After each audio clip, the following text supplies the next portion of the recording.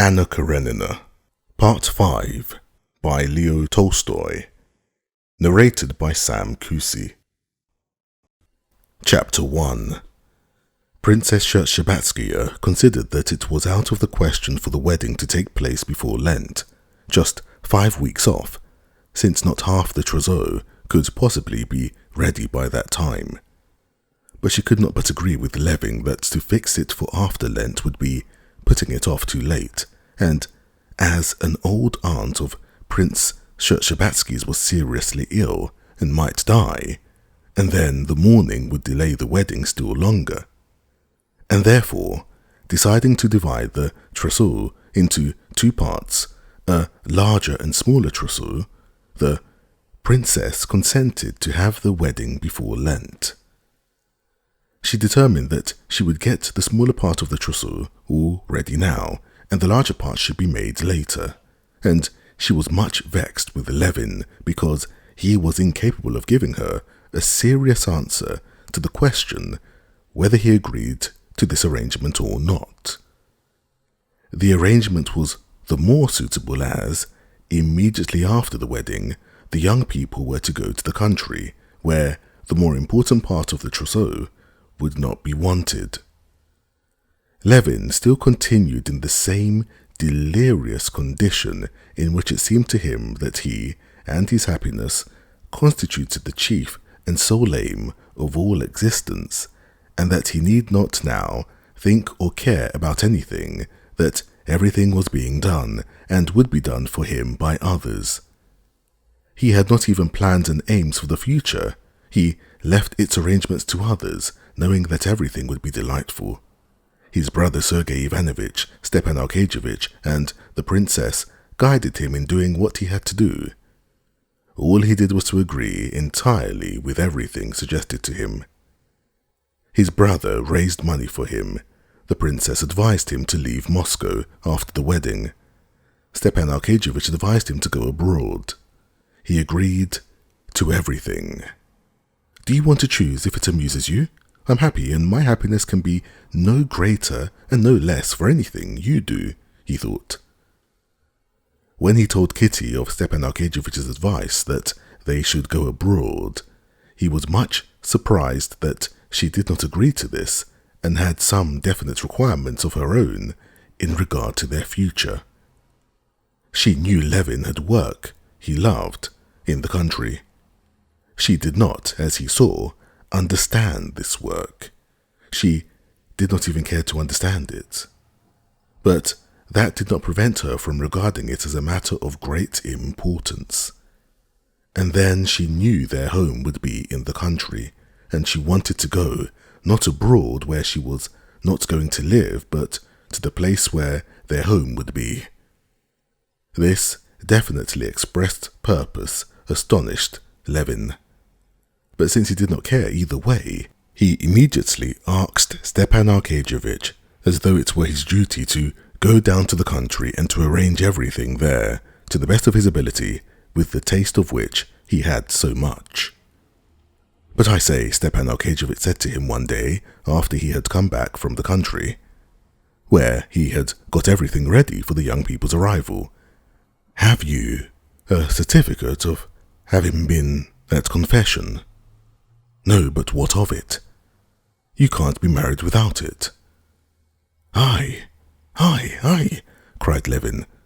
"Why, I believe it's 9 years since I've taken the sacrament. I never thought of it."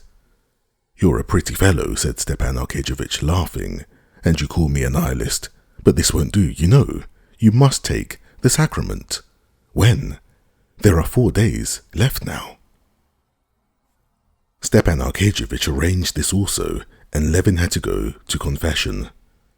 To Levin, as to any unbeliever who respects the belief of others, it was exceedingly disagreeable to be present at and take part in church ceremonies. At this moment, in his present softened state of feeling, sensitive to everything, this inevitable act of hypocrisy was not merely painful to Levin, it seemed to him utterly impossible. Now, in the heyday of his highest glory, his fullest flower, he would have to be a liar or a scoffer. He felt incapable of being either. But though he repeatedly plied Stepan Arkadyevich with questions as to the possibility of obtaining a certificate without actually communicating, Stepan Arkadyevich maintained that it was out of the question. Besides, what is it to you? 2 days? And he's an awfully nice, clever old fellow. He'll pull the tooth out for you so gently, you won't notice it. Standing at the first litany, Levin attempted to revive in himself his youthful recollections of the intense religious emotion he had passed through between the ages of 16 and 17. But he was at once convinced that it was utterly impossible to him. He attempted to look at it all as an empty custom, having no sort of meaning, like the custom of paying calls. But he felt that he could not do that either. Levin found himself, like the majority of his contemporaries, in the vaguest position in regard to religion, believe he could not, and at the same time, he had no firm conviction that it was all wrong, and consequently, not being able to believe in the significance of what he was doing nor to regard it with indifference as an empty formality. During the whole period of preparing for the sacrament, he was conscious of a feeling of discomfort and shame at doing what he did not himself understand, and what, as an inner voice told him, was therefore false and wrong. During the service he would first listen to the prayers, trying to attach some meaning to them, not discordant with his own views. Then, feeling that he could not understand and must condemn them, he tried not to listen to them, but to attend to the thoughts, observations, and memories which floated through his brain with extreme vividness during this idle time of standing in church. He had stood through the litany, the evening service, and the midnight service, and the next day he got up earlier than usual, and without having tea, went at 8 o'clock in the morning to the church for the morning service and confession. There was no one in the church but a beggar soldier, 2 old women, and the church officials. A young deacon, whose long back showed in 2 distinct halves through his thin under cassock, met him, and at once going to a little table at the wall, read the exhortation. During the reading, especially at the frequent and rapid repetition of the same words, "Lord, have mercy on us," which resounded with an echo, Levin felt that thought was shut and sealed up, and that it must not be touched or stirred now, or confusion would be the result. And so, standing behind the deacon, he went on thinking of his own affairs, neither listening nor examining what was said. "It's wonderful what expression there is in her hand," he thought, remembering how they had been sitting the day before at a corner table. They had nothing to talk about, as was almost always the case at this time, and laying her hand on the table, she kept opening and shutting it, and laughed herself as she watched her action. He remembered how he had kissed it and then had examined the lines on the pink palm. "Have mercy on us again," thought Levin, crossing himself, bowing, and looking at the supple spring of the deacon's back, bowing before him. She took my hand then and examined the lines. "You've got a splendid hand," she said. And he looked at his own hand and the short hand of the deacon. "Yes, now it will soon be over," he thought. "No, it seems to be beginning again," he thought, listening to the prayers. "No, it's just ending. There he is bowing down to the ground. That's always at the end." The deacon's hand, in a plush cuff, accepted a 3-ruble note unobtrusively, and the deacon said he would put it down in the register, and his new boots creaking jauntily over the flagstones of the empty church, he went to the altar. A moment later he peeped out thence and beckoned to Levin. Thought, till then locked up, began to stir in Levin's head, but he made haste to drive it away. "It will come right somehow," he thought, and went towards the altar rails. He went up the steps and turning to the right saw the priest. The priest, a little old man with a scanty, grizzled beard and weary, good-natured eyes, was standing at the altar rails, turning over the pages of a missal. With a slight bow to Levin, he began immediately reading prayers in the official voice. When he had finished them, he bowed down to the ground and turned, facing Levin. "Christ is present here, unseen, receiving your confession," he said, pointing to the crucifix. "Do you believe in all the doctrines of the Holy Apostolic Church?" The priest went on, turning his eyes away from Levin's face and folding his hands under his stole. I have doubted everything," said Levin in a voice that jarred on himself, and he ceased speaking. The priest waited a few seconds to see if he would not say more, and closing his eyes, he said quickly, with a broad, Vladismirky accent, "Doubt is natural to the weakness of mankind, but we must pray that God, in his mercy, will strengthen us. What are your special sins?" he added, without the slightest interval, as though anxious not to waste time. "My chief sin is doubt. I have doubts of everything, and for the most part I am in doubt." "Doubt is natural to the weakness of mankind." The priest repeated the same words. "What do you doubt about principally?" "I doubt of everything. I sometimes even have doubts of the existence of God," Levin could not help saying, and he was horrified at the impropriety of what he was saying. But Levin's words did not, it seemed, make much impression on the priest. "What sort of doubt can there be of the existence of God?" he said hurriedly, with a just, perceptible smile. Levin did not speak. "What doubt can you have of the Creator when you behold his creation?" The priest went on, in rapid, customary jargon. "Who has decked the heavenly firmament with its lights? Who has clothed the earth of its beauty? How explain it without the Creator?" he said, looking inquiringly at Levin. Levin felt that it would be improper to enter upon a metaphysical discussion with the priest, and so he said in reply merely what was a direct answer to the question. "I don't know," he said. "You don't know? Then how can you doubt that God created all?" said the priest with good-humoured perplexity.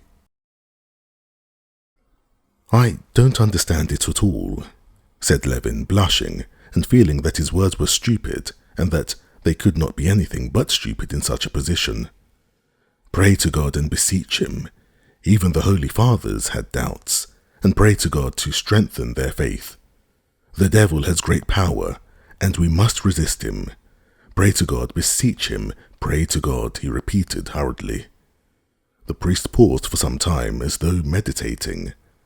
"You're about, I hear, to marry the daughter of my parishioner and son in the spirit, Prince Shtcherbatsky," he resumed with a smile. "An excellent young lady." "Yes," answered Levin, blushing for the priest. "What does he want to ask me about this at confession for?" he thought. And, as though answering his thought, the priest said to him, "You are about to enter into holy matrimony, and God may bless you with offspring. Well, what sort of bringing up can you give your babes if you do not overcome the temptation of the devil, enticing you to infidelity?" he said, with gentle reproachfulness. "If you love your child as a good father, you will not desire only wealth, luxury, honor for your infant. You will be anxious for his salvation, his spiritual enlightenment with the light of truth, eh? What answer will you make him when the innocent babe asks you, 'Papa, who made all that enchants me in this world, the earth, the waters, the sun, the flowers, the grass?' Can you say to him, 'I don't know'? You cannot but know, since the Lord God in his infinite mercy has revealed it to us. Or your child will ask you, What awaits me in the life beyond the tomb? What will you say to him when you know nothing? How will you answer him? Will you leave him to the allurements of the world and the devil? That's not right, he said, and he stopped, putting his head on one side and looking at Levin with his kindly, gentle eyes. Levin made no answer this time, not because he did not want to enter upon a discussion with the priest, but because, so far, no one had ever asked him such questions, and when his babes did ask him those questions, it would be time enough to think about answering them. You are entering upon a time of life, pursued the priest, when you must choose your path and keep to it.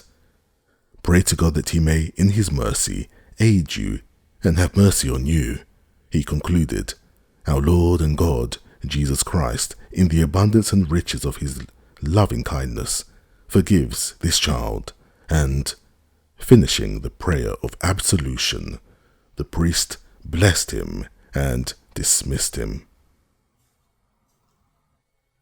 On getting home that day, Levin had a delightful sense of relief at the awkward position being over and having been got through without having to tell a lie.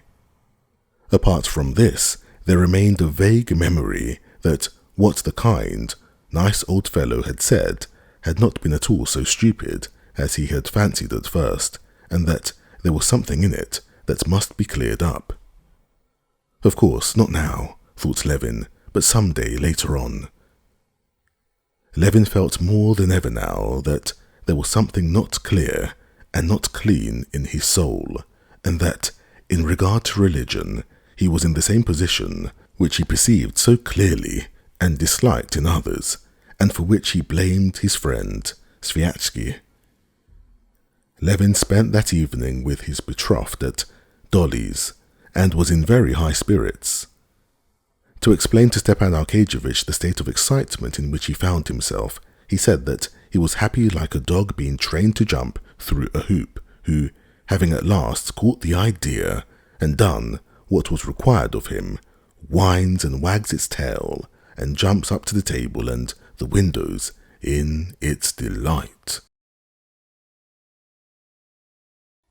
Chapter 2. On the day of the wedding, according to the Russian custom, the Princess and Darya Alexandrovna insisted on strictly keeping all the customs.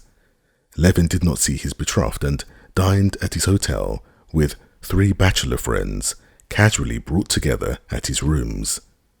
These were Sergei Ivanovich, Katavasov, a university friend, now professor of natural science, whom Levin had met in the street and insisted on taking home with him, and Shverchkov, his best man, a Moscow conciliation board judge, Levin's companion in his bear hunts. The dinner was a very merry one. Sergei Ivanovich was in his happiest mood and was much amused by Katavasov's originality. Katavasov, feeling his originality was appreciated and understood, made the most of it. Chirikov always gave a lively and good-humoured support to conversation of any sort. "See now," said Katavasov, drawing his words from a habit acquired in the lecture room, "what a capable fellow was our friend Konstantin Dmitrovitch. I'm not speaking of present company, for he's absent. At the time he left the university he was fond of science, took an interest in humanity. Now one half of his abilities is devoted to deceiving himself, and the other to justifying the deceit. A more determined enemy of matrimony than you I never saw," said Sergei Ivanovich. "Oh no, I'm not an enemy of matrimony. I'm in favour of division of labour. People who can do nothing else ought to rear people while the rest work for their happiness and enlightenment. That's how I look at it. To muddle up 2 trades is the error of the amateur. I'm not one of their number."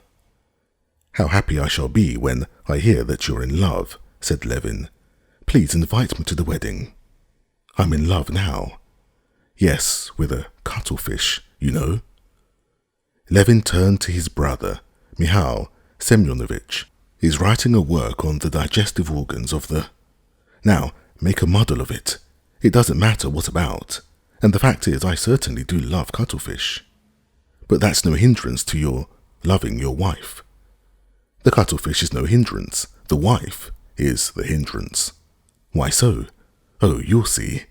You care about farming, hunting, well, you'd better look out. Our hip was here today. He said there were a lot of elks in Prodno and 2 bears, said Sherikov. Well, you must go and get them without me. Ah, that's the truth, said Sergei Ivanovich, and you may say goodbye to bear hunting for the future. Your wife won't allow it. Levin smiled. The picture of his wife not letting him go was so pleasant that he was ready to renounce the delights of looking upon bears forever. Still, it's a pity they should get those 2 bears without you. Do you remember the last time at Hapilovo? That was a delightful hunt, said Sherikov. Levin had not the heart to disillusion him of the notion that there could be something delightful apart from her, and so said nothing. There's some sense in this custom of saying goodbye to bachelor life, said Sergei Ivanovich. However happy you may be, you must regret your freedom, and confess there is a feeling that you want to jump out of the window like Gogol's bridegroom. Of course there is, but it isn't confessed, said Katavasov, and he broke into loud laughter. Oh well, the window's open. Let's start off this instant, Sver. There's a big she-bear. One can go right up to the lair. Seriously, let's go by the 5 o'clock. And here, let them do what they like, said Chirikov, smiling. Well now, on my honor, said Levin, smiling, I can't find in my heart that feeling of regret for my freedom. Yes, there's such a chaos in your heart just now that you can't find anything there, said Katavasov. Wait a bit. When you set it to rights a little, you'll find it. No, if so, I should have felt apart from my feeling. He could not say love before them, and happiness, a certain regret at losing my freedom. On the contrary, I am glad at the very loss of my freedom. Awful. It's a hopeless case, says Katavasov. Well, let's drink to his recovery, or wish that 100th part of his dreams may be realized, and that would be happiness such as never has been seen on earth. Soon after dinner, the guests went away to be in time to be dressed for the wedding. When he was left alone and recalled the conversation of these bachelor friends, Levin asked himself, had he in his heart that regret for his freedom of which they had spoken? He smiled at the question. Freedom? What is freedom for? Happiness is only in loving and wishing her wishes, thinking her thoughts, that is to say, not freedom at all. That's happiness. But do I know her ideas, her wishes, her feelings? Some voice suddenly whispered to him. The smile died away from his face, and he grew thoughtful. And suddenly a strange feeling came upon him. There came over him a dread and doubt of everything. What if she does not love me? What if she's marrying me simply to be married? What if she doesn't see herself what she's doing? He asked himself. She may come to her senses and only when she is being married realize that she does not and cannot love me, and strange, most evil thoughts of her began to come to him. He was jealous of Vronsky, as he had been a year ago, as though the evening he had seen her with Vronsky had been yesterday. He suspected she had not told him everything. He jumped up quickly. No, this can't go on, he said to himself in despair. I'll go to her, I'll ask her, I'll say for the last time, we are free, and hadn't we better stay so? Anything's better than an endless misery, disgrace, unfaithfulness. With despair in his heart and bitter anger against all men, against himself, against her, he went out of the hotel and drove to her house. He found her in one of the back rooms. She was sitting on a chest and making some arrangements with her maid, sorting over heaps of dresses of different colours, spread on the backs of chairs and on the floor. Ah, she cried, seeing him, and beaming with delight. Kostya! Konstantin Dmitrovitch. These latter days she used the names almost alternately. I didn't expect you. I'm going through my wardrobe to see what's for whom. Oh, that's very nice, he said gloomily, looking at the maid. You can go, Dunyasha. I'll call you presently, said Kitty. Kostya, what's the matter? She asked, definitely adopting this familiar name as soon as the maid had gone out. She noticed his strange face, agitated and gloomy, and a panic came over her. Kitty, I'm in torture. I can't suffer alone, he said, with despair in his voice, standing before her and looking imploringly into her eyes. He saw already from her loving, truthful face that nothing could come of what he had meant to say, but yet he wanted her to reassure him herself. I've come to say that there's still time. This can all be stopped and set right. What? I don't understand. What is the matter? What I have said 1,000 times over, and can't help thinking, that I'm not worthy of you. You couldn't consent to marry me. Think a little. You've made a mistake. Think it over thoroughly. You can't love me. Better say so, he said, not looking at her. I shall be wretched. Let people say what they like. Anything's better than misery. Far better now while there's still time. I don't understand, she answered, panic-stricken. You mean you want to give it up? Don't want it? Yes, if you don't love me. You're out of your mind, she cried, turning crimson with vexation. But his face was so piteous that she restrained her vexation, and flinging some clothes off an armchair, she sat down beside him. What are you thinking? Tell me all. I am thinking you can't love me. What can you love me for? My God, what can I do? She said, and burst into tears. Oh, what have I done? He cried, and kneeling before her he fell to kissing her hands. When the princess came into the room 5 minutes later, she found them completely reconciled. Kitty had not simply assured him that she loved him, but had gone so far, in answer to his question, what she loved him for, as to explain what for. She told him that she loved him because she understood him completely, because she knew what he would like, and because everything he liked was good. And this seemed to him perfectly clear. When the princess came to them, they were sitting side by side on the chest, sorting the dresses and disputing over Kitty's wanting to give Dunyasha the brown dress she had been wearing when Levin proposed to her, while he insisted that that dress must never be given away, but Dunyasha must have the blue one. How is it you don't see? She's a brunette, and it won't suit her. I've worked it all out. Hearing why he had come, the princess was half humorously, half seriously angry with him, and sent him home to dress and not to hinder Kitty's hairdressing, as Charles, the hairdresser, was just coming.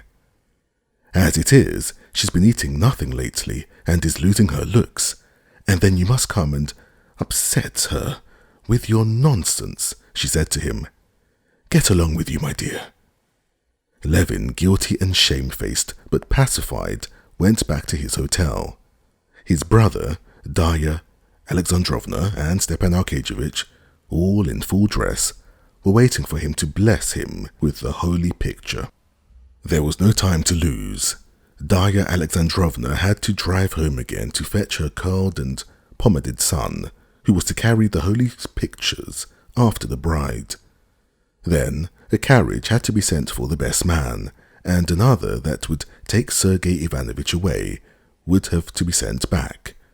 Altogether there were a great many most complicated matters to be considered and arranged.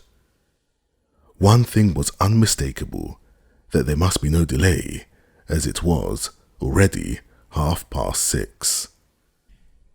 Nothing special happened at the ceremony of benediction with the holy picture.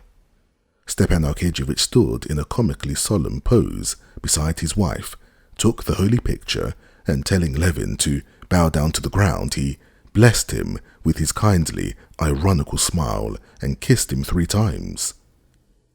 Darya Alexandrovna did the same and immediately was in a hurry to get off, and again plunged into the intricate question of the destinations of the various carriages. "Come, I'll tell you how we'll manage. You drive in the carriage to fetch him, and Sergei Ivanovich, if he'll be so good, will drive there and then send his carriage. Of course, I shall be delighted. We'll come on directly with him." "Are your things sent off?" said Stepan Arkadyevitch. "Yes," answered Levin, and he told Kuzma to put out his clothes for him to dress. Chapter 3. A crowd of people, principally women, was thronging round the church, lighted up for the wedding. Those who had not succeeded in getting into the main entrance were crowding about the windows, pushing, wrangling, and peeping through the gratings. More than 20 carriages had already been drawn up in ranks along the streets by the police. A police officer, regardless of the frost, stood at the entrance, gorgeous in his uniform. More carriages were continually driving up, and ladies wearing flowers and carrying their trains, and men taking off their helmets and black hats kept walking into the church. Inside the church both lustres were already lighted, and all the candles before the holy pictures. The gilt on the red ground of the holy picture stand, and the gilt relief on the pictures, and the silver of the lustres and candlesticks, and the stones of the floor, and the rugs, and the banners above the choir, and the steps of the altar, and the old blackened books, and the cassocks and surplices, all were flooded with light. On the right side of the warm church, in the crowd of frock coats and white ties, uniforms and broadcloth, velvet, satin, hair and flowers, bare shoulders and arms and long gloves, there was discreet but lively conversation that echoed strangely in the high cupola. Every time there was heard the creak of the open door, the conversation in the crowd died away, and everybody looked round expecting to see the bride and bridegroom come in. But the door had opened more than 10 times, and each time it was either a belated guest or guests who joined the circle of the invited on the right, or a spectator who had eluded or softened the police officer and went to join the crowd of outsiders on the left. Both the guests and the outside public had by now passed through all the phases of anticipation. At first they imagined that the bride and bridegroom would arrive immediately, and attached no importance at all to their being late. Then they began to look more and more often towards the door, and to talk of whether anything could have happened. Then the long delay began to be positively discomforting, and relations and guests tried to look as if they were not thinking of the bridegroom, but were engrossed in conversation. The head deacon, as though to remind them of the value of his time, coughed impatiently, making the window panes quiver in their frames. In the choir, the bored choristers could be heard, trying their voices and blowing their noses. The priest was continually sending first the beadle and then the deacon to find out whether the bridegroom had not come. More and more often he went himself, in a lilac vestment and an embroidered sash, to the side door, expecting to see the bridegroom. At last, one of the ladies, glancing at her watch, said, "It really is strange, though," and all the guests became uneasy and began loudly expressing their wonder and dissatisfaction. One of the bridegroom's best men went to find out what had happened. Kitty, meanwhile, had long ago been quite ready, and in her white dress and long veil and wreath of orange blossoms, she was standing in the drawing-room of the Sherbatsky's house with her sister, Madame Lova, who was her bridal mother. She was looking out of the window and had been, for over half an hour, anxiously expecting to hear from the best man that her bridegroom was at the church. Levin, meanwhile, in his trousers, but without his coat and waistcoat, was walking to and fro in his room at the hotel, continually putting his head out of the door and looking up and down the corridor. But in the corridor there was no sign of the person he was looking for, and he came back in despair and, frantically waving his hands, addressed Stepan Arkadyevitch, who was smoking serenely. "Was ever a man in such a fearful fool's position?" he said. "Yes, it is stupid," Stepan Arkadyevitch assented, smiling soothingly. "But don't worry, it will be brought directly." "No, what is to be done?" said Levin with smothered fury. "And these fools of open waistcoats?" "Out of the question," he said, looking at the crumpled front of his shirt. "And what if the things have been taken on to the railway station?" he roared in desperation. "Then you must put on mine. I ought to have done so long ago, if at all. It's not nice to look ridiculous. Wait a bit, it will come round." The point was that when Levin asked for his evening suit, Kuzma, his old servant, had brought him the coat, waistcoat, and everything that was wanted.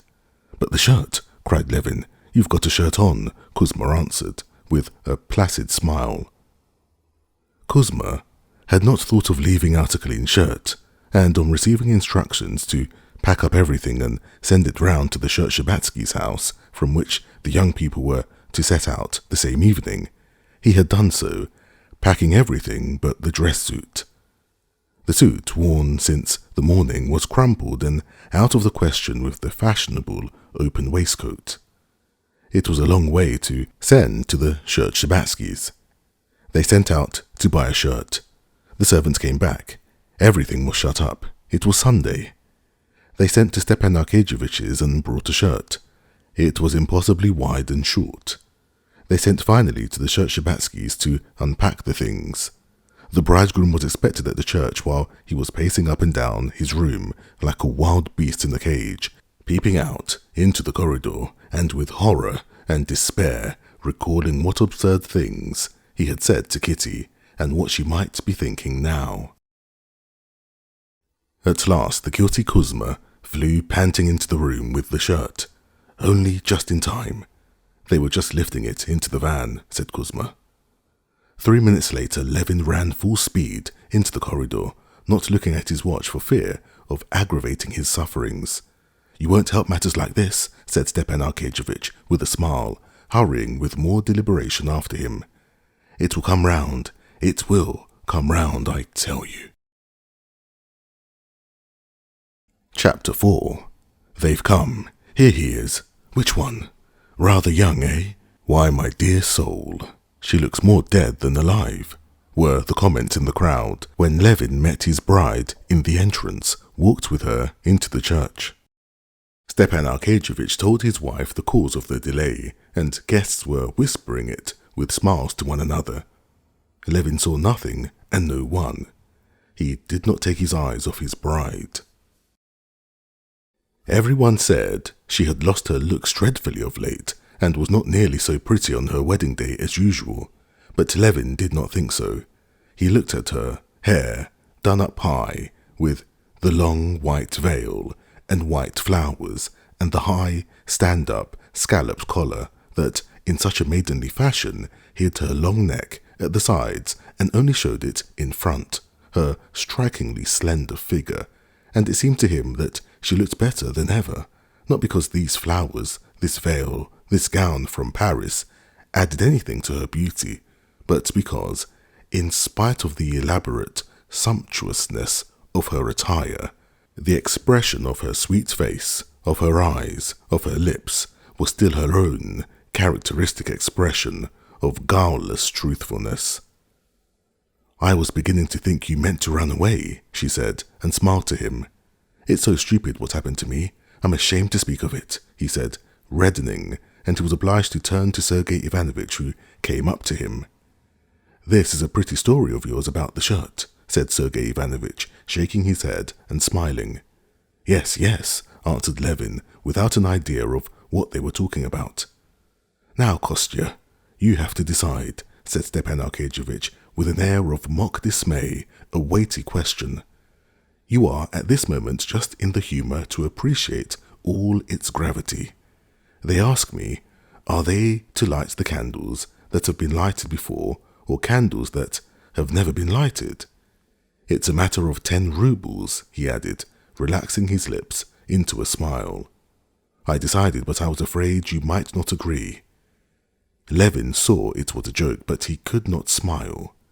Well, how's it to be then? Unlighted or lighted candles? That's the question. Yes, unlighted. Oh, I'm very glad.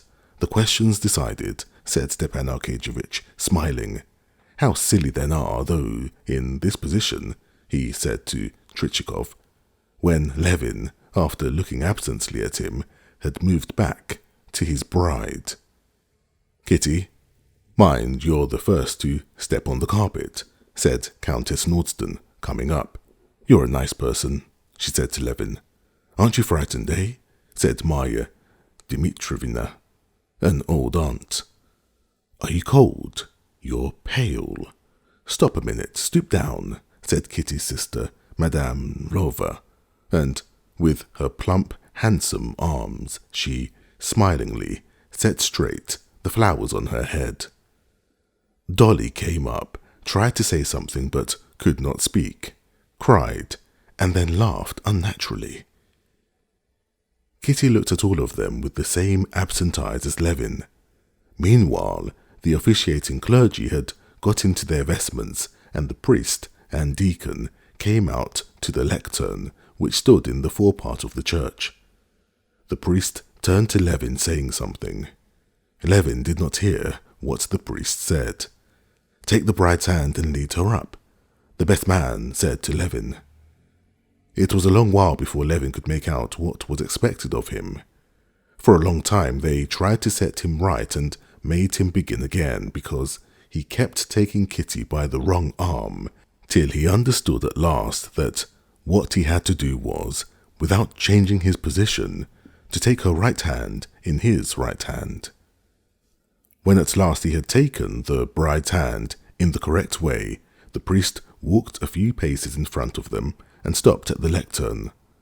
The crowd of friends and relations moved after them, with a buzz of talk and a rustle of skirts. Someone stooped down and pulled out the bride's train. The church became so still that the drops of wax could be heard falling from the candles. The little old priest in his ecclesiastical cap, with his long silvery grey locks of hair parted behind his ears, was fumbling with something at the lectern, putting out his little old hands from under the heavy silver vestment with the gold cross on the back of it. Stepan Arkadyevitch approached him cautiously, whispered something, and, making a sign to Levin, walked back again. The priest lighted 2 candles, wreathed with flowers, and holding them sideways so that the wax dropped slowly from them, he turned, facing the bridal pair. The priest was the same old man that had confessed Levin. He looked with weary and melancholy eyes at the bride and bridegroom, sighed, and, putting his right hand out from his vestment, blessed the bridegroom with it, and also, with a shade of solicitous tenderness, laid the crossed fingers on the bowed head of Kitty. Then he gave them candles, and taking the censer, moved slowly away from them. Can it be true? Thought Levin, and he looked round at his bride. Looking down at her, he saw her face in profile, and from the scarcely perceptible quiver of her lips and eyelashes, he knew she was aware of his eyes upon her. She did not look around, but the high scalloped collar that reached her little pink ear trembled faintly. He saw that a sigh was held back in her throat, and the little hand in the long glove shook as it held the candle. All the fuss of the shirt, of being late, all the talk of friends and relations, their annoyance, his ludicrous position, all suddenly passed away, and he was filled with joy and dread. The handsome, stately head deacon, wearing a silver robe and his curly locks standing out at each side of his head, stepped smartly forward and, lifting his stole on 2 fingers, stood opposite the priest. Blessed be the name of the Lord, the solemn syllables rang out slowly, one after another, setting the air quivering with waves of sound. Blessed is the name of our God, from the beginning, is now, and ever shall be, the little old priest answered in a submissive, piping voice, still fingering something at the lectern. And the full chorus of the unseen choir rose up, filling the whole church from the windows to the vaulted roof with broad waves of melody. It grew stronger, rested for an instant, and slowly died away. They prayed, as they always do, for peace from on high, and for salvation, for the Holy Synod, and for the Tsar. They prayed too for the servants of God, Konstantin and Ekaterina, now plighting their troth. Vouchsafe to them love made perfect, peace and help, O Lord, we beseech thee. The whole church seemed to breathe with the voice of the head deacon. Levin heard the words and they impressed him. How did they guess that it is help, just help, that one wants, he thought, recalling all his fears and doubts of late. What do I know? What can I do in this fearful business, he thought, without help? Yes, it is help I want now. When the deacon had finished the prayer for the imperial family, the priest turned to the bridal pair with a book. Eternal God, that join us together in love, them that were separate, he read in a gentle, piping voice, who haste ordained the union of holy wedlock that cannot be set asunder. Thou who didst bless Isaac and Rebekah and their descendants according to thy holy covenant, bless thy servants, Konstantin and Ekaterina, leading them in the path of all good works, for gracious and merciful art thou, our Lord, and glory be to thee, the Father, the Son, and the Holy Ghost, now and ever shall be. Amen. The unseen choir sent rolling again upon the air. Join us together in love, them that we separate. What deep meaning in those words, and how they correspond with what one feels at this moment, thought Levin. Is she feeling the same as I? And looking round, he met her eyes, and from their expression he concluded that she was understanding it just as he was. But this was a mistake. She almost completely missed the meaning of the words of the service. She had not heard them, in fact. She could not listen to them and take them in. So strong was the one feeling that filled her breast and grew stronger and stronger. That feeling was joy at the completion of the process that, for the last month and a half, had been going on in her soul, and had during those 6 weeks been a joy and a torture to her. On the day when in the drawing-room of the house in Arbety Street, she had gone up to him in her brown dress and given herself to him without a word. On that day, at that hour, there took place in her heart a complete severance from all her old life, and quite different, new, utterly strange a life had begun for her, while the old life was actually going on as before. Those 6 weeks had for her been a time of the utmost bliss and the utmost misery. All her life, all her desires and hopes were concentrated on this one man, still uncomprehended by her, to whom she was bound by a feeling of alternate attraction and repulsion, even less comprehended than the man himself, and all the while she was going on living in the outward conditions of her old life. Living the old life, she was horrified at herself, at her utter insurmountable callousness to all her own past, to things, to habits, to the people she had loved, who loved her, to her mother, who was wounded by her indifference, to her kind, tender father, till then dearer than all the world. At one moment she was horrified at this indifference, at another she rejoiced at what had brought her to this indifference. She could not frame a thought, not a wish apart from life with this man, but this new life was not yet, and she could not even picture it clearly to herself. There was only anticipation, the dread and joy of the new and the unknown. And now, behold, anticipation and uncertainty and remorse at the abandonment of the old life.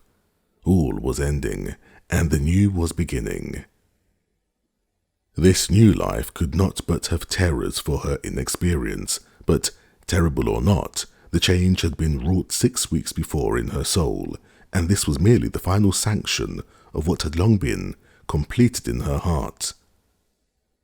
Turning again to the lectern, the priest with some difficulty took Kitty's little ring and, asking Levin for his hand, put it on the first joint of his finger. The servant of God, Constantine, plights his troth to the servant of God, Ekaterina, and putting his big ring on Kitty's touchingly weak, pink little finger, the priest said the same thing. And the bridal pair tried several times to understand what they had to do, and each time made some mistake, and were corrected by the priest in a whisper. At last, having duly performed the ceremony, having signed the rings with the cross, the priest handed Kitty the big ring and Levin the little one. Again they were puzzled and passed the rings from hand to hand, still without doing what was expected. Dolly, Tritrikov, and Stepan Arkadyevitch stepped forward to set them right. There was an interval of hesitation, whispering and smiles, but the expression of solemn emotion on the faces of the betrothed pair did not change. On the contrary, in their perplexity over their hands, they looked more grave and deeply moved than before, and the smile with which Stepan Arkadyevitch whispered to them that now they would each put on their own ring died away on his lips. He had the feeling that any smile would jar on them. "Thou who didst from the beginning create male and female," the priest read after the exchange of rings, "from thee, woman, who was given to man to be a helpmeet to him, and for the procreation of children. O Lord, our God, who has poured down the blessings of thy truth, according to the holy covenant upon thy chosen servants, our fathers, from generation to generation, bless thy servants Constantine and Ekaterina, and make their troth fast in faith, and union of hearts, and truth, and love." Levin felt more and more that all his ideas of marriage, all his dreams of how he would order his life, were mere childishness, and that it was something he had not understood hitherto, and now understood less than ever, though it was being performed upon him. The lump in his throat rose higher and higher. Tears that would not be checked came into his eyes. Chapter 5. In the church there was all Moscow, all the friends and relations enjoying the ceremony of plighting troth. In the brilliantly lighted church there was an incessant flow of discreetly subdued talk in the circle of gaily dressed women and girls and men in white ties, frock coats and uniforms. The talk was principally kept up by the men, while the women were absorbed in watching every detail of the ceremony, which always means so much to them. In the little group nearest to the bride were her two sisters, Dolly on the one side, the self-possessed beauty Madame Vrova, who had just arrived from abroad. "Why is it Marie's in lilac, as bad as black, at a wedding?" said Madame Korsonskaya. "With her complexion, it's the one salvation," responded Madame Trubetskaya. "I wonder why they had the wedding in the evening. It's like a shop people." "So much prettier. I was married in the evening too," answered Madame Korskaya, and she sighed, remembering how charming she had been that day, and how absurdly in love her husband was, and how different it all was now.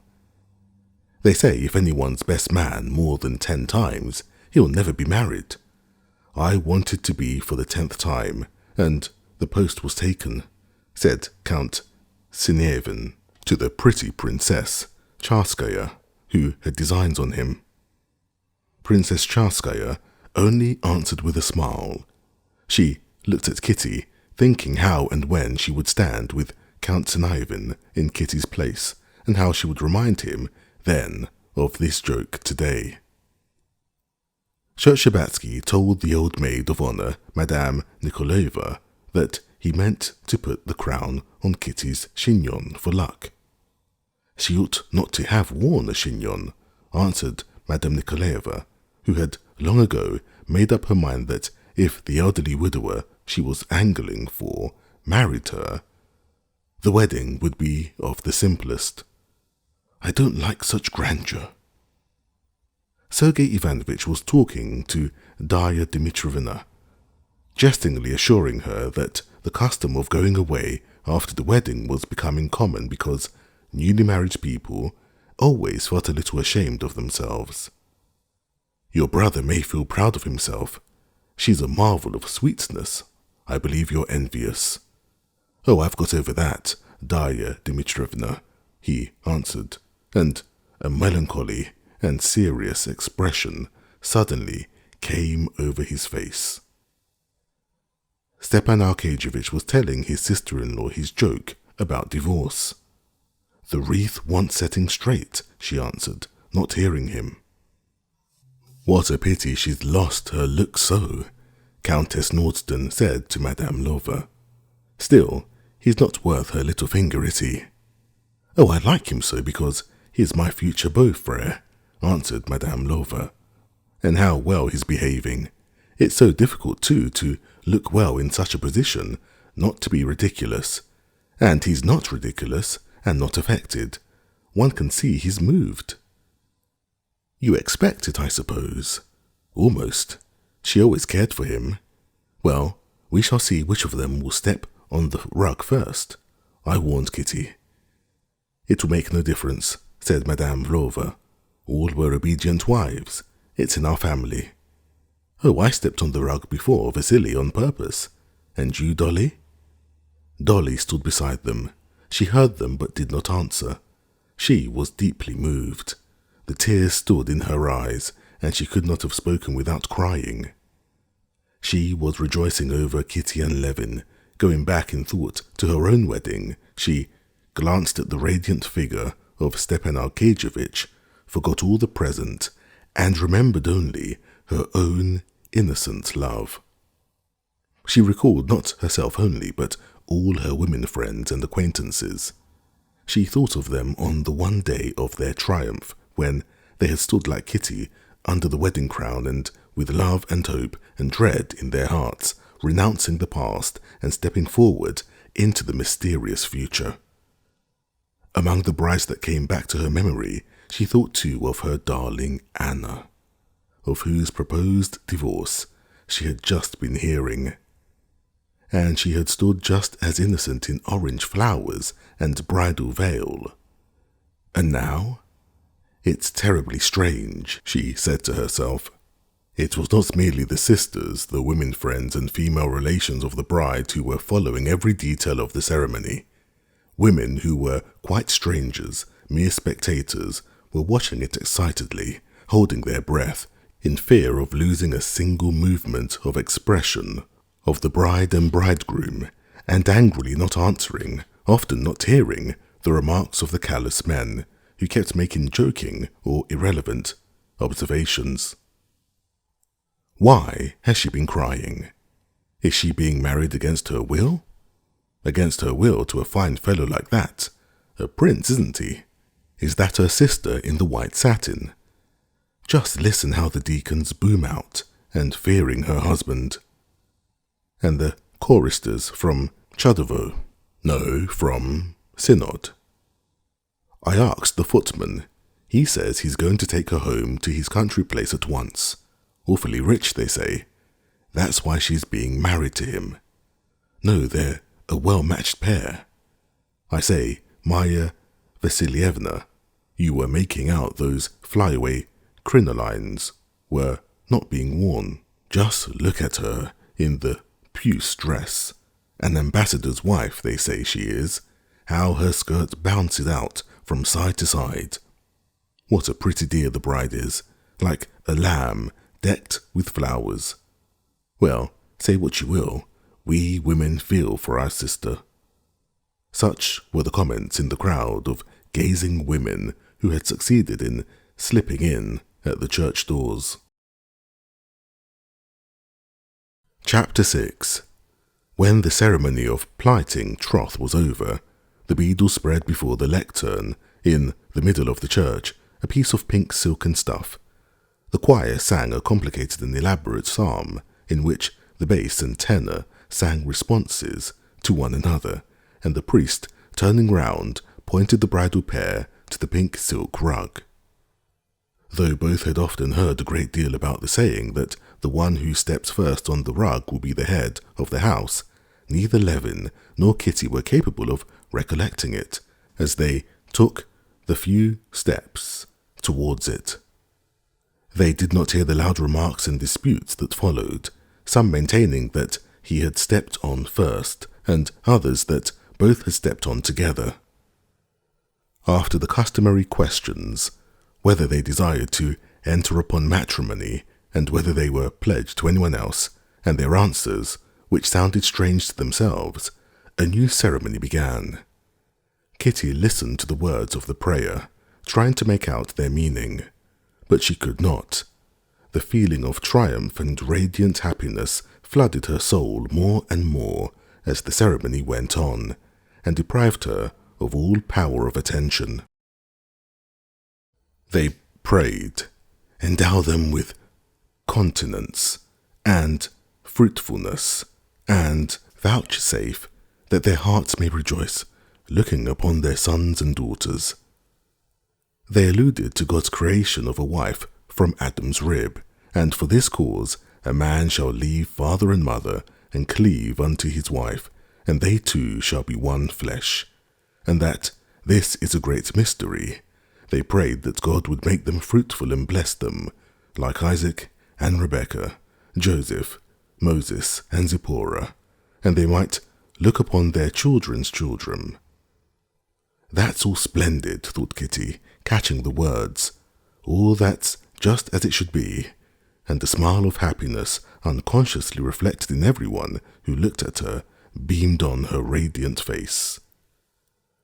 Put it on quite, voices were heard, urging, when the priest had put on the wedding crowns, and Shcherbatsky, his hand shaking in its three-button glove, held the crown high above her head.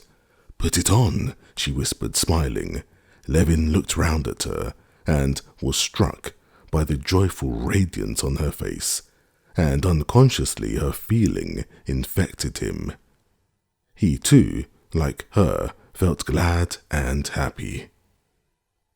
They enjoyed hearing the epistle read, and the roll of the head deacon's voice at the last verse, awaited with such impatience by the outside public.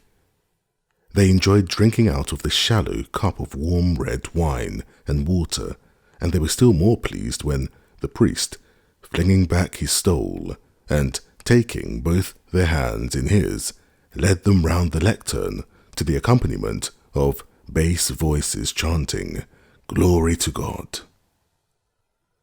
Shcherbatsky and Cherikov, supporting the crowns and stumbling over their bride's train, smiling too and seeming delighted at something, were at one moment left behind, at the next treading on the bridal pair as the priest came to a halt. The spark of joy kindled in Kitty seemed to have infected everyone in the church. It seemed to Levin that the priest and the deacon too wanted to smile just as he did. Taking the crowns off their heads, the priest read the last prayer and congratulated the young people.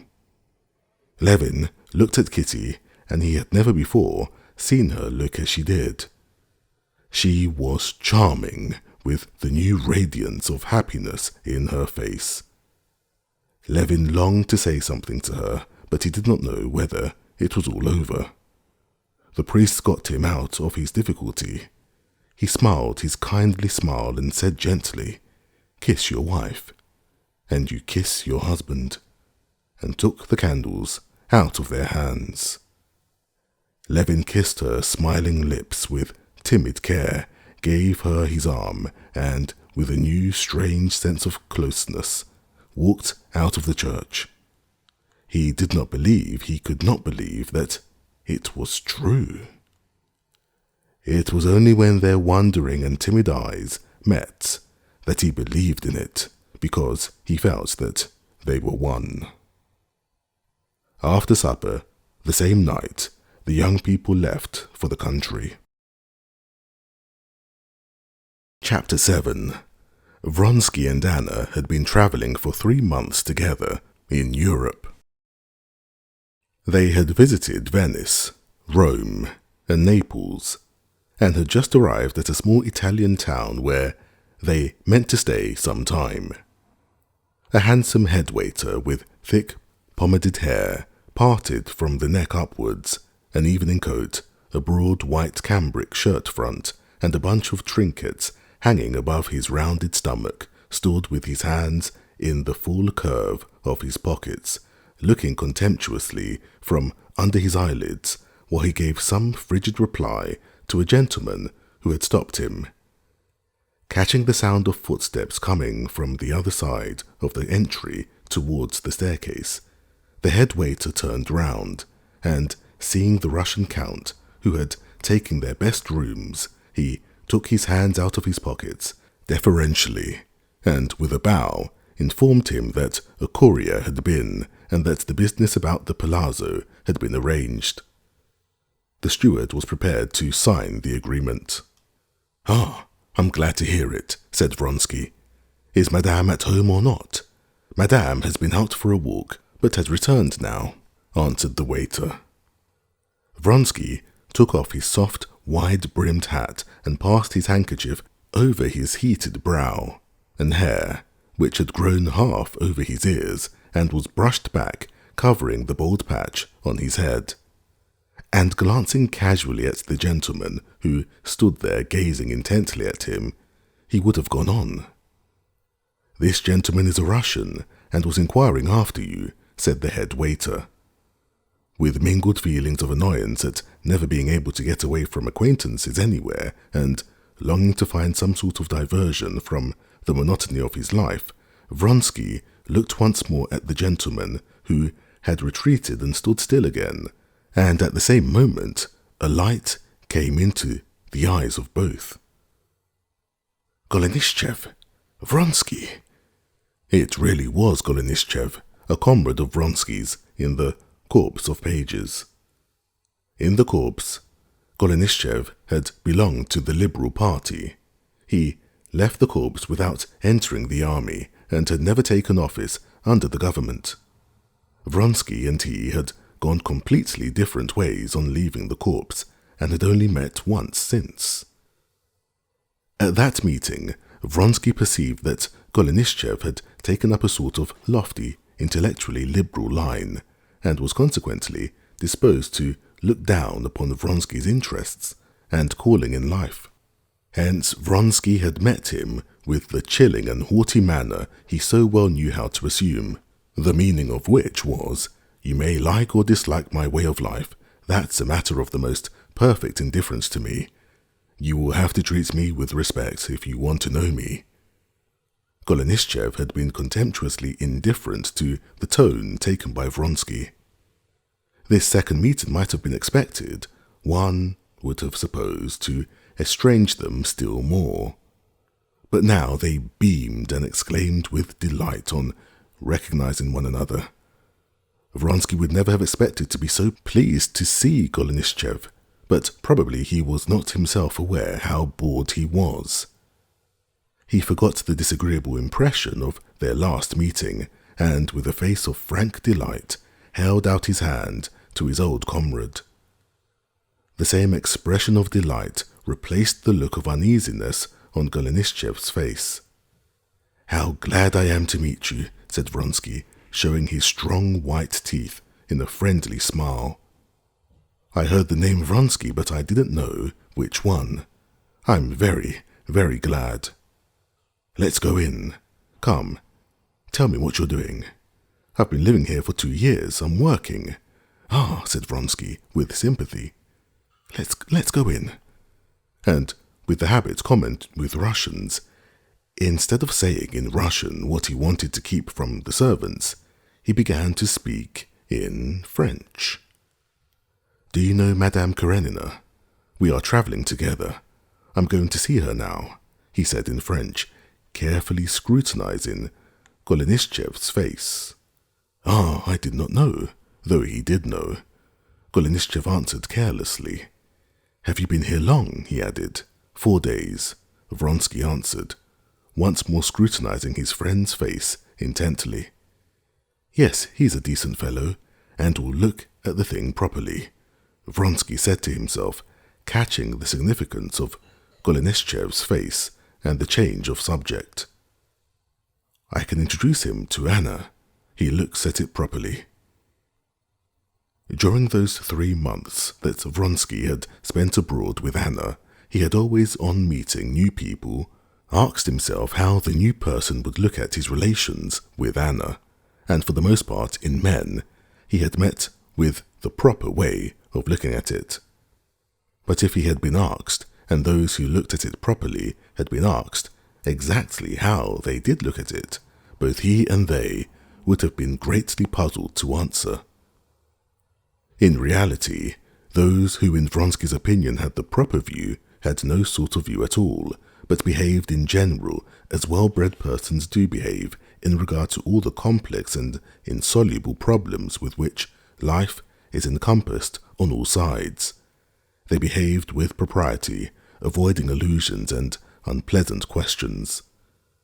They assumed an air of fully comprehending the import and force of the situation, of accepting and even approving of it, but of considering it superfluous and uncalled for to put all this into words. Vronsky at once divined that Golenishtchev was of this class, and therefore was doubly pleased to see him. And in fact, Golenishtchev's manner to Madame Karenina when he was taken to call on her was all that Vronsky could have desired. Obviously, without the slightest effort, he steered clear of all subjects which might lead to embarrassment. He had never met Anna before, and was struck by her beauty, and still more by her frankness with which she accepted her position. She blushed when Vronsky brought in Golenishtchev, and he was extremely charmed by this childish blush overspreading her candid and handsome face. But what he liked particularly was the way in which, at once, as though on purpose, that there might be no misunderstanding with an outsider, she called Vronsky simply Alexei, and said they were moving into a house they had just taken, what was here called a palazzo. Golenishtchev liked this direct and simple attitude to her own position. Looking at Anna's manner of simple-hearted, spirited gaiety, and knowing Alexei Alexandrovich and Vronsky, Golenishtchev fancied that he understood her perfectly.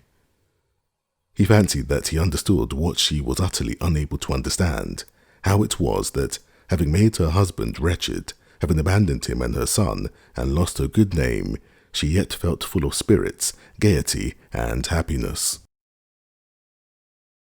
"It's in the guidebook," said Golenishtchev, referring to the palazzo Vronsky had taken.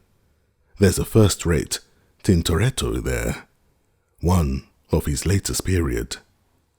I tell you what, it's a lovely day. Let's go and have another look at it," said Vronsky, addressing Anna. "I shall be very glad to. I'll go and put on my hat.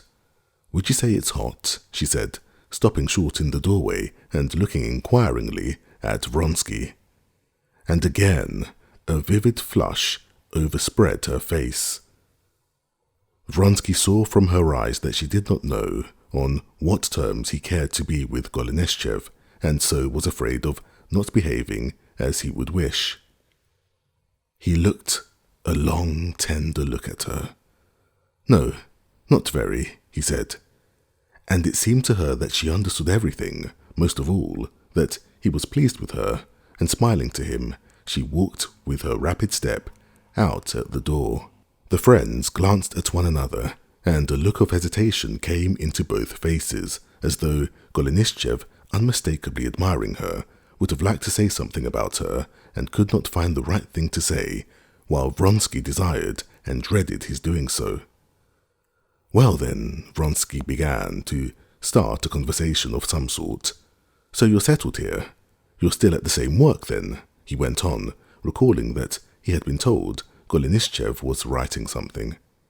Yes, I'm writing the second part of the 2 Elements, said Golenishtchev, colouring with pleasure at the question.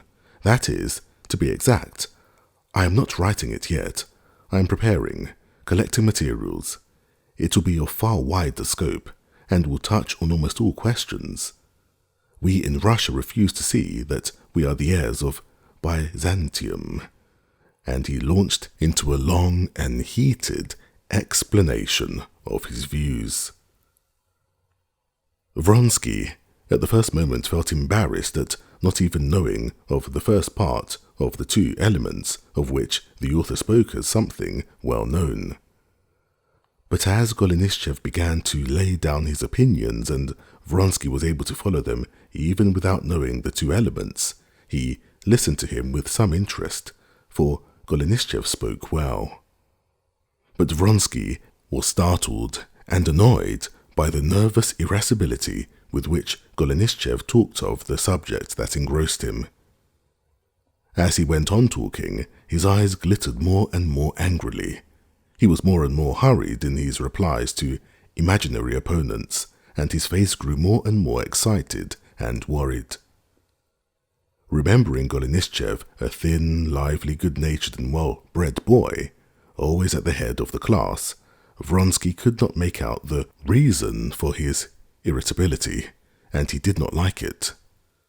What he particularly disliked was that Golenishtchev, a man belonging to a good set, should put himself on a level with some scribbling fellows with whom he was irritated and angry. Was it worth it? Vronsky disliked it, yet he felt that Golenishtchev was unhappy and was sorry for him. Unhappiness, almost mental derangement, was visible on his mobile, rather handsome face, while, without even noticing Anna's coming in, he went on hurriedly and hotly expressing his views. When Anna came in her hat and cape, and her lovely hand rapidly swinging her parasol, and stood beside him, it was a feeling of relief that Vronsky broke away from the plaintive eyes of Golenishtchev, which fastened persistently upon him, and with a fresh rush of love looked at his charming companion, full of life and happiness. Golenishtchev recovered himself with an effort, and at first was dejected and gloomy, but Anna, disposed to feel friendly with everyone as she was at that time, soon revived his spirits by her direct and lively manner. After trying various subjects of conversation, she got him upon painting, of which he talked very well, and she listened to him attentively. They walked to the house they had taken and looked over it. "I am very glad of one thing," said Anna to Golenishtchev when they were on their way back. "Alexei will have a capital atelier." "You must certainly take that room," she said to Vronsky in Russian, using the affectionately familiar form as though she saw that Golenishtchev would become intimate with them in their isolation, and that there was no need of reserve before him. "Do you paint?" said Golenishtchev, turning round quickly to Vronsky. "Yes, I used to study long ago, and now I have begun to do a little," said Vronsky, reddening. "He has great talent," said Anna, with a delighted smile. "I'm no judge, of course, but good judges have said the same." Chapter 8. Anna, in that first period of her emancipation and rapid return to health, felt herself unpardonably happy and full of the joy of life. The thought of her husband's unhappiness did not poison her happiness. On one side, that memory was too awful to be thought of. On the other side of her husband's unhappiness had given her too much happiness to be regretted.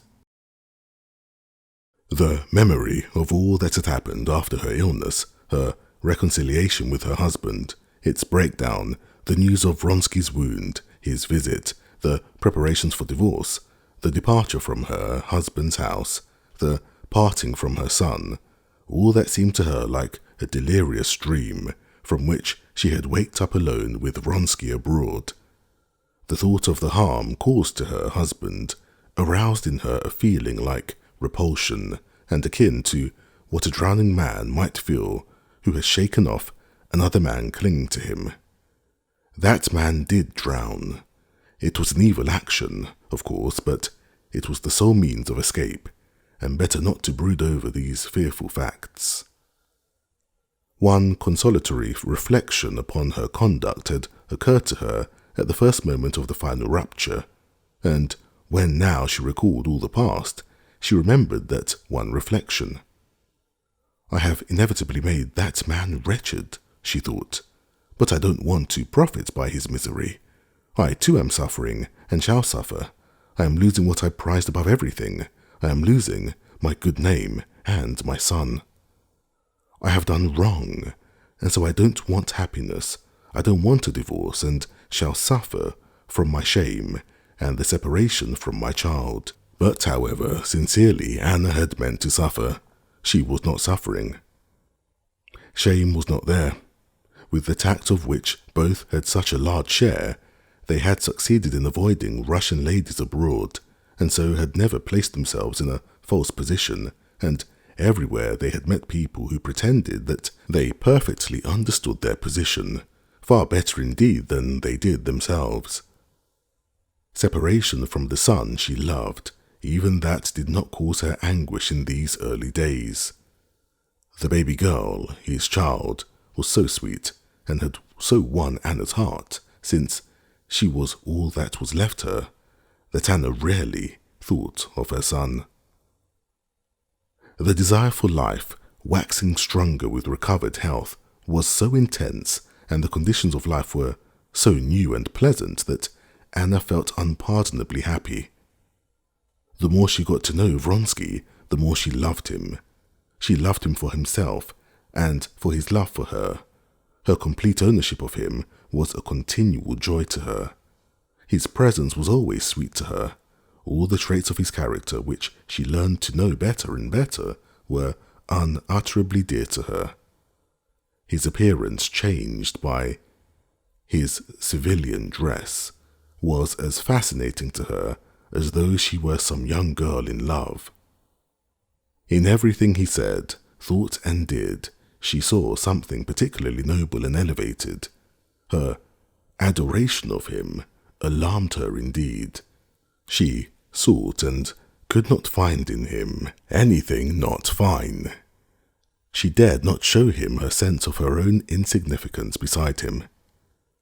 It seemed to her that, knowing this, he might sooner cease to love her, and she dreaded nothing now so much as losing his love, though she had no grounds for fearing it. But she could not help being grateful to him for his attitude to her, and showing that she appreciated it. He, who had, in her opinion, such a marked aptitude for a political career in which he would have been certain to play a leading part, he had sacrificed his ambition for her sake, and never betrayed the slightest regret. He was more lovingly respectful to her than ever, and the constant care that she should not feel the awkwardness of her position never deserted him for a single instant. He, so manly a man, never opposed her, had indeed with her no will of his own, and was anxious, it seemed, for nothing but to anticipate her wishes. And she could not but appreciate this, even though the very intensity of his solicitude for her, the atmosphere of care with which he surrounded her, sometimes weighed upon her. Vronsky, meanwhile, in spite of the complete realization of what he had so long desired, was not perfectly happy. He soon felt that the realization of his desires gave him no more than a grain of sand out of the mountain of happiness he had expected. It showed him the mistake men make in picturing to themselves happiness as the realization of their desires. For a time after joining his life to hers and putting on civilian dress, he had felt all the delight of freedom in general of which he had known nothing before, and of freedom in his love, and he was content, but not for long. He was soon aware that there was springing up in his heart a desire for desire's ennui. Without conscious intention, he began to clutch at every passing caprice, taking it for a desire and an object. 16 hours of the day must be occupied in some way, since they were living abroad in complete freedom outside the conditions of social life which filled up time in Petersburg. As for the amusements of bachelor existence which had provided Vronsky with entertainment on previous tours abroad, they could not be thought of, since the sole attempt of the sort had led to a sudden attack of depression in Anna, quite out of proportion with the cause, a late supper with bachelor friends. Relations with the society of the place, foreign and Russian, were equally out of the question, owing to the irregularity of their position. The inspection of objects of interest, apart from the fact that everything had been seen already, had not for Vronsky, a Russian and a sensible man, the immense significance Englishmen are able to attach to that pursuit.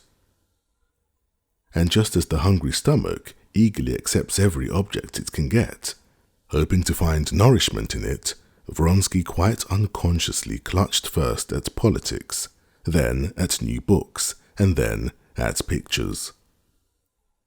As he had from a child a taste for painting, and as, not knowing what to spend his money on, he had begun collecting engravings, he came to a stop at painting, began to take interest in it, and concentrated upon it the unoccupied mass of desires which demanded satisfaction.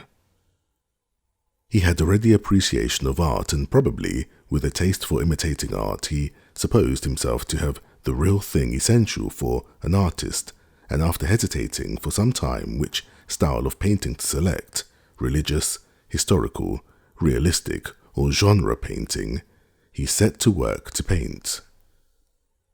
He appreciated all kinds and could have felt inspired by any one of them, but he had no conception of the possibility of knowing nothing at all of any school of painting, and of being inspired directly by what is within the soul, without caring whether what is painted will belong to any recognized school. Since he knew nothing of this, and drew his inspiration not directly from life, but indirectly from life embodied in art, his inspiration came very quickly and easily, and as quickly and easily came his success in painting something very similar to the sort of painting he was trying to imitate. More than any other style he liked the French, graceful and effective, and in that style he began to paint Anna's portrait in Italian costume, and the portrait seemed to him, and to everyone who saw it, extremely successful. Chapter 9. The old neglected palazzo, with its lofty carved ceilings and frescoes on the walls, with its floors of mosaic, with its heavy yellow stuff curtains on the windows, with its vases on pedestals, and its open fireplaces, its carved doors, and gloomy reception rooms hung with pictures, this palazzo did much, by its very appearance after they had moved into it, to confirm in Vronsky the agreeable illusion that he was not so much a Russian country gentleman, a retired army officer, as an enlightened amateur and patron of the arts, himself a modest artist who had renounced the world, his connections, and his ambition for the sake of the woman he loved.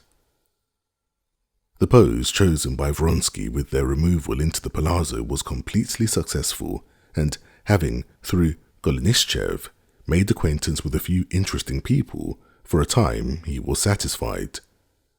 He painted studies from nature under the guidance of an Italian professor of painting, and studied medieval Italian life. Medieval Italian life so fascinated Vronsky that he even wore a hat and flung a cloak over his shoulder in the medieval style, which indeed was extremely becoming to him. "Here we live and know nothing of what's going on," Vronsky said to Golenishtchev as he came to see him one morning. "Have you seen Mihailov's picture?" he said, handing him a Russian gazette he had received that morning, and pointing to an article on a Russian artist living in the very same town and just finishing a picture which he had long been talked about and had been brought beforehand. The article reproached the government and the academy for letting so remarkable an artist be left without encouragement and support. "I've seen it," answered Golenishtchev. "Of course, he's not without talent, but it's all in a wrong direction. It's all the Ivanov Strauss-Renan attitude to Christ and to religious painting." "What is the subject of the picture?" asked Anna. "Christ before Pilate. Christ is represented as a Jew and with all the realism of the new school." And the question of the subject of the picture having brought him to one of his favourite theories, Golenishtchev launched forth into a disquisition on it. "I can't understand how they can fall into such a gross mistake. Christ always has a definite embodiment in the art of the great masters, and therefore, if they want to depict not God, but a revolutionist or a sage, let them take from history a Socrates, a Franklin, a Charlotte Corday, but not Christ. They take the very figure which cannot be taken for their art, and then it is true this Mihailov is in such poverty?"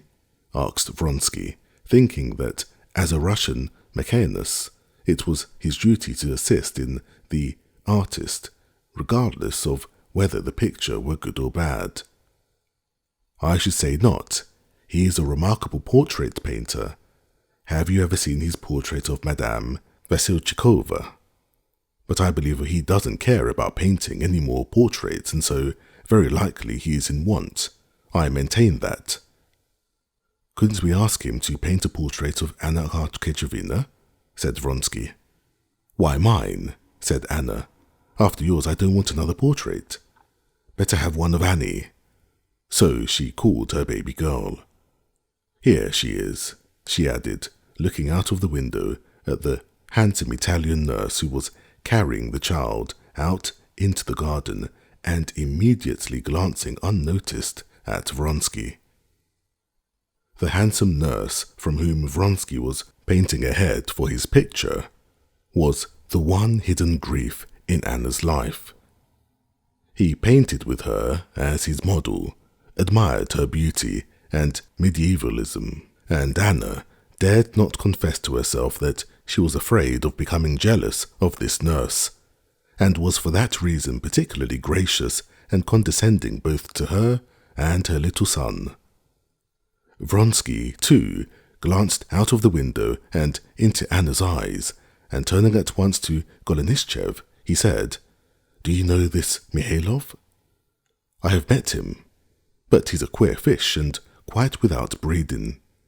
You know, one of those uncouth new people one so often come across nowadays, one of those free thinkers, you know, who are reared d'emblée in theories of atheism, skepticism, and materialism.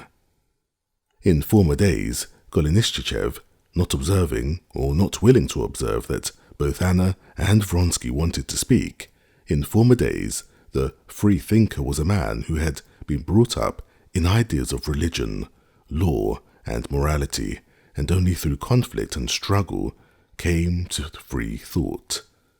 But now there has sprung up a new type of born free thinkers who grow up without even having heard of principles of morality or of religion, of the existence of authorities, who grow up directly in ideas of negation in everything, that is to say, savages.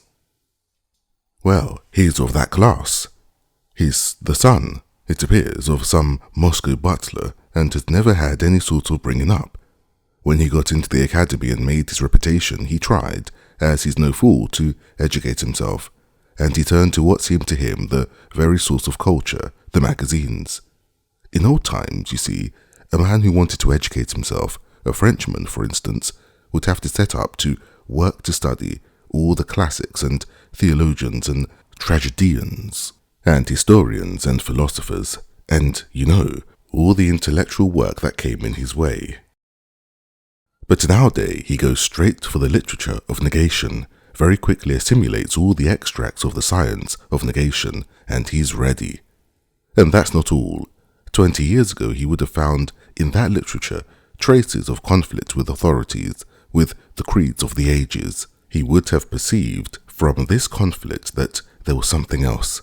But now he comes at once upon a literature in which the old creeds do not even furnish matter for discussion, but it is stated badly that there is nothing else. Evolution, natural selection, struggle for existence, and that's all.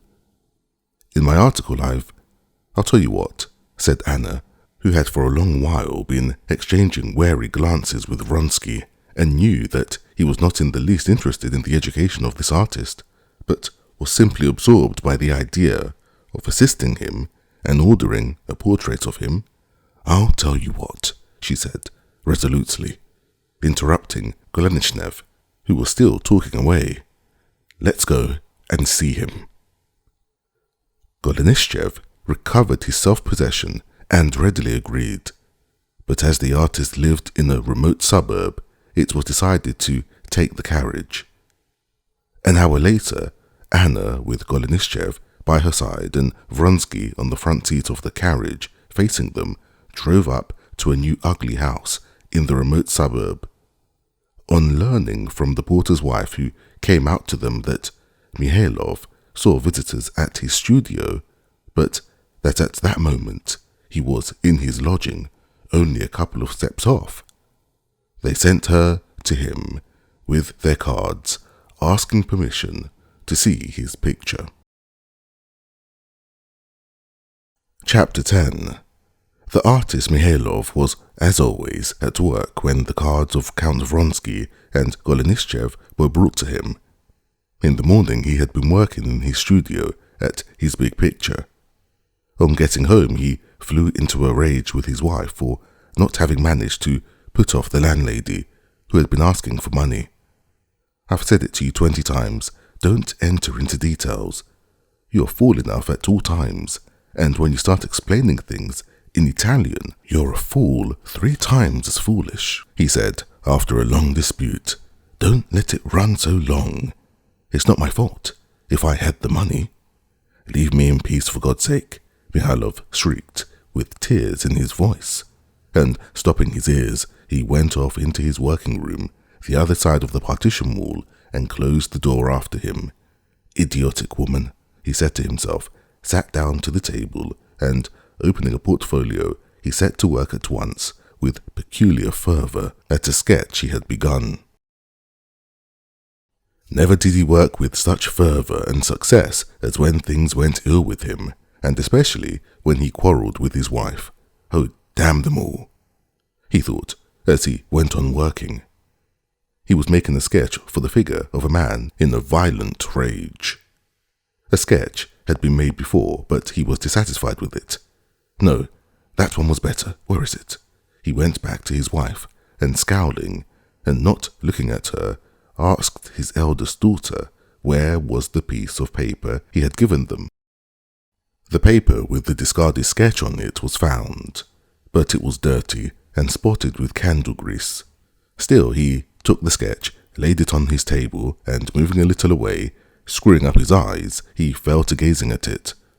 All at once he smiled and gesticulated gleefully. That's it, he said, and at once picking up his pencil, he began rapidly drawing. The spot of tallow had given the man a new pose. He had sketched this new pose, when all at once he recalled the face of a shopkeeper of whom he had bought cigars, a vigorous face with a prominent chin, and he sketched this very face, this chin, onto the figure of the man. He laughed aloud with delight. The figure from a lifeless, imagined thing had become living, and such that it could never be changed. That figure lived and was clearly and unmistakably defined. The sketch might be corrected in accordance with the requirements of the figure. The legs, indeed, could and must be put differently, and the position of the left hand must be quite altered.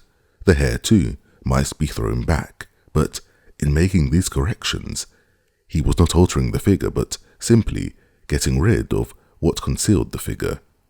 He was, as it were, stripping off the wrappings which hindered it from being distinctly seen.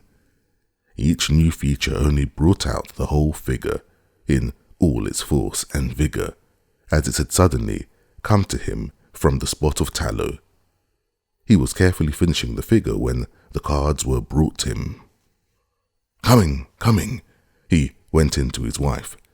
"Come, Sasha, don't be cross," he said, smiling timidly and affectionately at her. "You were to blame, I was to blame. I'll make it all right." And having made peace with his wife, he put on an olive-green overcoat with a velvet collar and a hat and went towards his studio. The successful figure he had already forgotten.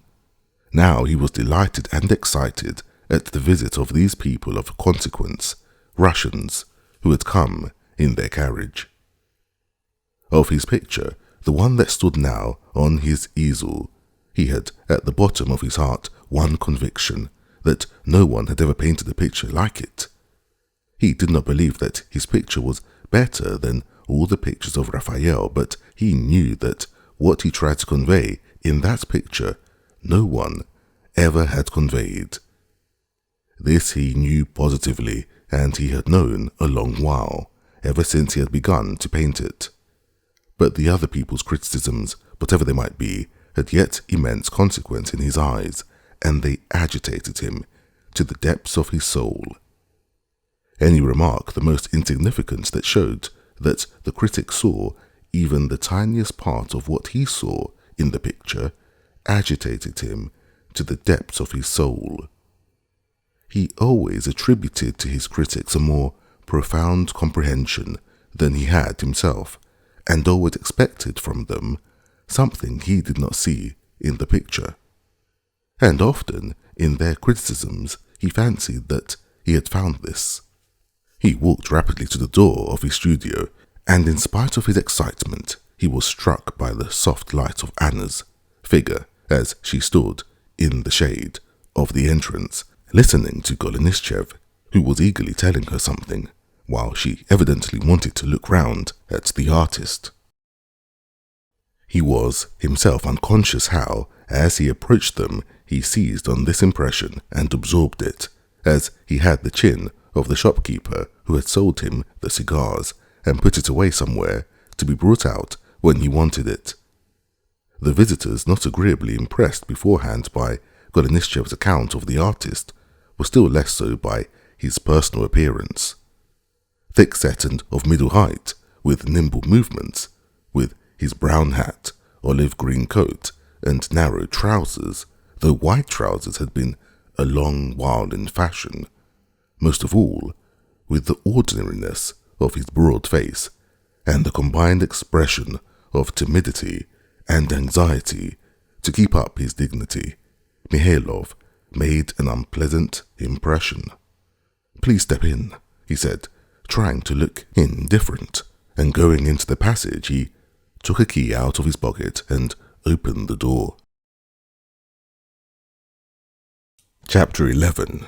On entering the studio, Mihailov once more scanned his visitors and noted down in his imagination Vronsky's expression too, and especially his jaws. Although his artistic sense was unceasingly at work collecting materials, although he felt a continually increasing excitement as the moment of criticizing his work drew nearer, he rapidly and subtly formed, from imperceptible signs, a mental image of these three persons. That fellow, Golenishtchev, was a Russian living here.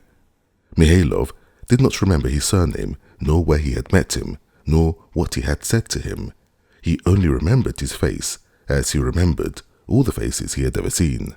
But he remembered too that it was one of the faces laid by in his memory in the immense class of the falsely consequential and poor in expression. The abundant hair and very open forehead gave an appearance of consequence to the face, which had only one expression, a petty, childish, peevish expression, concentrated just above the bridge of the narrow nose. Vronsky and Madame Karenina must be, Mihailov supposed, distinguished and wealthy Russians, knowing nothing about art, like all those wealthy Russians, but posing as amateurs and connoisseurs. Most likely, they've already looked at all the antiques, and now they're making the round of the studios of the new people, the German humbug and the cracked pre-Raphaelite English fellow, and have only come to me to make the point of view complete, he thought. He was well acquainted with the way dilettanti have, the cleverer they were, the worse he found them, of looking at the works of contemporary artists with the sole object of being in a position to say that art is a thing of the past, and that the more one sees of the new men, the more one sees how inimitable the works of the great old masters have remained. He expected all this. He saw it all in their faces. He saw it in the careless indifference with which they talked among themselves, stared at the lay figures and busts, and walked about in leisurely fashion, waiting for him to uncover his picture. But in spite of this, while he was turning over his studies, pulling up the blinds and taking off the sheet, he was in intense excitement, especially as, in spite of his conviction that all distinguished and wealthy Russians were certain to be beasts and fools, he liked Vronsky, and still more Anna. "Here, if you please," he said, moving on to one side with his nimble gait and pointing to his picture. "It's the exhortation to Pilate. Matthew chapter 27, he said, feeling his lips were beginning to tremble with emotion. He moved away and stood behind them. For a few seconds, during which the visitors were gazing at the picture in silence, Mihailov, too, gazed at it with the indifferent eye of an outsider. For those few seconds he was sure, in anticipation that a higher, juster criticism would be uttered by them, by those very visitors whom he had been so despising a moment before. He forgot all he had thought about his picture before. During the 3 years he had been painting it, he forgot all its qualities which had been absolutely certain to him. He saw the picture with their indifferent, new outside eyes and saw nothing good in it. He saw in the foreground Pilate's irritated face and the serene face of Christ in the background, the figures of Pilate's retinue and the face of John, watching what was happening. Every face that, with such agony, such blunders and corrections had grown up within him, with its special character, every face that had given him such torments and such raptures, and all these faces so many times transposed, for the sake of the harmony of the whole, all the shades of colour and tones that he had attained with such labour, all of this together seemed to him now, looking at it with their eyes, the merest vulgarity, something that had been done 1,000 times over. The face dearest to him, the face of Christ, the centre of the picture, which had given him such ecstasy as it unfolded itself to him, was utterly lost to him when he glanced at the picture with their eyes. He saw a well-painted, no, not even that, he distinctly saw now a mass of defects, repetition of those endless Christs of Titian, Raphael, Rubens, and the same soldiers of Pilate. It was all common, poor and stale, and positively badly painted, weak and unequal. He would be justified in repeating hypocritically civil speeches in the presence of the painter, and pitying him and laughing at him when they were alone again. The silence, though it lasted no more than a minute, became too intolerable to him. To break it and to show he was not agitated, he made an effort and addressed Golenishtchev. "I think I've had the pleasure of meeting you," he said, looking uneasily first at Anna, then at Vronsky, in fear of losing any shade of their expression. "To be sure, we met at Rossi's. Do you remember? at the soiree when the Italian lady recited to new Rachel? Golenishtchev answered easily, removing his eyes without the slightest regret from the picture and turning to the artist. Noticing, however, that Mihailov was expecting a criticism of the picture, he said, "Your picture has got on a great deal since I saw it last time, and what strikes me particularly now, as it did then, is the figure of Pilate. One so knows the man, a good-natured, capital fellow, but an official through and through, who does not know what it is he's doing. But I fancy..." All Mihailov's mobile face beamed at once. His eyes sparkled. He tried to say something, but he could not speak for excitement, and pretended to be coughing. Low as was his opinion of Golenishtchev's capacity for understanding art, trifling as was the true remark upon the fidelity of the expression of Pilate as an official, and offensive as might have seemed the utterance of so unimportant an observation, while nothing was said of more serious points, Mihailov was in ecstasy of delight at this observation. He had himself thought about Pilate's figure just as Golenishtchev said. The fact that this reflection was but one of millions of reflections, which, as Mihailov knew for certain, would be true, did not diminish for him the significance of Golenishtchev's remark. His heart warmed to Golenishtchev for this remark, and from a state of depression he suddenly passed to ecstasy. At once the whole of his picture lived before him in all the indescribable complexity of everything living. Mihailov again tried to say that was how he understood Pilate, but his lips quivered intractably, and he could not pronounce the words. Vronsky and Anna, too, said something in that subdued voice in which, partly to avoid hurting the artist's feelings, and partly to avoid saying out loud something silly, so easily said when, talking of art, people usually speak at exhibitions of pictures. Mihailov fancied that the picture had made an impression on them too. He went up to them. "How marvellous Christ's expression is," said Anna. Of all she saw, she liked that expression most of all, and she felt that it was the centre of the picture, and so praise of it would be pleasant to the artist. One can see he is pitying Pilate. This again was one of the million true reflections that could be found in his picture and in the figure of Christ. She said that he was pitying Pilate. In Christ's expression there ought to be, indeed, an expression of pity, since there is an expression of love, of heavenly peace, of readiness for death, and a sense of the vanity of words.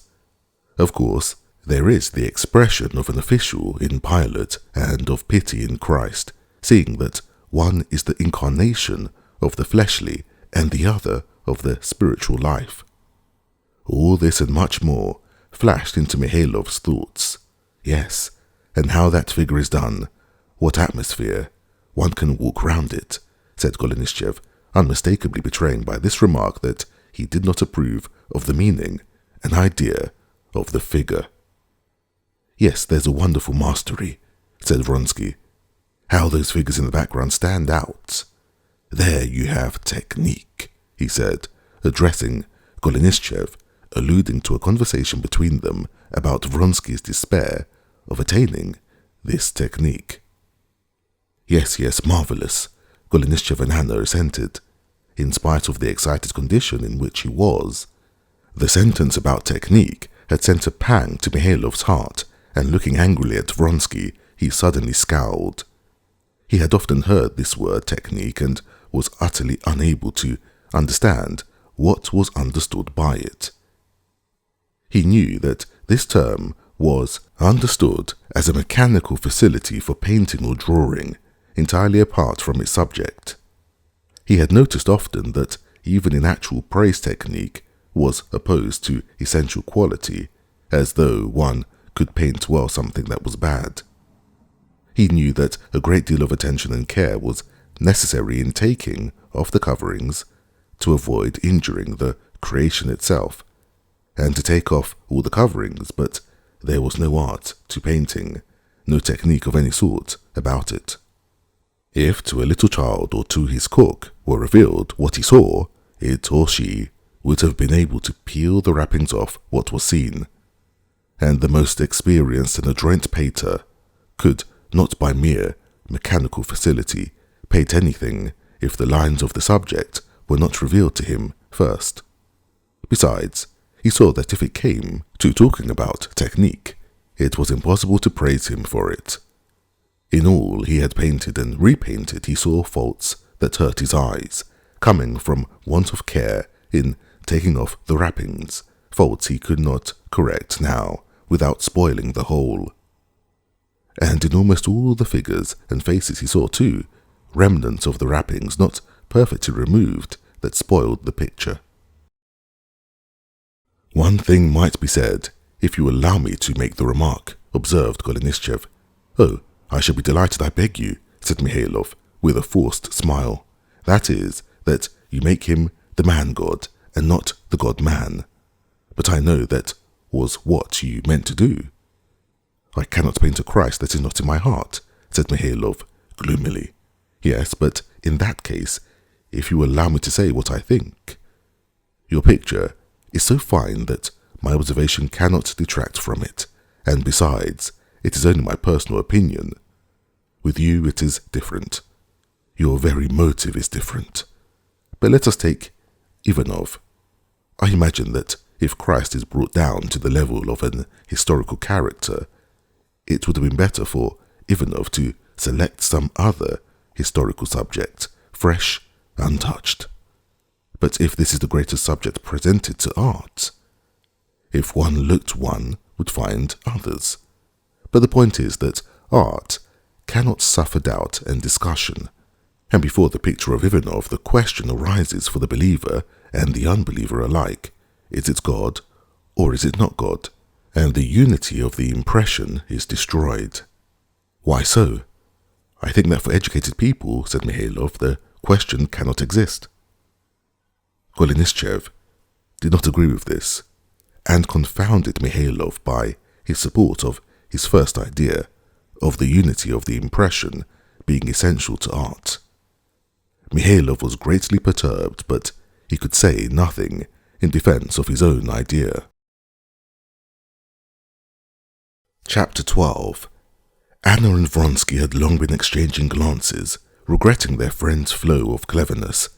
At last, Vronsky, without waiting for the artist, walked away to another small picture. Oh, how exquisite! What a lovely thing! A gem! How exquisite! They cried with one voice. What is it they're so pleased with? Thought Mihailov. He had positively forgotten that picture he had painted 3 years ago.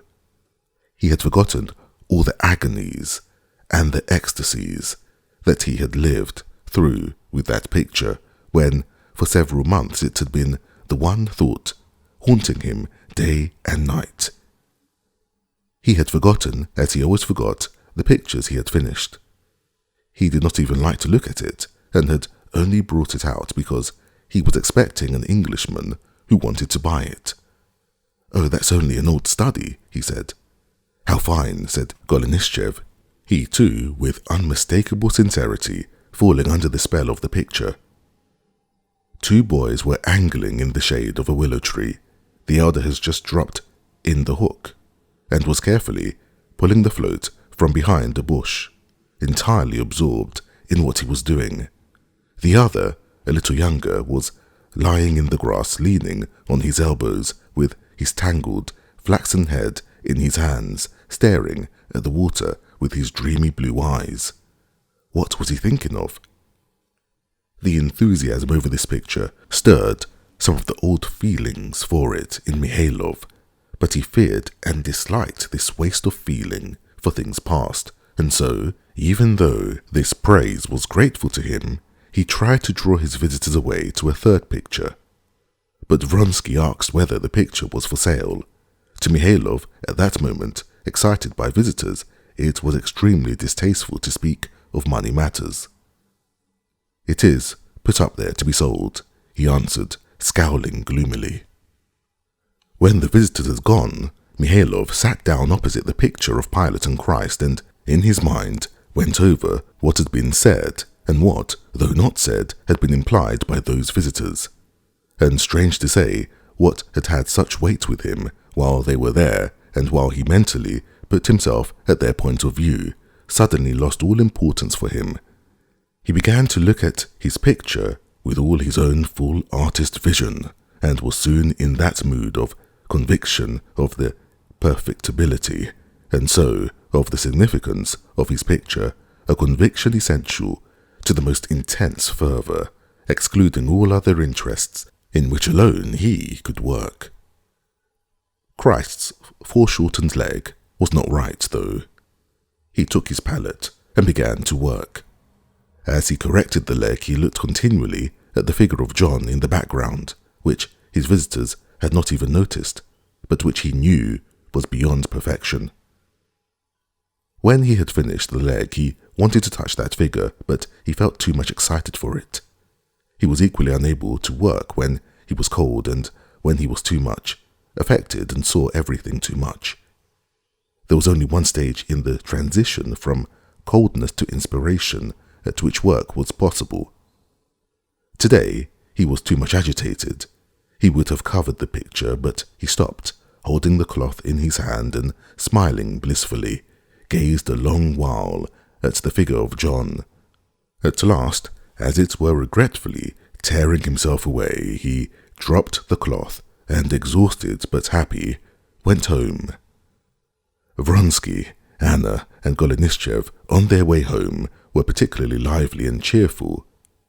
They talked of Mihailov and his pictures. The word talent, by which they meant an inborn, almost physical aptitude, apart from brain and heart, and in which they tried to find an expression for all the artists had gained from life, recurred particularly often in their talk, as though it were necessary for them to sum up what they had no conception of, though they wanted to talk of it. They said that there was no denying his talent, but that his talent could not develop for want of education, the common defect of our Russian artists. But the picture of the boys had imprinted itself on their memories, and they were continually coming back to it. What an exquisite thing! How he has succeeded in it, and how simply! He doesn't even comprehend how good it is. Yes, I mustn't let it slip. I must buy it, said Vronsky. Chapter 13.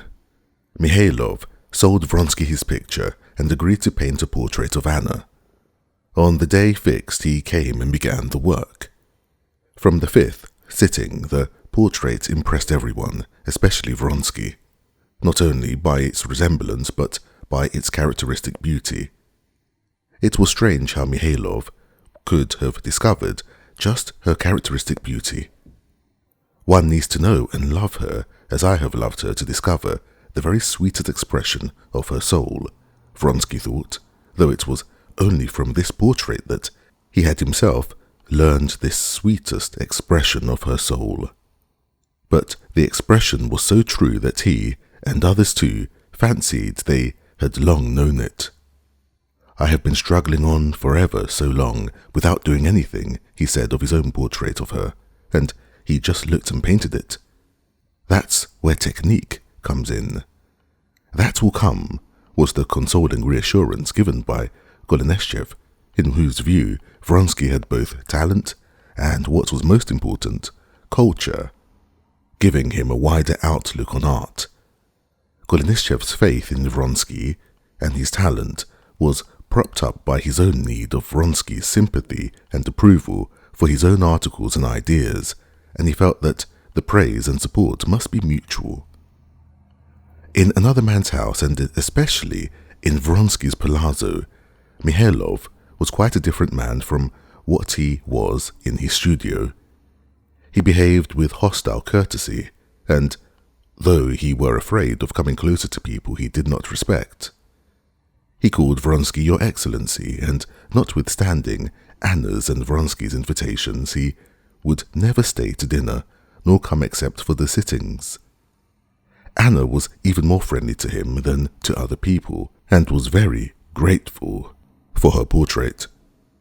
Vronsky was more than cordial with him and was obviously interested to know the artist's opinion of his picture.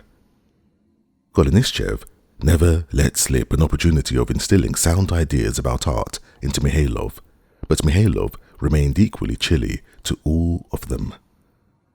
Anna was aware from his eyes that he liked looking at her.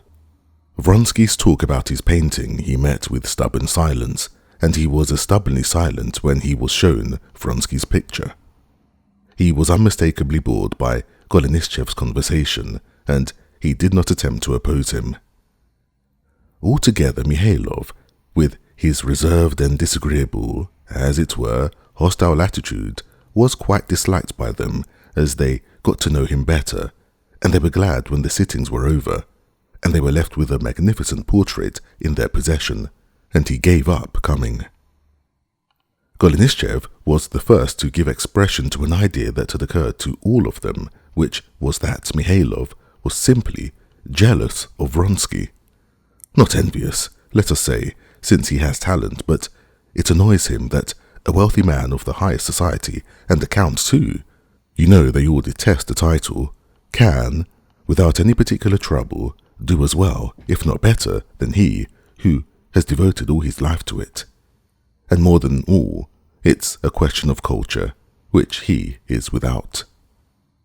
Vronsky defended Mihailov, but at the bottom of his heart he believed it, because, in his view, a man of a different, lower world would be sure to be envious.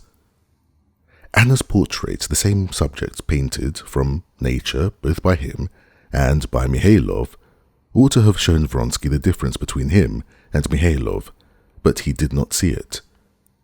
Only after Mihailov's portrait was painted he left off painting his portrait of Anna, decided that it was now not needed. His picture of medieval life he went on with, and he himself and Golenishtchev and still more Anna thought it very good because it was far more like the celebrated pictures they knew than Mihailov's picture. Meanwhile, although Anna's portrait greatly fascinated him, he was even more glad than they were when the sittings were over, and he no longer had to listen to Golenishtchev's disquisitions upon art, and could forget about Vronsky's painting. He knew that Vronsky could not be prevented from amusing himself with painting. He knew that he and all dilettanti had a perfect right to paint what they liked, but it was distasteful to him. A man could not be prevented from making himself a big wax doll and kissing it. But if the man were to come with the doll and sit before a man in love and begin caressing his doll as the lover caressed the woman he loved, it would be distasteful to the lover. Just such a distasteful sensation was what Mihailov felt at the sight of Vronsky's painting. He felt it both ludicrous and irritating, both pitiable and offensive. Vronsky's interest in painting and the Middle Ages did not last long. He had enough taste for painting to be unable to finish his picture. The picture came to a standstill. He was vaguely aware that its defects, inconspicuous at first, would be glaring if he were to go on with it. The same experience befell him as Golenishtchev, who felt that he had nothing to say and continually deceived himself with the theory that his idea was not yet mature, that he was working it out and collecting materials.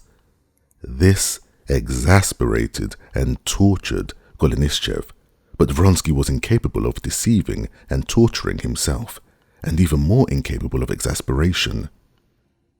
With his characteristic decision, without explaining or apology, he simply ceased working at painting. But without this occupation, the life of Vronsky and of Anna, who wondered at his loss of interest in it, struck them as intolerably tedious in an Italian town. The palazzo suddenly seemed so obtrusively old and dirty. The spots on the curtains, the cracks on the floors, the broken plaster on the cornices became so disagreeably obvious, and the everlasting sameness of Golenishtchev and the Italian professor and the German traveller became so wearisome that they had to make some change. They resolved to go to Russia, to the country. In Petersburg, Vronsky intended to arrange a partition of the land with his brother, while Anna meant to see her son. The summer they intended to spend on Vronsky's great family estate. Chapter 14. Levin had been married 3 months. He was happy, but not at all in the way he had expected to be. At every step he found his former dreams disappointed, and new, unexpected surprises of happiness.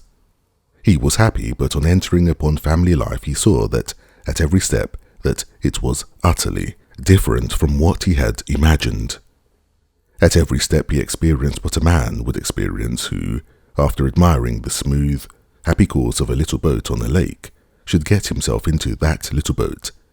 He saw that it was not all sitting still, floating smoothly, that one had to think too, not for an instant to forget where one was floating, and that there was water under one, and that one must row, and that his unaccustomed hands would be sore, and that it was only to look at it that was easy, but that doing it, though very delightful, was very difficult.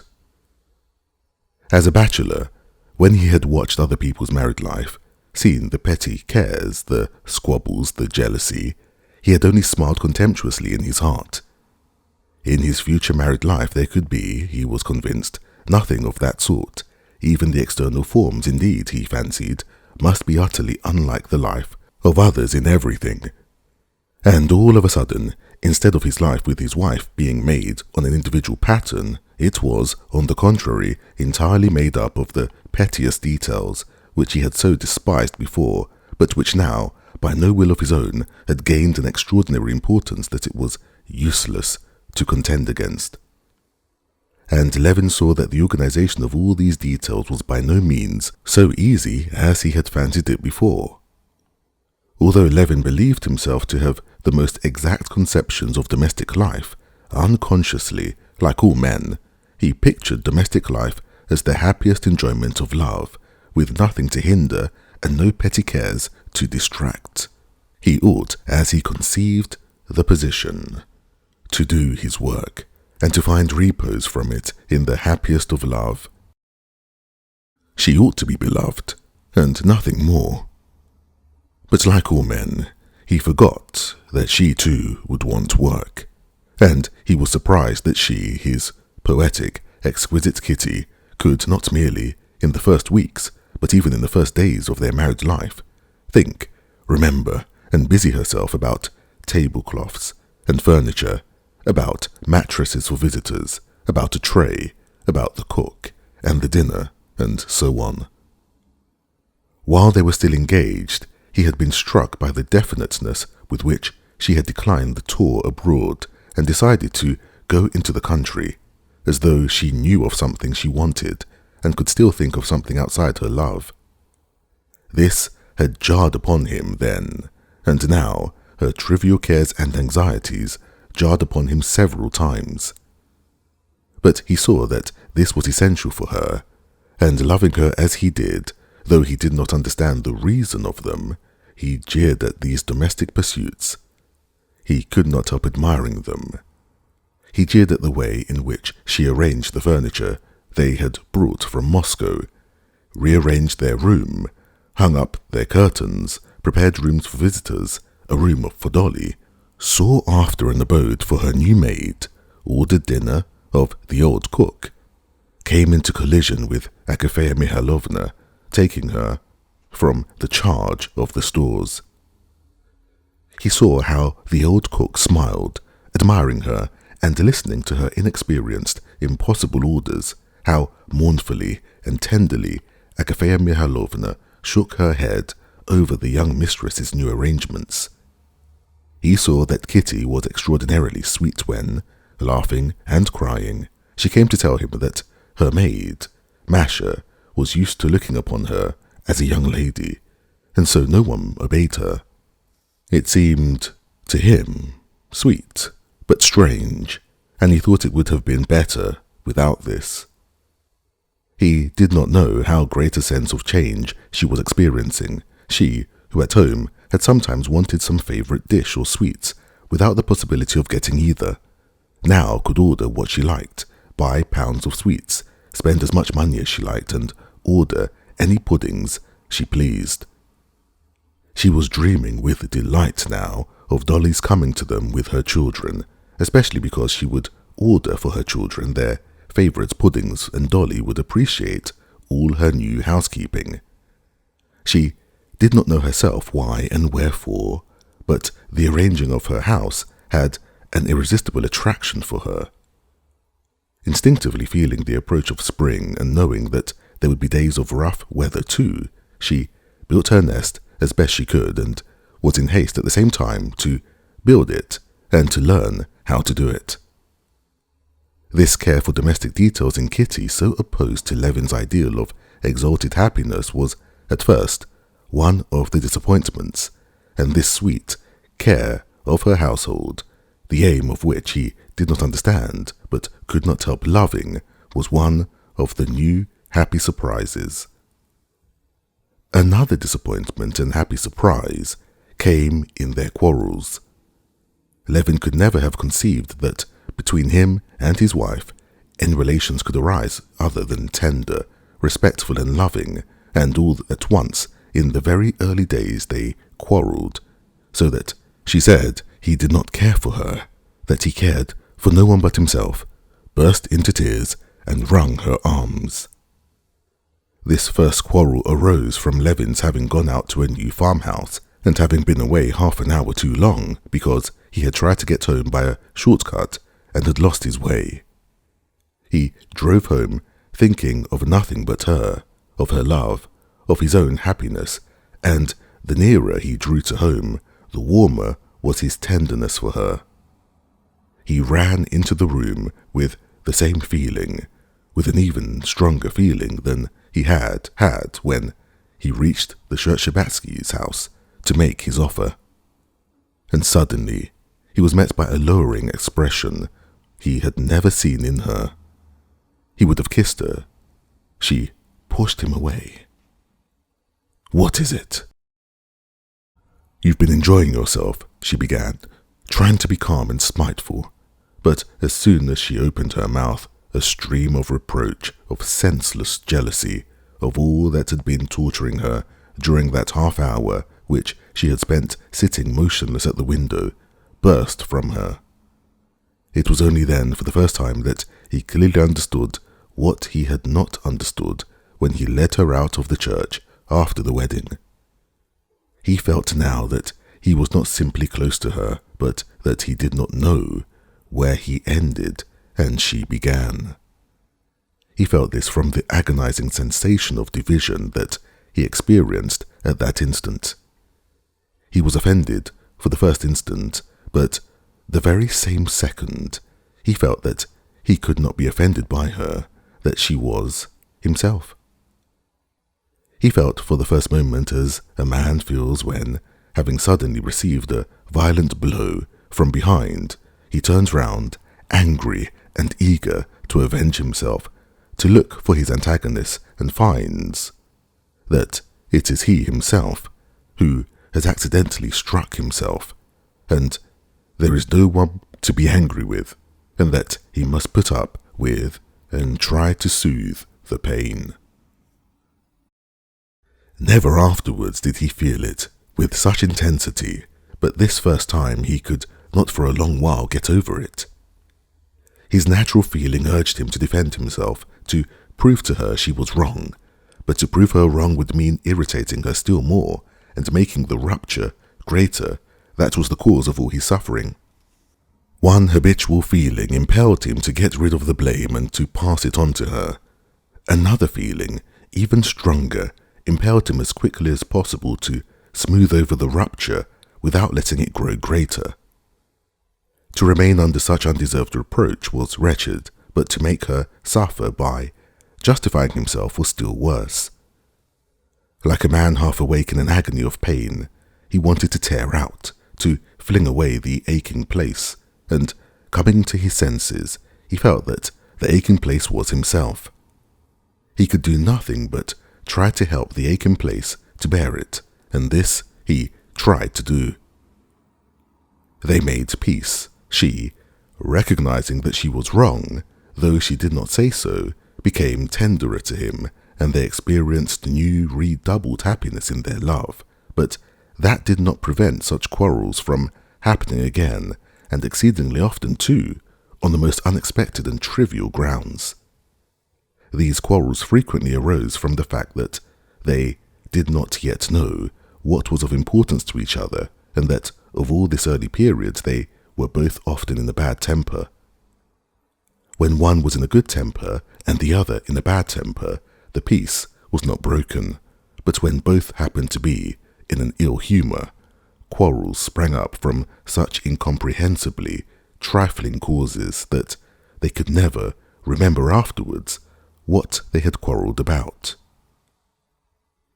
It is true that when they were both in a good temper, their enjoyment of life was redoubled, but still, this first period of their married life was a difficult time for them. During all this early time, they had a peculiarly vivid sense of tension, as it were, a tugging in opposite directions of the chain by which they were bound. Altogether, their honeymoon, that is to say, the month after their wedding, from which, from tradition, Levin expected so much, was not merely a time of sweetness, but remained in the memories of both as the bitterest and most humiliating periods in their lives. They both alike tried in later life to blot out from their memories all the monstrous, shameful incidents of that morbid period when both were rarely in a normal frame of mind, both were rarely quite themselves. It was only in the third month of their married life, after their return from Moscow, where they had been staying for a month, that their life began to go more smoothly. Chapter 15. They had just come back from Moscow and were glad to be alone. He was sitting at the writing table in his study writing. She, wearing a dark lilac dress she had worn during the first days of their married life, and put on again today, a dress particularly remembered and loved by him, was sitting on the sofa, the same old-fashioned leather sofa which had always stood in the study in Levin father's and grandfather's days. She was sewing a broderie anglais. He thought and wrote, never losing the happy consciousness of her presence. His work, both on the land and on the book, in which the principles of the new land system were to be laid down, had not been abandoned, but just as formerly these pursuits and ideas had seemed to him petty and trivial in comparison with the darkness that overspread all life, now they seemed as unimportant and petty in comparison with the new life that lay before him, suffused with the brilliant light of happiness. He went on with his work, but he felt now that the centre of gravity of his attention had passed to something else, and that consequently he looked at his work quite differently and more clearly. Formerly this work had been for him an escape from life. Formerly he had felt that without this work his life would be too gloomy. Now these pursuits were necessary for him that life might not be too uniformly bright. Taking up his manuscript, reading through what he had written, he found with pleasure that the work was worth his working out. Many of his old ideas seemed to him superfluous and extreme, but many blanks became distinct to him when he reviewed the whole thing in his memory. He was writing now a new chapter on the causes of the present disastrous condition of agriculture in Russia. He maintained that the poverty of Russia arises not merely from the anomalous distribution of landed property and misdirected reforms, but that what had contributed of late years to this result was the civilization from without abnormally grafted upon Russia, especially facilities of communication as railways, leading to centralization in towns, the development of luxury, and the consequent development of manufactures, credit, and its accompaniment of speculation, all to the detriment of agriculture. It seemed to him that in a normal development of wealth in the state all these phenomena would arise only when a considerable amount of labour had been put into agriculture, when it had come under regular, or at least definite conditions, that the wealth of a country ought to increase proportionally, and especially in such a way that other sources of wealth should not outstrip agriculture.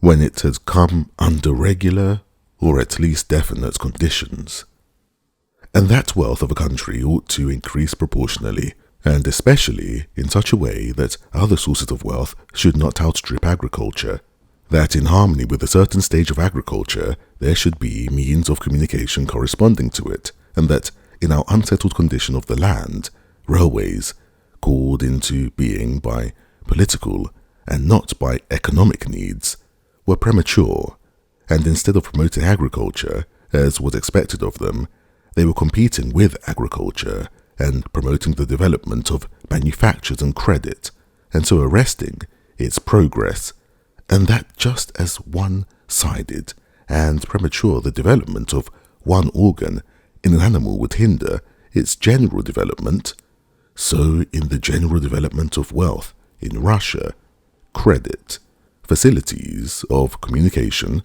manufacturing activity, indubitably necessary in Europe, where they had arisen in their proper time, had with us only done harm, by throwing into the background the chief question calling for settlement, the question of the organization of agriculture. While he was writing his ideas, she was thinking how unnaturally cordial her husband had been to young Prince Sharsky, who had, with great want of tact, flirted with her the day before they left Moscow. He's jealous, she thought. Goodness, how sweet and silly he is. He is jealous of me. If he knew that I think no more of them than of Peter the cook, she thought, looking at his head and red neck with a feeling of possession strange to herself. Though it's a pity to take him from his work, but he has plenty of time. I must look at his face. Will he feel I'm looking at him? I wish he turned round. I will to him. And she opened her eyes wide, as though to intensify the influence of her gaze. Yes, they draw away all the sap and give a false appearance of prosperity, he muttered, stopping to write and feeling that she was looking at him and smiling. He looked round. Well, he queried, smiling and getting up. He looked round, she thought. It's nothing. I wanted you to look round, she said, watching him and trying to guess whether he was vexed at being interrupted or not. How happy we are alone together. I am, that is, he said, going up to her with a radiant smile of happiness. I'm just as happy. I'll never go anywhere, especially not to Moscow. And what were you thinking about? I was thinking, no, go along. Go on writing, don't break off, she said, pursing up her lips, and I must cut out these little holes now. Do you see? She took up her scissors and began cutting them out.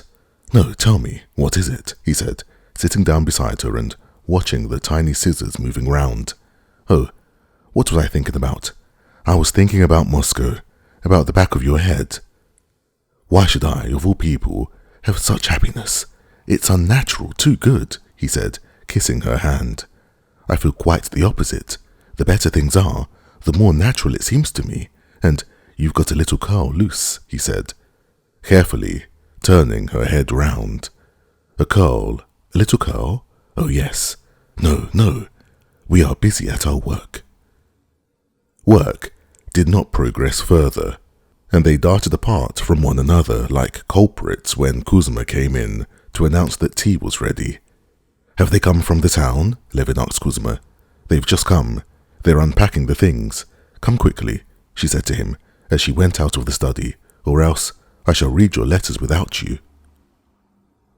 Left alone, after putting his manuscripts together in the new portfolio bought by her, he washed his hands at the new washstand with the elegant fittings that had made all their appearance with her.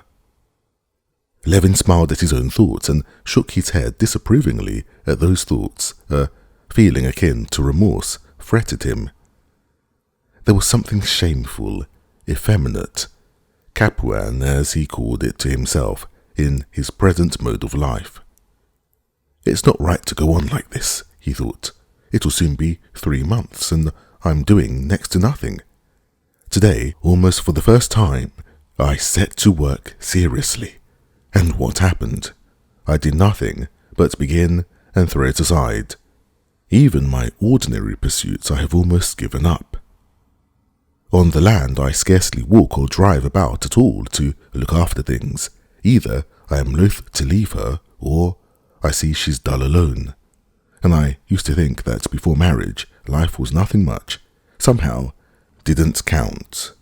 But that after marriage life began in earnest. And here, almost 3 months have passed, and I have spent my time so idly and unprofitably. No, this won't do. I must begin. Of course, it's not her fault. She's not to blame in any way. I ought myself to be firmer, to maintain my masculine independence of action, or else I shall get into such ways, and she'll get used to them too. Of course, she's not to blame, he told himself. But it is hard for anyone who is dissatisfied not to blame someone else, and especially the person nearest of all to him, for the ground of his dissatisfaction. And it vaguely came into Levin's mind that she herself was not to blame. She could not be to blame for anything, but what was to blame was her education, too superficial and frivolous. That fool Shartsky, she wanted, I know, to stop him, but didn't know how to. Yes, apart from her interest in the house that she has, apart from dress and broderie, anglais, she has no serious interest. No interest in her work, in the estate, in the peasants, nor in music, though she's rather good at it, nor in reading. She does nothing, and is perfectly satisfied. Levin, in his heart, censured this, and did not as yet understand that she was preparing for that period of activity which was to come for her, when she would at once be the wife of her husband and mistress of the house, and would bear and nurse and bring up children. He knew not that she was instinctively aware of this, and preparing herself for this time of terrible toil, did not reproach herself for the moments of carelessness and happiness in her love that she enjoyed now while gaily building her nest for the future. Chapter 16. When Levin went upstairs, his wife was sitting near the new silver samovar behind the new tea service, and having settled old Agafea Mihailovna at a little table with a full cup of tea, was reading a letter from Dolly, with whom they were in continual and frequent correspondence. You see, your good lady settled me here, told me to sit a bit with her, said Agafea Mihailovna, smiling affectionately at Kitty. In these words of Agafea Mihailovna, Levin read the final act of the drama which had been enacted of late between her and Kitty. He saw that, in spite of Agafea Mihailovna's feelings being hurt by a new mistress taking the reins of government out of her hands, Kitty had yet conquered her and made her love her. Here, I opened your letter too, said Kitty, handing him an illiterate letter. It's from that woman, I think, your brother's, she said. I did not read it through. This is from my people and from Dolly. Fancy, Dolly took Tanya and Grisha to a children's ball at the Samatskys. Tanya was a French marquis. But Levin did not hear her. Flushing, he took the letter from Marya Nikolaevna, his brother's former mistress, and began to read it. This was the second letter he had received from Marya Nikolaevna. In the first letter, Marya Nikolaevna wrote that his brother had sent her away for no fault of hers, and with touching simplicity added that she was in want again. She asked nothing and wished for nothing, but was only tormented by the thought that Nikolai Dmitrievich would come to grief without her, owing to the weak state of his health, and begged his brother to look after him. Now she wrote quite differently. She had found Nikolai Dmitrievich, had again made it up with him in Moscow, and had moved with him to a provincial town where he had received a post in the government service, but that he had quarrelled with the head official and was on his way back to Moscow, only he had been taken so ill on the road that it was doubtful if he would ever leave his bed again, she wrote. It's always of you he has talked, and besides, he has no more money left. Read this. Dolly writes about you. Kitty was beginning with a smile, but she stopped, suddenly noticing the changed expression on her husband's face. What is it? What's the matter? She writes to me that Nikolai, my brother, is at death's door. I shall go to him. Kitty's face changed at once. Thoughts of Tanya as a marquis, of Dolly, all had vanished. When are you going? She said. Tomorrow. And I will go with you, can I? She said. Kitty, what are you thinking of? He said reproachfully. How do you mean? Offended that he should seem to take her suggestion unwillingly and with vexation. Why shouldn't I go? I shan't be in your way. I'm going because my brother is dying, said Levin. Why should you? Why? For the same reason as you. And at a moment of such gravity for me, she only thinks of her being dull by herself, thought Levin, and this lack of candour in a matter of such gravity infuriated him. It's out of the question, he said sternly. Agafea Mihailovna, seeing that it was coming to a quarrel, gently put down her cup and withdrew. Kitty did not even notice her. The tone in which her husband had said the last words wounded her, especially because he evidently did not believe what she had said. I tell you that if you go, I shall come with you.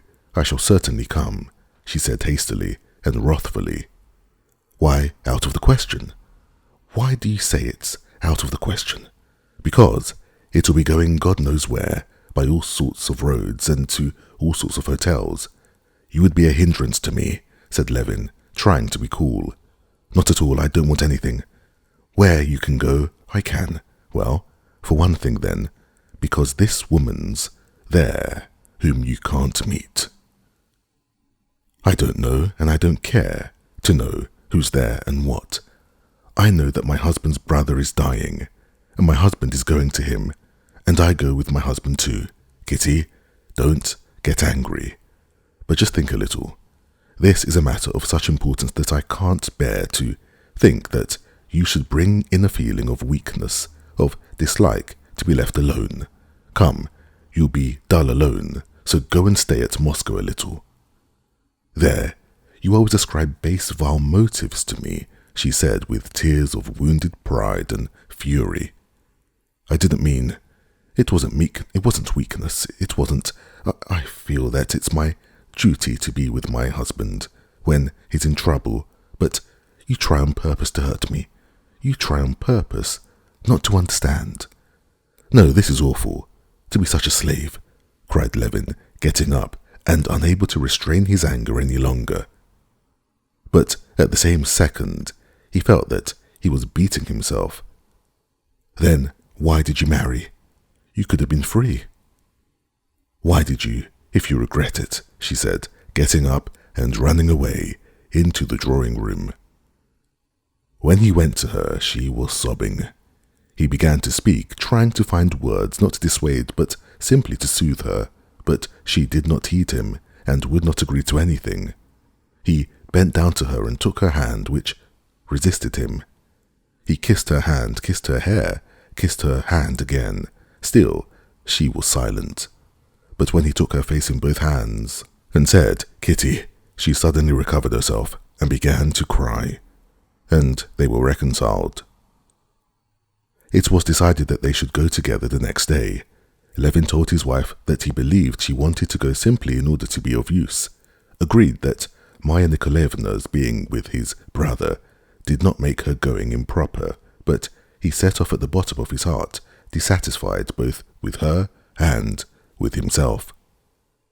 He was dissatisfied with her for being unable to make up her mind to let him go when it was necessary, and how strange it was for him to think that he, so lately hardly daring to believe in such happiness as that she could love him, now was unhappy because she loved him too much.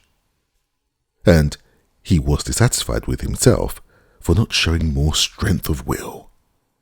Even greater was the feeling of disagreement at the bottom of his heart as to her not needing to consider the woman who was with his brother. And he thought with horror of all the contingencies they might meet with. The mere idea of his wife, his Kitty, being in the same room with a common wrench sent him shuddering with horror and loathing. Chapter 17. The hotel of the provincial town where Nikolai Levin was lying ill was one of those provincial hotels which are constructed in the newest model of modern improvements with the best intention of cleanliness, comfort, and even elegance.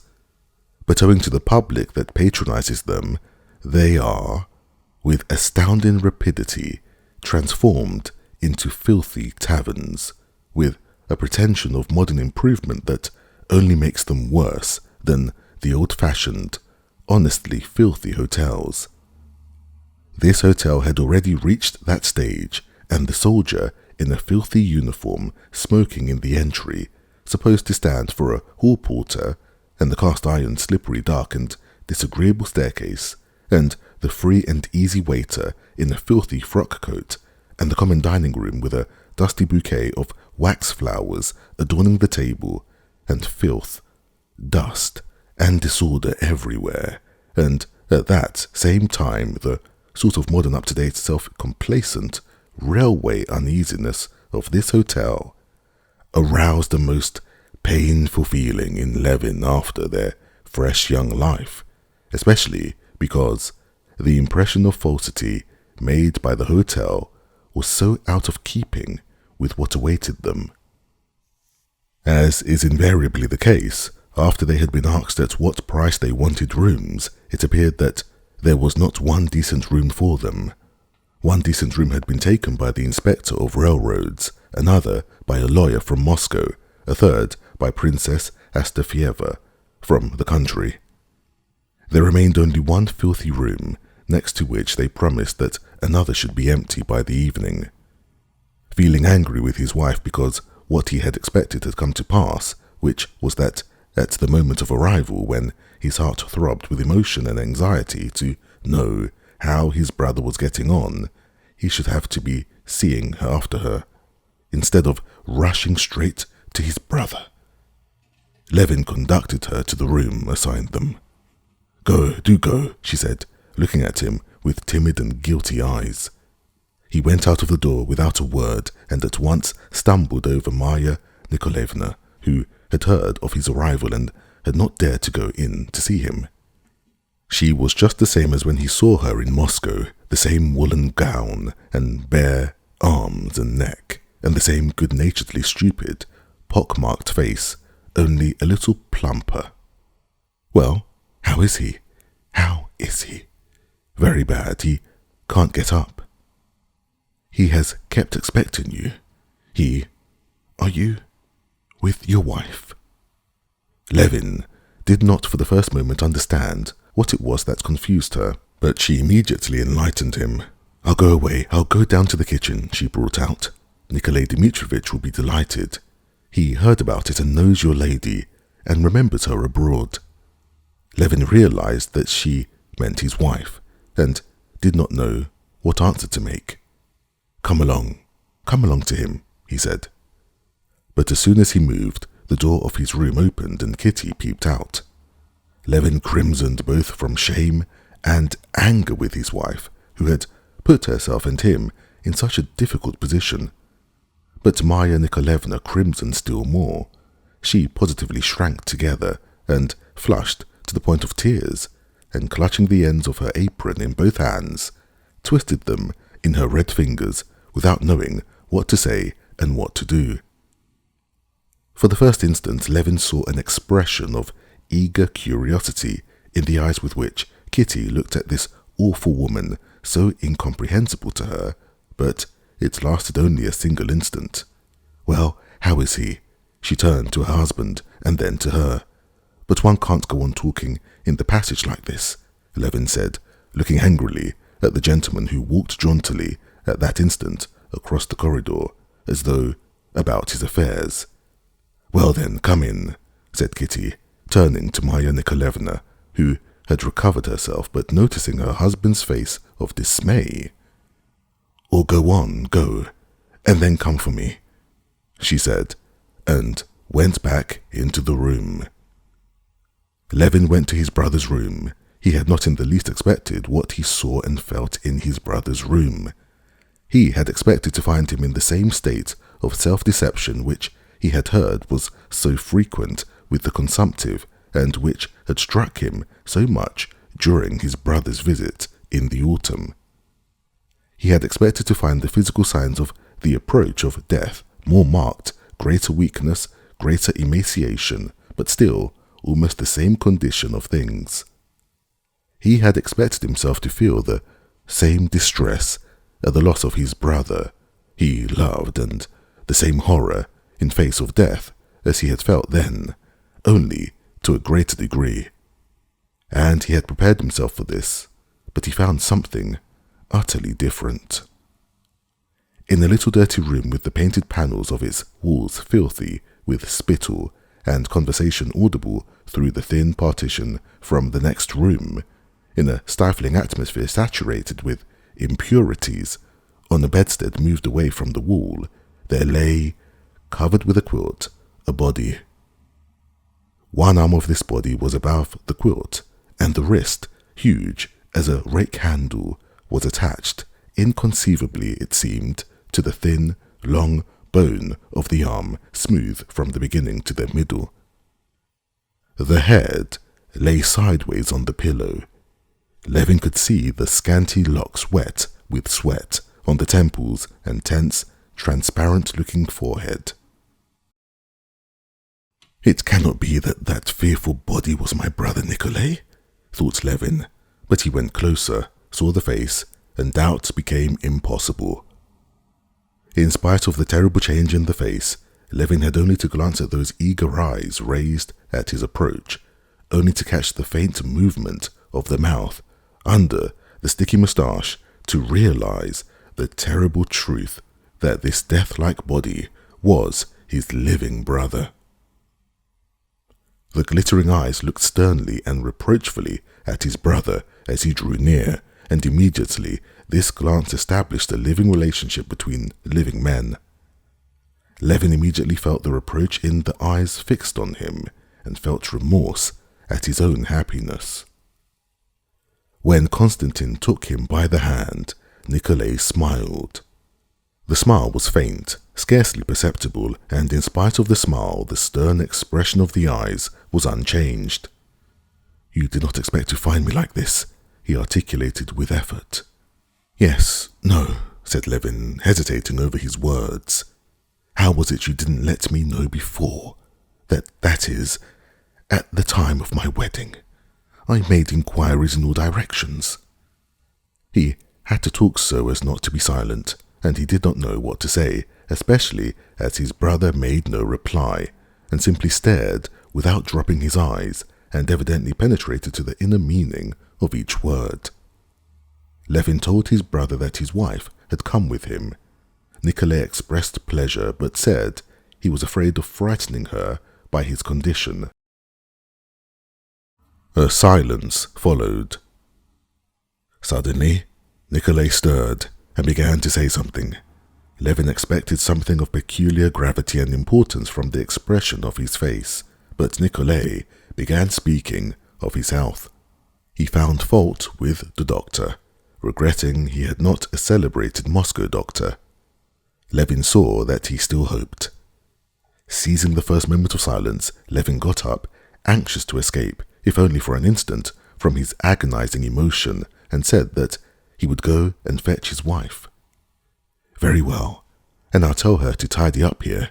It's dirty and stinking here, I expect. Maya, clear up the room, the sick man said with effort. Oh, and when you've cleared up, go away yourself, he added, looking inquiringly at his brother. Levin made no answer. Going out into the corridor, he stopped short. He had said he would fetch his wife, but now, taking stock of the emotion he was feeling, he decided that he would try, on the contrary, to persuade her not to go in to the sick man. Why should she suffer as I am suffering, he thought. Well, how is he? Kitty asked with a frightened face. Oh, it's awful, it's awful. What did you come for? Said Levin. Kitty was silent for a few seconds, looking timidly and ruefully at her husband. Then she went up and took him by the elbow with both hands. Kostya, take me to him. It will be easier for us to bear it together. You only take me to him, please, and go away, she said. You must understand that for me to see you and not to see him is far more painful. There I might be a help to you and to him. Please, let me. She besought her husband as though the happiness of her life depended on it. Levin was obliged to agree, and regaining his composure and completely forgetting about Maya Nikolaevna by now, he went again in to the brother with Kitty. Stepping lightly and continually glancing at her husband, showing him a valorous and sympathetic face, Kitty went into the sick room and, turning without haste, noiselessly closed the door. With inaudible steps she went quickly to the sick man's bedside and, going up so that he had not to turn his head, she immediately clasped in her fresh young hand the skeleton of his huge hand, pressed it, and began speaking with that soft eagerness, sympathetic and not jarring, which is peculiar to women. We have met, though we were not acquainted at Soden, she said. You never thought I was to be your sister. You would not have recognized me, he said, with a radiant smile at her entrance. Yes, I should. What a good thing you let us know. Not a day has passed that Kostya has not mentioned you and been anxious. But the sick man's interest did not last long. Before she had finished speaking, there had gone back into his face the stern, reproachful expression of the dying man's envy of the living. I am afraid you are not quite comfortable here, she said, turning away from his fixed stare and looking about the room. We must ask about another room, she said to her husband, so that we might be nearer. Chapter 18. Levin could not only look calmly at his brother, he could not himself be natural and calm in his presence. When he went in to the sick man, his eyes and his attention were unconsciously dimmed, and he did not see and did not distinguish the details of his brother's position. He smelt the awful odour, saw the dirt, disorder, and miserable condition, and heard the groans, and felt that nothing could be done to help. It never entered his head to analyze the details of the sick man's situation, to consider how that body was lying under the quilt, how those emaciated legs and thighs and spine were lying, huddled up, and whether they could not be made more comfortable, whether anything could not be done to make things, if not better, at least less bad. It made the blood run cold when he began to think of all these details. He was absolutely convinced that nothing could be done to prolong his brother's life or to relieve his suffering. But a sense of his regarding all aid as out of the question was felt by the sick man and exasperated him, and this made it still more painful to Levin. To be in the sick room was agony to him, not to be there still worse, and he continually, on various pretexts, going out of the room and coming in again, because he was unable to remain alone. But Kitty thought and felt and acted quite differently. On seeing the sick man she pitied him, and pity in her womanly heart did not arouse at all the feeling of horror and loathing that it aroused in her husband, but a desire to act, to find out all the details of his state and to remedy them, and since she had not the slightest doubt that it was her duty to help him, she had no doubt either that it was possible, and immediately set to work. The very details, the mere thought of which reduced her husband to terror, immediately engaged her situation. She sent for the doctor, sent to the chemists, set the maid who had come with her and Marya Nikolaevna to sweep and dust and scrub. She herself washed out something else, laid something under the quilt. Something was, by her directions, brought into the sick room. Something else was carried out. She herself went several times to her room, regardless of the men she met in the corridor, got out and brought in sheets, pillowcases, towels, and shirts. The waiter, who was busy with a party of engineers dining in the hall, came several times with an irate countenance in answer to her summons, and could not avoid carrying out her orders, as she gave them with such gracious insistence that there was no evading her. Levin did not approve of all this. He did not believe it would be of any good to the patient. Above all, he feared the patient would be angry at it. But the sick man, though he seemed and was indifferent about it, was not angry, but only abashed, and, on the whole, as it were, interested in what she was doing with him. Coming back from the doctor to whom Kitty had sent him, Levin, on opening the door, came upon the sick man at the instant when, by Kitty's directions, they were changing his linen. The long white ridge of his spine, with the huge prominent shoulder blades and jutting ribs and vertebrae, was bare, and Marya Nikolaevna and the waiter were struggling with the sleeve of the nightshirt and could not get the long limp arm into it. Kitty, hurriedly closing the door after Levin, was not looking that way, but the sick man groaned, and she moved rapidly towards him. "Make haste," she said. "Oh, don't you come," said the sick man angrily. "I'll do it myself." "What say?" queried Marya Nikolaevna, but Kitty heard and saw he was ashamed and uncomfortable at being naked before her. I'm not looking," she said, putting the arm in. "Marya Nikolaevna, you come this side, you do it," she added. "Please go for me. There's a little bottle in my small bag," she said, turning to her husband, "you know, in the side pocket. Bring it, please, and meanwhile, they'll finish clearing up here." Returning with the bottle, Levin found the sick man settled comfortably, and everything was, about him, completely changed. The heavy smell was replaced by the smell of aromatic vinegar, which Kitty, with boring lips and puffed out rosy cheeks, was squirting through a little pipe. There was no dust visible anywhere. A rug was laid by the bedside. On the table stood medicine bottles and decanters tidily arranged, and the linen needed was folded up there, and Kitty's broderie anglais. On the other table by the patient's bed there were candles and drink and powders. The sick man himself, washed and combed, lay in clean sheets on high raised pillows, in a clean nightshirt with a white collar about his outstandingly thin neck, and with a new expression of hope looked fixedly at Kitty. The doctor brought by Levin and found by him at the club was not the one who had been attending Nikolai Levin, as the patient was dissatisfied with him. The new doctor took up a stethoscope and sounded the patient, shook his head, prescribed medicine, and, with extreme minuteness, explained first how to take the medicine and then what diet was to be kept to. He advised eggs, raw or hardly cooked, and seltzer water with warm milk at a certain temperature. When the doctor had gone away, the sick man said something to his brother, of which Levin could distinguish only the last words, "Your Katya." By the expression with which he gazed and at her, Levin saw that he was praising her. He called indeed to Katya, as he called her. "I'm much better already," he said. "Why, with you, I should have got well long ago. How nice it is."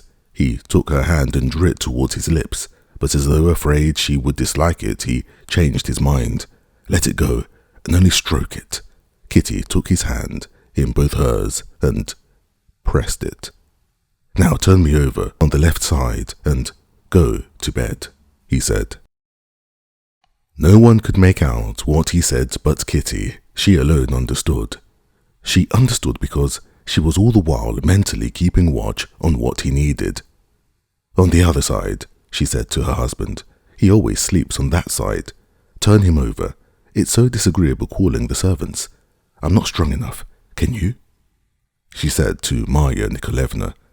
"I'm not afraid," answered Marya Nikolaevna. Terrible as it was to Levin to put his arms round that terrible body, to take hold of that under the quilt, of which he preferred to know nothing, under his wife's influence he made his resolute face that she knew so well, and putting his arms into the bed, took hold of the body, but in spite of his own strength he was struck by the strange heaviness of those powerless limbs while he was turning him over. Conscious of the huge emaciated arm about his neck, Kitty swiftly and noiselessly turned the pillow, beat it up, and settled in it the sick man's head, smoothing back his hair, which was sticking again to his moist brow. The sick man kept his brother's hand in his own. Levin felt that he meant to do something with his hand and was pulling it somewhere. Levin yielded with a sinking heart. Yes, he drew it to his mouth and kissed it. Levin, shaking with sobs and unable to articulate a word, went out of the room. Chapter 19. Thou hast hid these things from the wise and prudent, and hast revealed them unto babes. So Levin thought about his wife as he talked to her that evening. Levin thought of the text not because he considered himself wise and prudent. He did not so consider himself, but he could not help knowing that he had more intellect than his wife and Agafea Mihailovna, and he could not help knowing that when he thought of death, he thought with all the force of his intellect. He knew too that the brains of many great men whose thoughts he had read and brooded over death, and yet knew not 100th part of what his wife and Agafea Mihailovna knew about it. Different as those two women were, Agafea Mihailovna and Katya and his brother Nikolai had called her, and as Levin particularly liked to call her now, they were quite alike in this. Both knew without a shade of doubt what sort of thing life was and what death was, and though neither of them could have answered and would even not have understood the questions that presented themselves to Levin, both had no doubt of the significance of this event and were precisely alike in their way of looking at it, which they shared with millions of people. The proof that they knew for a certainty the nature of death lay in the fact that they knew without a second of hesitation how to deal with the dying and were not frightened of them. Levin and other men like him, though they could have said a great deal about death, obviously did not know this, since they were afraid of death and were absolutely at a loss what to do when people were dying. If Levin had been alone now with his brother Nikolai, he would have looked at him with terror, and with still greater terror waited, and would not have known what else to do. More than that, he did not know what to say, how to look, how to move. To talk of outside things seemed to him shocking, impossible. To talk of death and depressing subjects also impossible. To be silent also impossible. If I look at him, he will think I am studying him. I am afraid. If I don't look at him, he'll think I'm thinking of other things. If I walk on tiptoe, he will be vexed. To tread firmly, I'm ashamed. Kitty evidently did not think of herself and had not no time to think about herself. She was thinking about him because she knew something, and all went well. She told him about herself even and about her wedding, and smiled and sympathized with him, and petted him, and talked of cases of recovery, and all went well, so then she must know. The proof that her behavior and Agafea Mihailovna's was not instinctive, animal, irrational, was that apart from the physical treatment, the relief of suffering, both Agafea Mihailovna and Kitty required for the dying man something else more important than the physical treatment, and something which had nothing in common with physical conditions. Agafea Mihailovna, speaking of the man just dead, had said, "Well, thank God he took the sacrament and received absolution. God grant each one of us such a death." Katya, in just the same way, besides all her care about linen, bedsores, drink, found time the very first day to persuade the sick man of the necessity of taking the sacrament and receiving absolution. On getting back from the sick room to their own 2 rooms for the night, Levin sat with hanging head, not knowing what to do. Not to speak of supper, of preparing for bed, of considering what they were going to do. He could not even talk to his wife. He was ashamed to. Kitty, on the contrary, was more active than usual. She was even livelier than usual. She ordered supper to be brought, herself unpacked their things, and herself helped to make the beds, and did not even forget to sprinkle them with Persian powder. She showed that alertness, that swiftness of reflection which comes out in men before a battle, in conflict, in the dangerous and decisive moments of life, those moments when a man shows once and for all his value, and that all his past has not been wasted, but that has been a preparation for these moments. Everything went rapidly in her hands, and before it was 12 o'clock, all their things were arranged cleanly and tidily in their rooms, in such a way that the hotel room seemed like home. The beds were made, brushes, combs, looking-glasses were put out, table napkins were spread. Levin felt that it was unpardonable to eat, to sleep, to talk even now, and it seemed to him that every movement he made was unseemly. She arranged the brushes, but she did it all so that there was nothing shocking in it. They could neither of them eat, however, and for a long while they could not sleep, and did not even go to bed. "I am very glad I persuaded him to receive extreme unction tomorrow," she said, sitting in her dressing jacket before her folding looking-glass, combing her soft, fragrant hair with a fine comb. "I have never seen it, but I know, Mama has told me, there are prayers said for recovery." "Do you suppose he can possibly recover?" said Levin, watching a slender tress at the back of her round little head that was continually hidden when she passed the comb through the front. "I asked the doctor. He said he couldn't live more than 3 days. But can they be sure? I'm very glad anyway that I persuaded him," she said, looking askance at her husband through her hair. "Anything is possible," she added, with that peculiar, rather sly expression that was always in her face when she spoke of religion. Since their conversation about religion when they were engaged, neither of them had ever started a discussion of the subject, but she performed all the ceremonies of going to church, saying her prayers and so on, always with the unvarying conviction that this ought to be so. In spite of his assertion to the contrary, she was firmly persuaded that he was as much a Christian as she, and indeed a far better one, and all that he said about it was simply one of his absurd masculine freaks, just as he would say about her broderie anglaise, and that good people patch holes, but that she cut them on purpose, and so on. "Yes, you see, this woman, Marya Nikolaevna, did not know how to manage all this," said Levin, "and I must own I'm very, very glad you came. You are such purity that—" He took her hand and did not kiss it.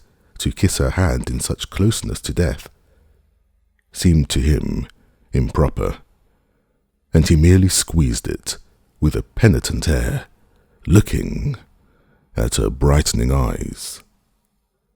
"It would have been miserable for you to be alone," she said, and lifting her hands, which hid her cheeks, flushing with pleasure, twisted her coil of hair on the nape of her neck and pinned it there. "No," she went on, "she did not know how. Luckily, I learned a lot at Soden. Surely, there are not people there so ill? Worse. What's so awful to me is that I can't see him as he was when he was young. You would not believe how charming he was at youth, but I did not understand him then. I can quite believe it. How I feel that we might have been friends, she said, and distressed at what she had said, she looked round at her husband, and tears came into her eyes. Yes, might have been, he said mournfully. He's just one of those people of whom they say they're not for this world. But we have many days before us. We must go to bed, said Kitty, glancing at her tiny watch. Chapter 20.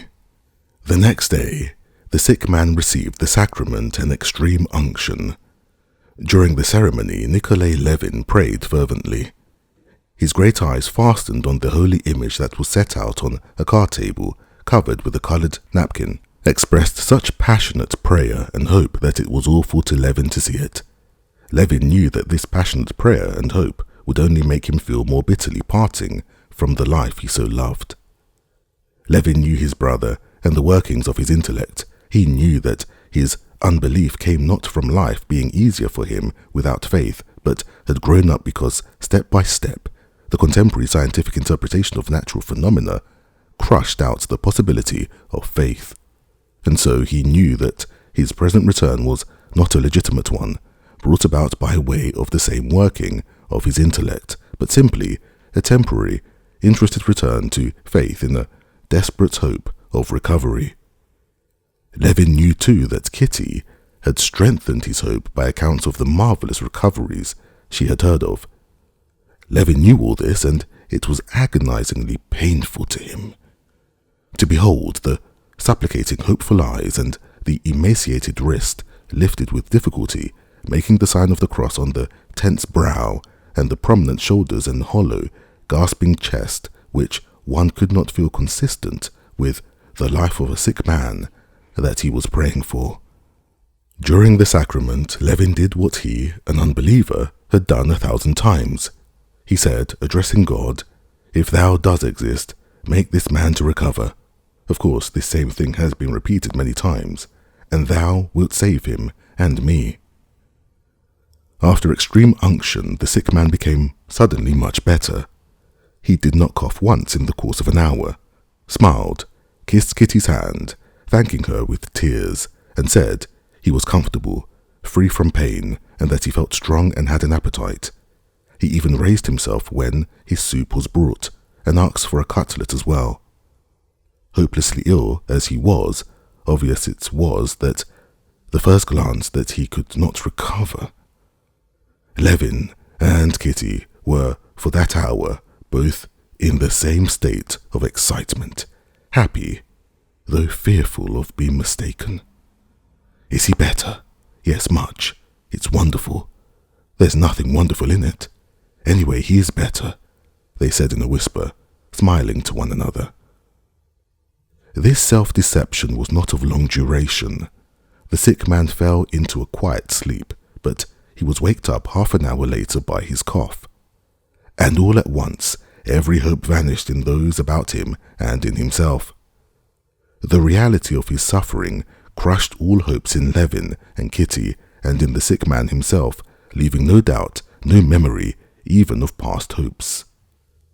Without referring to what he believed in half an hour before, as though ashamed even to recall it, he asked for iodine to inhale in a bottle covered with perforated paper. Levin gave him the bottle, and the same look of passionate hope with which he had taken the sacrament was now fastened on his brother, demanding from him the confirmation of the doctor's words that inhaling iodine worked wonders. "Is Katya not here?" he gasped, looking round while Levin reluctantly assented to the doctor's words. "No, so I can say it. It was for her sake I went through that farce. She's so sweet, but you and I can't deceive ourselves. This is what I believe in," he said, and squeezing the bottle in his bony hand, he began breathing over it. At 8 o'clock in the evening, Levin and his wife were drinking tea in their room when Maya Nikolaevna ran in to them breathlessly. She was pale and her lips were quivering. "He is dying," she whispered. "I'm afraid we'll die this minute." Both of them ran to him. He was sitting raised up with one elbow on the bed, his long back bent and his head hanging low. "How do you feel?" Levin asked him in a whisper after a silence. "I feel I'm setting off," Nikolai said with difficulty but with extreme distinctness, screwing the words out of himself. He did not raise his head but simply turned his eyes upward, without their reaching his brother's face. "Katya, go away," he added. Levin jumped up and with a peremptory whisper made her go out. "I'm setting off," he said again. "Why do you think so?" said Levin, so as to say something. "Because I'm setting off," he repeated, as though he had a liking for the phrase. "It's the end." Marya Nikolaevna went up to him. "You had better lie down, you'd be easier," she said. "I shall lie down soon enough," he pronounced slowly. "When I'm dead," he said sarcastically, wrathfully. "Well, you can lay me down if you like." Levin laid his brother on his back, sat down beside him and gazed at his face, holding his breath. The dying man lay with closed eyes, but the muscles twitched from time to time on his forehead, as with one thinking deeply and intensely. Levin involuntarily thought of him, of what it was that was happening to him now, but in spite of all his mental efforts to go along with him, he saw by the expression of that calm, stern face that for the dying man all was growing clearer and clearer. That was still dark as ever for Levin. Yes, so," the dying man articulated slowly at intervals. "Wait a little." He was silent. "Right," he pronounced all at once reassuringly, as though all were solved in him. "Oh Lord," he murmured and sighed deeply. Marya Nikolaevna felt his feet. "They're getting cold," she whispered. For a long while, a very long while it seemed to Levin, the sick man lay motionless. But he was still alive, and from time to time he sighed. Levin by now was exhausted from mental strain. He felt that with no mental effort could he understand what it was that was right. He could not even think of the problem of death itself, but with no will of his own thoughts kept coming off to him of what he had to do next, closing the dead man's eyes, dressing him, ordering the coffin. And strange to say, he felt utterly cold, and was not conscious of sorrow nor of loss, less still for pity for his brother. If he had any feeling for his brother at that moment, it was envy for the knowledge the dying man now had that he could not have. A long time more he sat over him, continually expecting the end, but the end did not come. The door opened and Kitty appeared. Levin got up to stop her, and at that moment he was getting up, he caught the sound of the dying man stirring.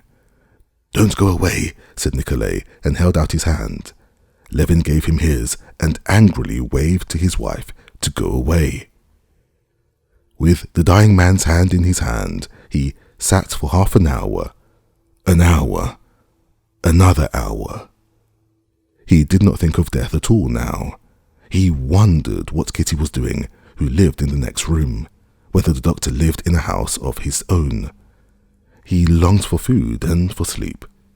He cautiously drew away his hand and felt the feet. The feet were cold, but the sick man was still breathing. Levin tried again to move away on tiptoe, but the sick man stirred again and said, "Don't go." The dawn came. The sick man's condition was unchanged. Levin stealthily withdrew his hand and, without looking at the dying man, went off to his own room and went to sleep. When he woke up, instead of news of his brother's death, which he expected, he learned that the sick man had returned to his earlier condition. He had begun sitting up again, coughing, had begun eating again, talking again, and again had ceased to talk of death, again had begun to express hope of his recovery, and had become more irritable and more gloomy than ever. No one, neither his brother nor Kitty, could soothe him. He was angry with everyone and said nasty things to everyone, reproached everyone for his sufferings and insisted that they should get him a celebrated doctor from Moscow. To all inquiries made him as to how he felt, he made the same answer with an expression of vindictive reproachfulness. "I'm suffering horribly, intolerably." The sick man was suffering more and more, especially from bed sores, which it was impossible now to remedy, and grew more and more angry with everyone about him, blaming them for everything, and especially for not having brought him a doctor from Moscow. Kitty tried in every possible way to relieve him, to soothe him, but it was all in vain, and Levin saw that she herself was exhausted, both physically and morally, though she would not admit it. The sense of death, which had been evoked in all by his taking leave of life on the night when he had sent for his brother, was broken up. Everyone knew that he must inevitably die soon, that he was half dead already. Everyone wished for nothing but that he should die as soon as possible, and everyone, concealing this, gave him medicines, tried to find remedies and doctors, and deceived him and themselves and each other. All this was falsehood, disgusting, irreverent deceit, and owing to the bent of his character, and because he loved the dying man more than anyone else did, Levin was most painfully conscious of this deceit. Levin, who had been long possessed by the idea of reconciling his brothers, at least in face of death, had written to his brother, Sergei Ivanovich, and having received an answer from him, he read this letter to the sick man. Sergei Ivanovich wrote that he could not come himself, and, in touching terms, he begged his brother's forgiveness. The sick man said nothing. "What am I to write to him?" said Levin. "I hope you are not angry with him." "No, not the least," Nikolai answered, vexed at the question. "Tell him to send me a doctor." 3 more days of agony followed. The sick man was still in the same condition. The sense of longing for his death was felt by everyone now at the mere sight of him, by the waiters and the hotel keeper and all the people staying in the hotel, and the doctor and Maya Nikolaevna and Levin and Kitty. The sick man alone did not express this feeling, but on the contrary was furious at their not getting him doctors, and went on taking medicine and talking of life. Only at rare moments when the opium gave him an instant's relief from the never-ceasing pain, he would sometimes half asleep, utter what was ever more intense in his heart than in all the others. "Oh, if it were only the end," or "When will it be over?" His suffering, steadily growing more intense, did their work and prepared him for death.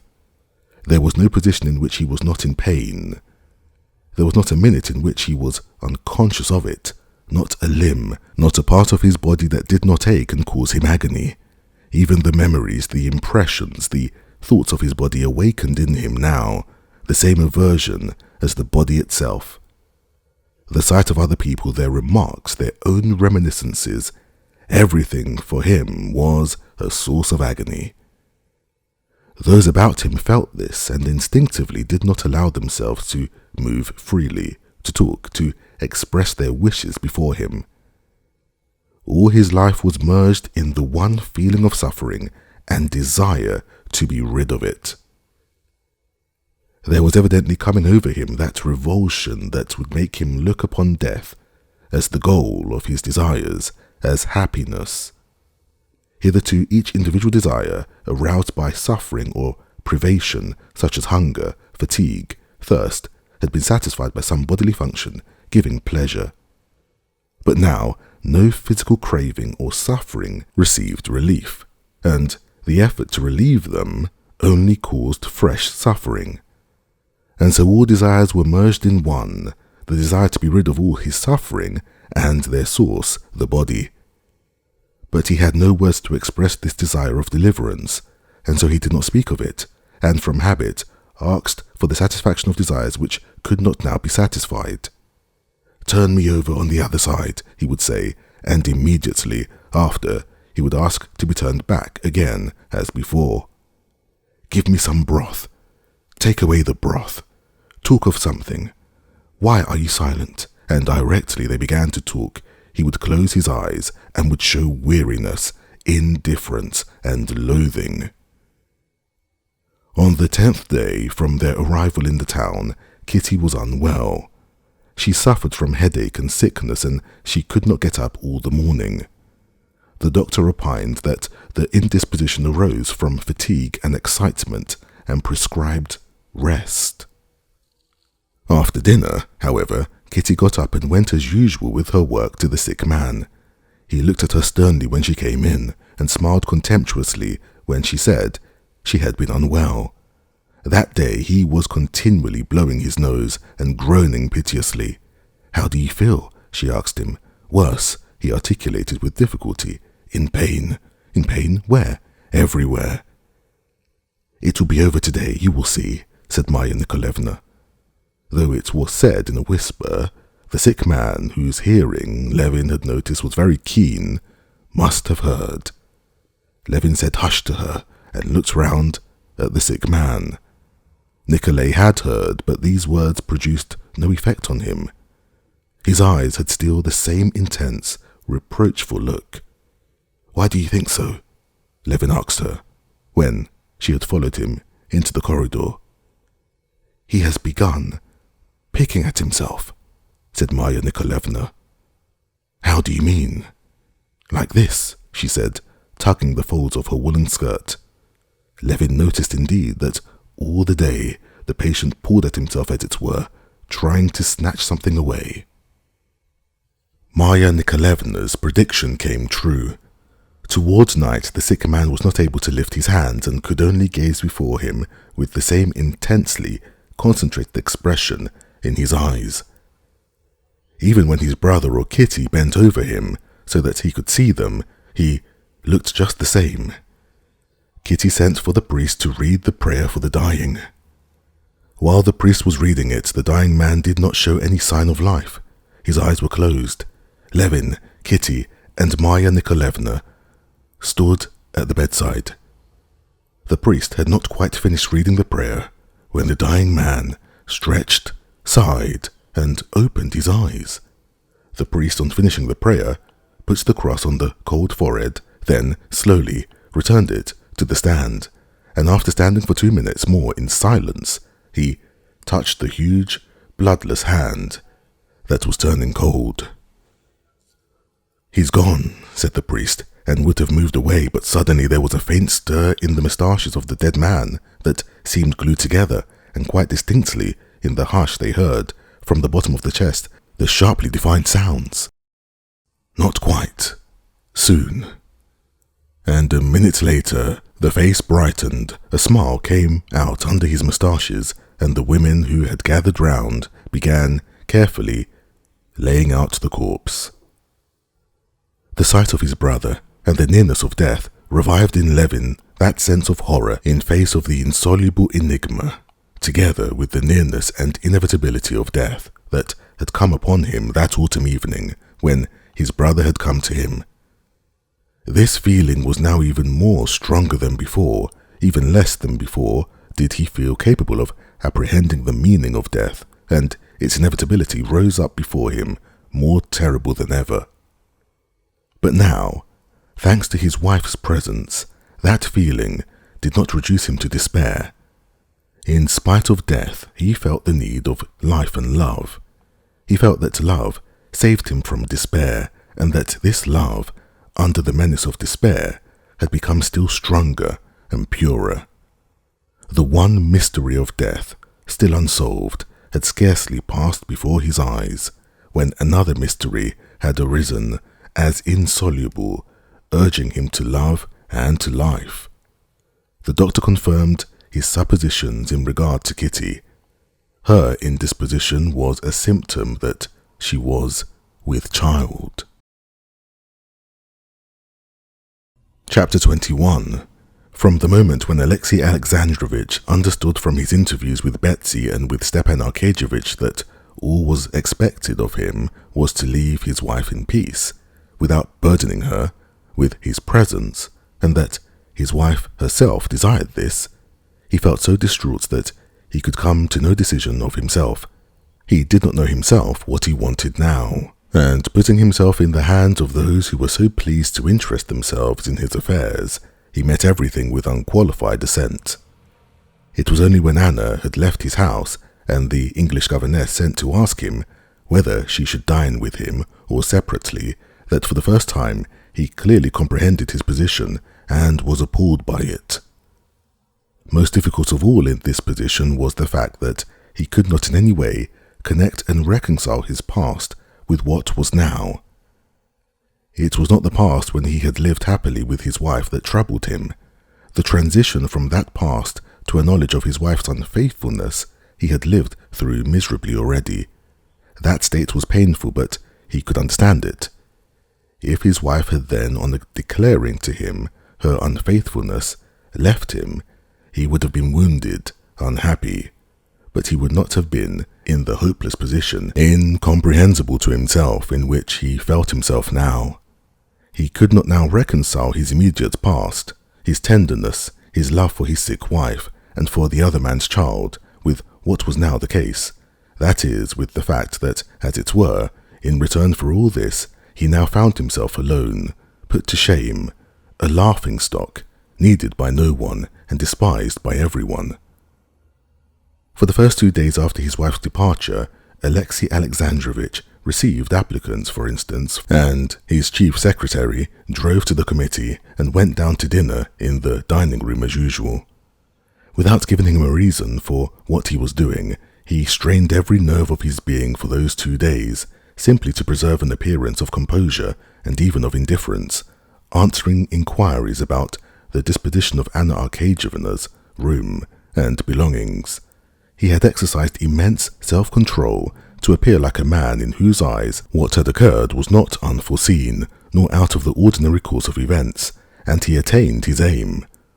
No one could have detected in him signs of despair, but on the second day after her departure, when Corney gave him a bill from a fashionable draper's shop, which Anna had forgotten to pay, and announced that the clerk from the shop was waiting, Alexei Alexandrovich told him to show the clerk up. "Excuse me, Your Excellency, for venturing to trouble you, but if you direct us to apply to Her Excellency, would you graciously oblige us with her address?" Alexei Alexandrovich pondered, as it seemed to the clerk, and all at once, turning round, he sat down at the table. Letting his head sink into his hands, he sat for a long while in that position, several times attempted to speak and stopped short. Corney, perceiving his master's emotion, asked the clerk to call another time. Left alone, Alexei Alexandrovich recognized that he had not the strength to keep up the line of firmness and composure any longer. He gave orders for the carriage that was awaiting him to be taken back, and for no one to be admitted, and he did not go down to dinner. He felt that he could not endure the weight of universal contempt and exasperation which he had distinctly seen in the face of the clerk and of Kearney, and of everyone, without exception, whom he had met during those 2 days. He felt that he could not turn aside from himself the hatred of men, because that hatred did not come from his being bad, in the case he could have tried to be better, but from his being shamefully and repulsively unhappy. He knew that for this, for the very fact that his heart was torn with grief, they would be merciless to him. He felt that men would crush him as dogs strangle a torn dog yelping with pain. He knew that his sole means of security against people was to hide his wounds from them, and instinctively he tried to do this for 2 days, but now he felt incapable of keeping up the unequal struggle. His despair was even intensified by the consciousness that he was utterly alone in his sorrow. In all Petersburg there was not a human being to whom he could express what he was feeling, who would feel for him, not as a high official, not as a member of society, but simply as a suffering man. Indeed, he had not such a one in the whole world. Alexei Alexandrovich grew up an orphan. There were 2 brothers. They did not remember their father, and their mother died when Alexei Alexandrovich was 10 years old. The property was a small one. Their uncle, Karenin, a government official of high standing, at one time a favorite of the late Tsar, had brought them up. On completing his high school and university courses with medals, Alexei Alexandrovich had, with his uncle's aid, immediately started in a prominent position in the service, and from that time forward, he had devoted himself exclusively to political ambition.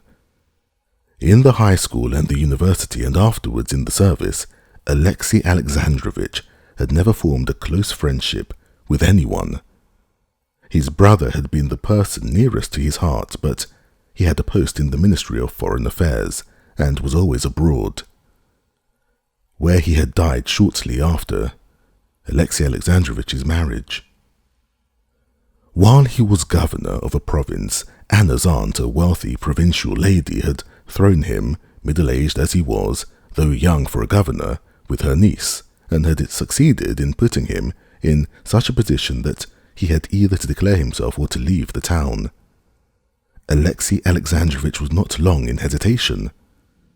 There were, at the time, as many reasons for the step as against it, and there was no overbalancing consideration to outweigh his invariable rule of abstaining when in doubt. But Anna's aunt had, through a common acquaintance, insinuated that he had already compromised the girl and that he was in honour bound to make her an offer. He made the offer, and concentrated on his betrothed and his wife, all the feeling of which he was capable. The attachment he felt to Anna precluded in his heart every need for intimate relations with others, and now among all the acquaintances he had not one friend. He had plenty of so-called connections, but no friendships. Alexei Alexandrovich had plenty of people whom he could invite to dinner, to whose sympathy he could appeal in any public affair he was concerned about, whose interest he could reckon upon for anyone he wished to help, with whom he could candidly discuss other people's business and affairs of state. But his relations with these people were confined to one clearly defined channel, and had a certain routine from which it was impossible to depart. There was one man, a comrade of his at the university, with whom he had made friends later, and with whom he could have spoken of a personal sorrow, but this friend had a post in the Department of Education in a remote part of Russia. Of the people in Petersburg, the most intimate and most possible were his chief secretary and his doctor.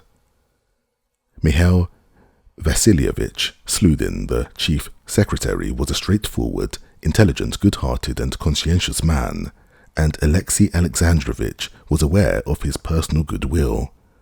But their 5 years of official work together seemed to have put a barrier between them that cut off warmer relations. After signing the papers brought him, Alexei Alexandrovich had sat for a long while in silence, glancing at Mihail Vasilyevich, and several times he attempted to speak but could not. He had already prepared the phrase, "You have heard of my trouble?" But he ended by saying, as usual, "So you'll get this ready for me?"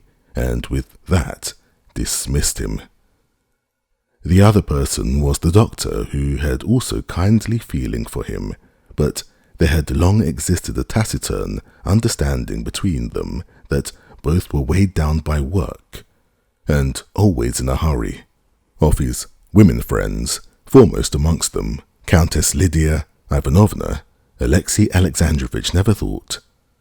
All women, simply as women, were terrible and distasteful to him. Chapter 22. Alexei Alexandrovich had forgotten the Countess Lydia Ivanovna, but she had not forgotten him. At the bitterest moment of his lonely despair, she came to him, and without waiting to be announced, walked straight into his study.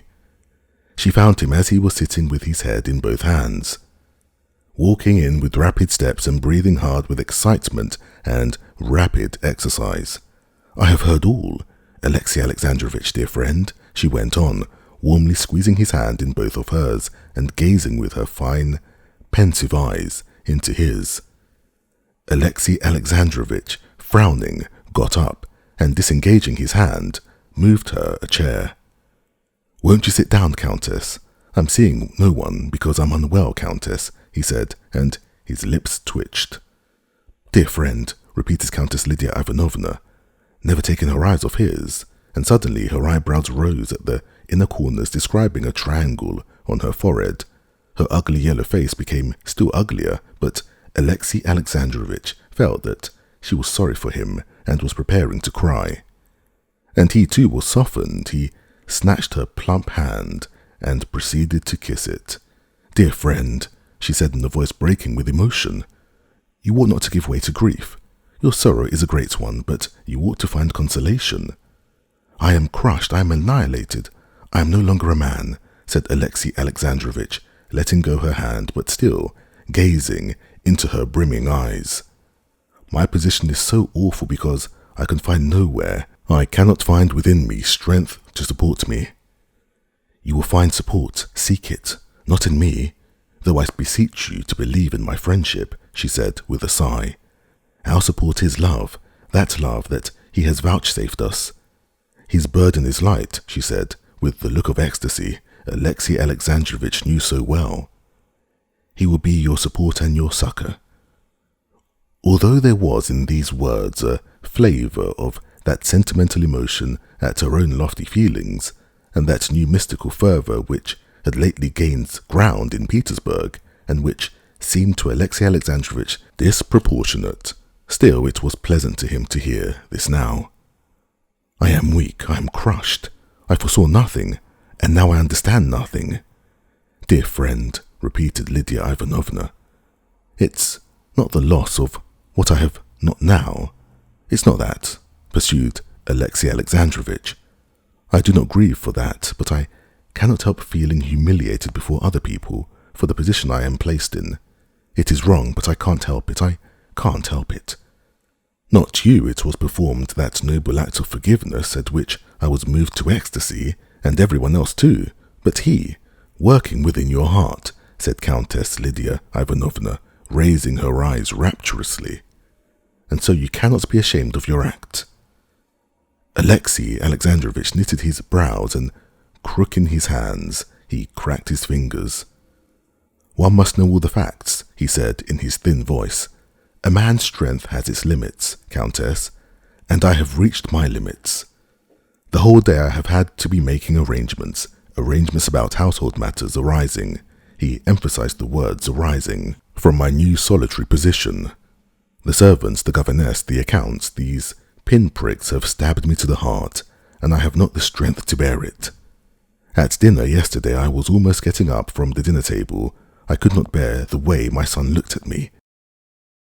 He did not ask me the meaning of it all, but he wanted to ask, and I could not bear the look in his eyes. He was afraid to look at me, but that is not all. Alexei Alexandrovich would have referred to the bill that had been brought him, but his voice shook, and he stopped.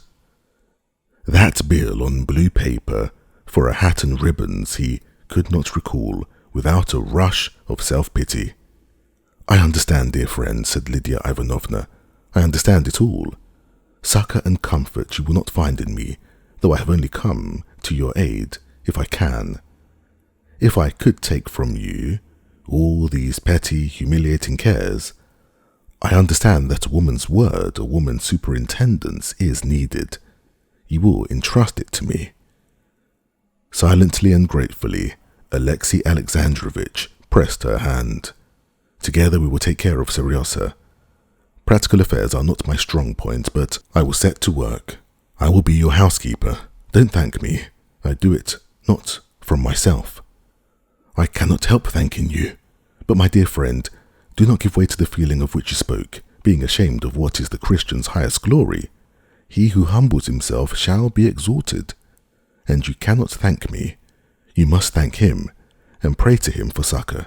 In him alone we find peace, consolation, salvation, and love, she said, and turning her eyes heavenwards, she began praying, as Alexei Alexandrovich gathered from her silence. Alexei Alexandrovich listened to her now, and those expressions which had seemed to him, if not distasteful, at least exaggerated, now seemed to him natural and consolatory. Alexei Alexandrovich had disliked this new enthusiastic fervour. He was a believer who was interested in religion primarily in its political aspect, and the new doctrine which ventured upon several new interpretations just because it paved the way to discussion and analysis was in principle disagreeable to him. He had hitherto taken up a cold and even antagonistic attitude to this new doctrine, and with Countess Lydia Ivanovna, who had been carried away by it, he had never argued but by silence and had assiduously parried her attempts to provoke him into argument. Now, for the first time, he heard her words with pleasure and did not inwardly oppose them. "I am very, very grateful to you, both for your deeds and for your words," he said, when she had finished praying. Countess Lydia Ivanovna once more pressed both her friend's hands. "Now I will enter upon my duties," she said, with a smile, after a pause, as she wiped away the traces of tears. "I'm going to Seryoza. Only in the last extremity shall I apply to you." And she got up and went out. Countess Lydia Ivanovna went into Seryoza's part of the house, and, dropping tears on the scared child's cheeks, she told him that her father was a saint and his mother was dead. Countess Lydia Ivanovna kept her promise. She did actually take upon herself the care of the organization and management of Alexei Alexandrovich's household, but she had not overstated the case when saying that practical affairs were not her strong point. All her arrangements had been to modify because they could not be carried out, and they were modified by Korny, Alexei Alexandrovich's valet, who, though no one was aware of the fact, now managed Karenin's household, and quietly and discreetly reported to his master while he was dressing all it was necessary for him to know. But Lydia Ivanovna's help was none the less real. She gave Alexei Alexandrovich moral support in the consciousness of her love and respect for him, and still more, as it was soothing to her to believe, in that she almost turned him to Christianity, that is, from an indifferent and apathetic believer, she turned him into an ardent and steadfast adherent of the new interpretation of Christian doctrine, which had been gaining ground of late in Petersburg. It was easy for Alexei Alexandrovich to believe in this teaching. Alexei Alexandrovich, like Lydia Ivanovna indeed, and others who shared their views, was completely devoid of vividness of imagination, that spiritual faculty in virtue of which the conceptions evoked by the imagination become so vivid that they must needs be in harmony with other conceptions and with actual facts. He saw nothing impossible and inconceivable in the idea that death, though existing for unbelievers, did not exist for him, and that, as he was possessed of the most perfect faith, of the measure of which he was himself the judge, therefore there was no sin in his soul, and he was experiencing complete salvation here on earth. It is true that the erroneousness and shallowness of this conception of his faith was dimly perceptible to Alexei Alexandrovich, and he knew that when, without the slightest idea that his forgiveness was the action of a higher power, he had surrendered directly to the feeling of forgiveness.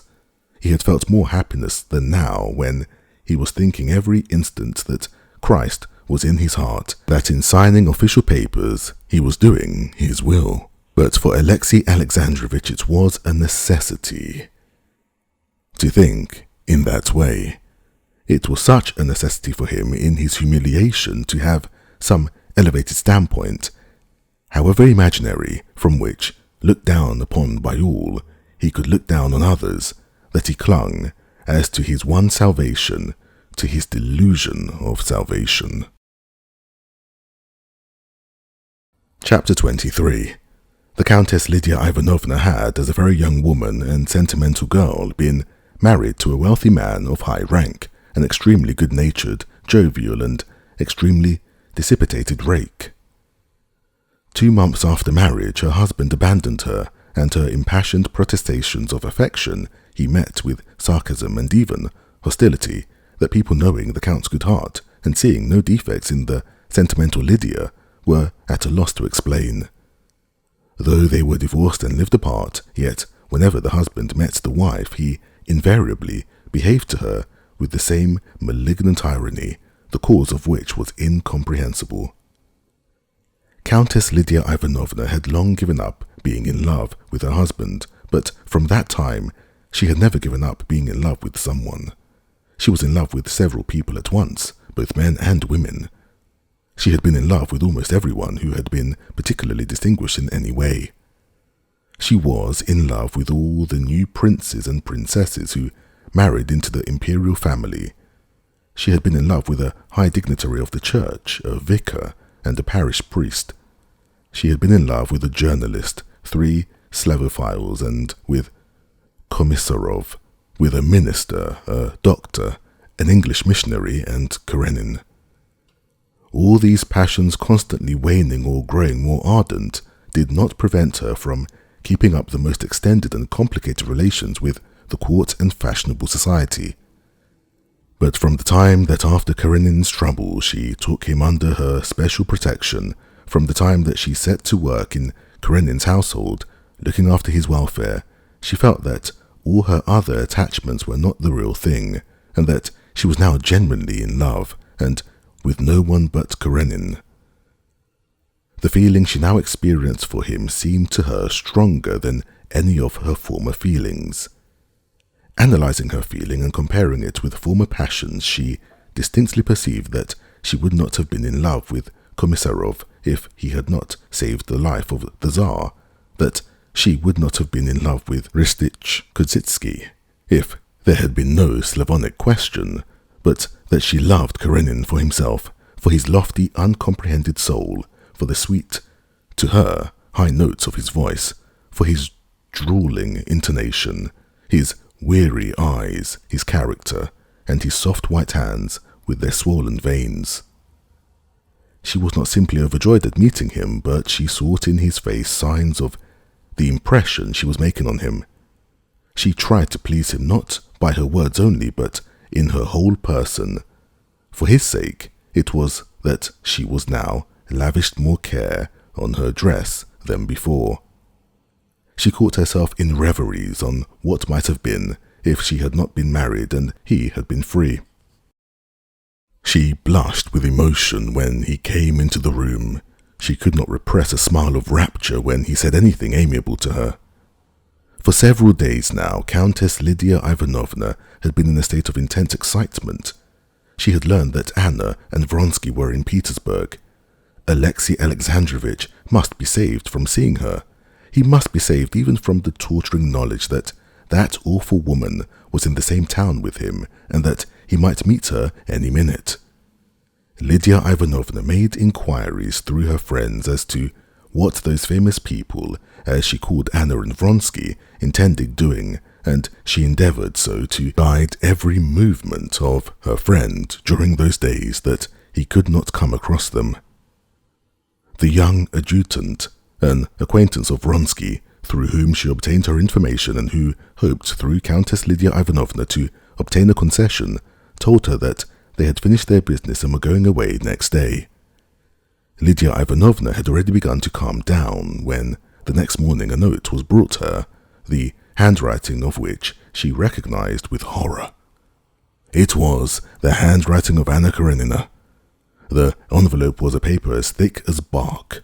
On the oblong yellow paper there was a huge monogram, and the letter smelt of agreeable scent. Who brought it? A commissioner from the hotel. It was some time before Countess Lydia Ivanovna could sit down to read the letter.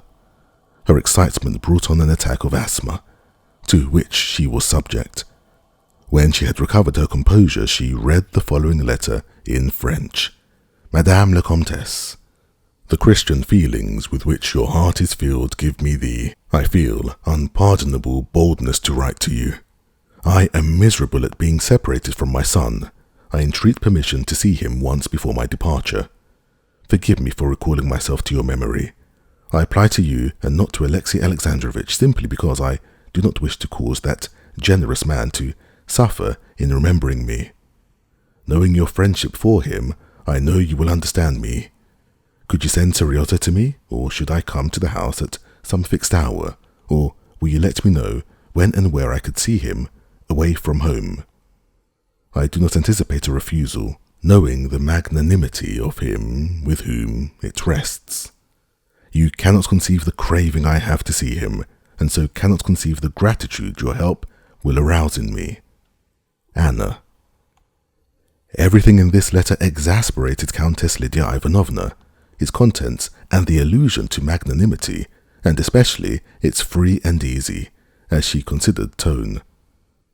Say that there is no answer, said Countess Lydia Ivanovna, and immediately opening her blotting book, she wrote to Alexei Alexandrovich that she hoped to see him at 1 o'clock at the levee. I must talk with you of a grave and painful subject. There we will arrange where to meet. Best of all at my house, where I will order tea as you like it. Urgent.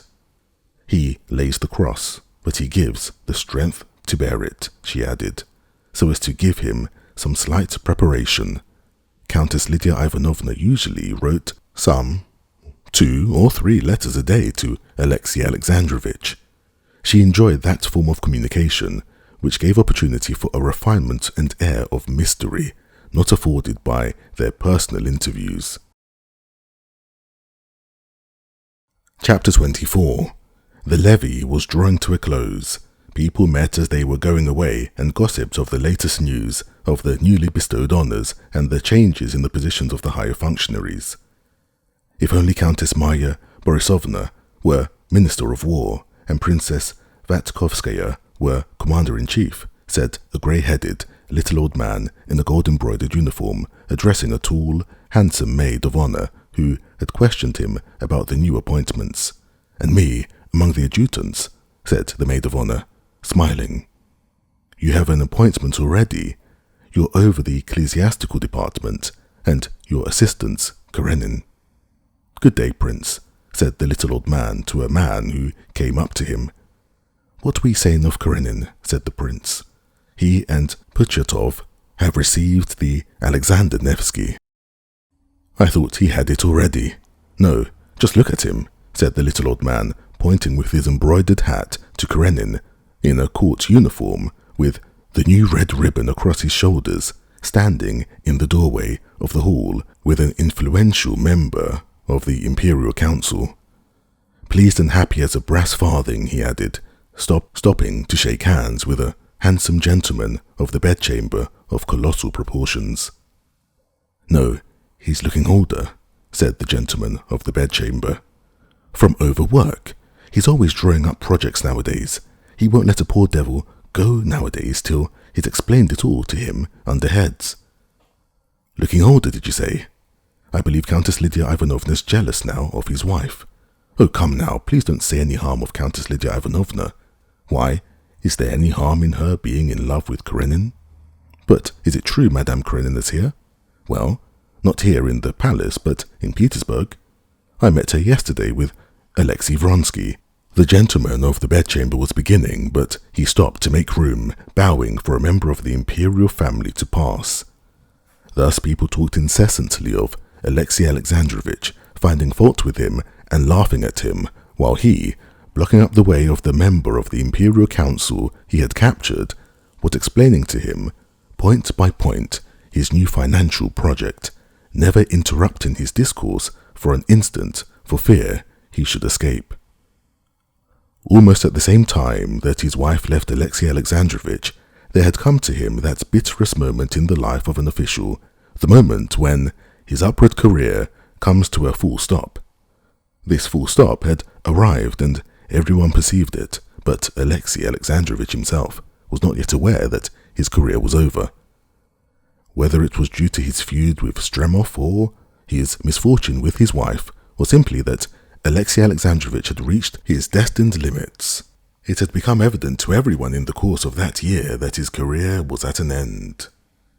He still filled a position of consequence, but he sat on many commissions and committees, but he was a man whose day was over, and from whom nothing was expected. Whatever he said, whatever he proposed, he heard as though it were something long familiar, and the very thing that was not needed.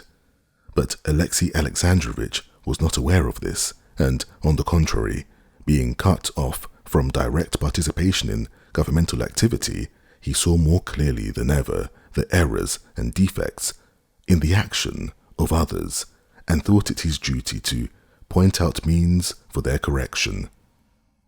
Shortly after his separation from his wife, he began writing his first note on the judicial procedure, the first of the endless series of notes he was destined to write in the future. Alexei Alexandrovich did not merely fail to observe his hopeless position in the official world. He was not merely free from anxiety on his head. He was positively more satisfied than ever with his own activity. He that is unmarried careth for the things that belong to the Lord, how he may please the Lord, but he that is married careth for the things that are of the world, how he may please his wife, says the Apostle Paul, and Alexei Alexandrovich, who was now guided in every action by Scripture, often recalled this text. It seemed to him that ever since he had been left without a wife, he had in these very projects of reform been serving the Lord more zealously than before. The unmistakable impatience of the member of the council, trying to get away from him, did not trouble Alexei Alexandrovich. He gave up his exposition only when the member of the council, seizing his chance when one of the imperial family was passing, slipped away from him. Left alone, Alexei Alexandrovich looked down, collecting his thoughts, then looked casually about him and walked towards the door, where he hoped to meet Countess Lydia Ivanovna. And how strong they all are, how sound physically, thought Alexei Alexandrovich, looking at the powerfully built gentleman of the bedchamber, with his well-combed, perfumed whiskers, and at the red neck of the prince, pinched by his tight uniform. He had to pass them on his way. Truly it is said that all the world is evil, he thought, with another sidelong glance at the calves of the gentleman of the bedchamber. Moving forward deliberately, Alexei Alexandrovich bowed with his customary air of weariness and dignity to the gentleman who had been talking about him, and looking toward the door, his eyes sought Countess Lydia Ivanovna. "Ah, Alexei Alexandrovich," said the little old man, with a malicious light in his eyes, at the moment when Karenin was on a level with them and was nodding with a frigid gesture. "I haven't congratulated you yet," said the old man, pointing to his newly received ribbon. "Thank you," answered Alexei Alexandrovich. "What an exquisite day today," he added, laying emphasis in his peculiar way on the word exquisite. That they laughed at him he was well aware, but he did not expect anything but hostility from them. He was used to that by now. Catching sight of the yellow shoulders of Lydia Ivanovna jutting out above her corset, and her fine pensive eyes bidding him to her, Alexei Alexandrovich smiled, revealing untarnished white teeth, and went towards her. Lydia Ivanovna's dress had cost her great pains, as indeed all her dresses had done of late. Her aim in dress was now quite the reverse of what she had pursued 30 years before. Then her desire had been to adorn herself with something, and the more adorned the better. Now, on the contrary, she was perforce decked out in a way so inconsistent with her age and figure that her one anxiety was to contrive that the contrast between these adornments and her own exterior should not be too appalling. And as far as Alexei Alexandrovich was concerned, she succeeded, and was in his eyes attractive. For him, she was the one island, not only of goodwill to him, but of love in the midst of the sea of hostility and jeering that surrounded him. Passing through rows of ironical eyes, he was drawn as naturally to her loving glance as a plant to the sun. "I congratulate you," she said to him, her eyes on his ribbon. Suppressing a smile of pleasure, he shrugged his shoulders, closing his eyes as though to say that could not be a source of joy to him. Countess Lydia Ivanovna was very well aware that it was one of his chief sources of satisfaction, though he never admitted it. "How is our angel?" said Countess Lydia Ivanovna, meaning Seryosa. "I can't say I was quite pleased with him," said Alexei Alexandrovich, raising his eyebrows and opening his eyes. "And Sitnikov is not satisfied with him. As I have mentioned to you, there's a sort of coldness to him towards the most important questions which ought to touch the heart of every man and every child." Alexei Alexandrovich began expounding on views on the sole question that interested him beside the service, the education of his son. When Alexei Alexandrovich, with Lydia Ivanovna's help, had been brought back anew to life and activity, he felt it his duty to undertake the education of the son left on his hands. Having never before taken any interest in educational questions, Alexei Alexandrovich devoted some time to the theoretical study of the subject.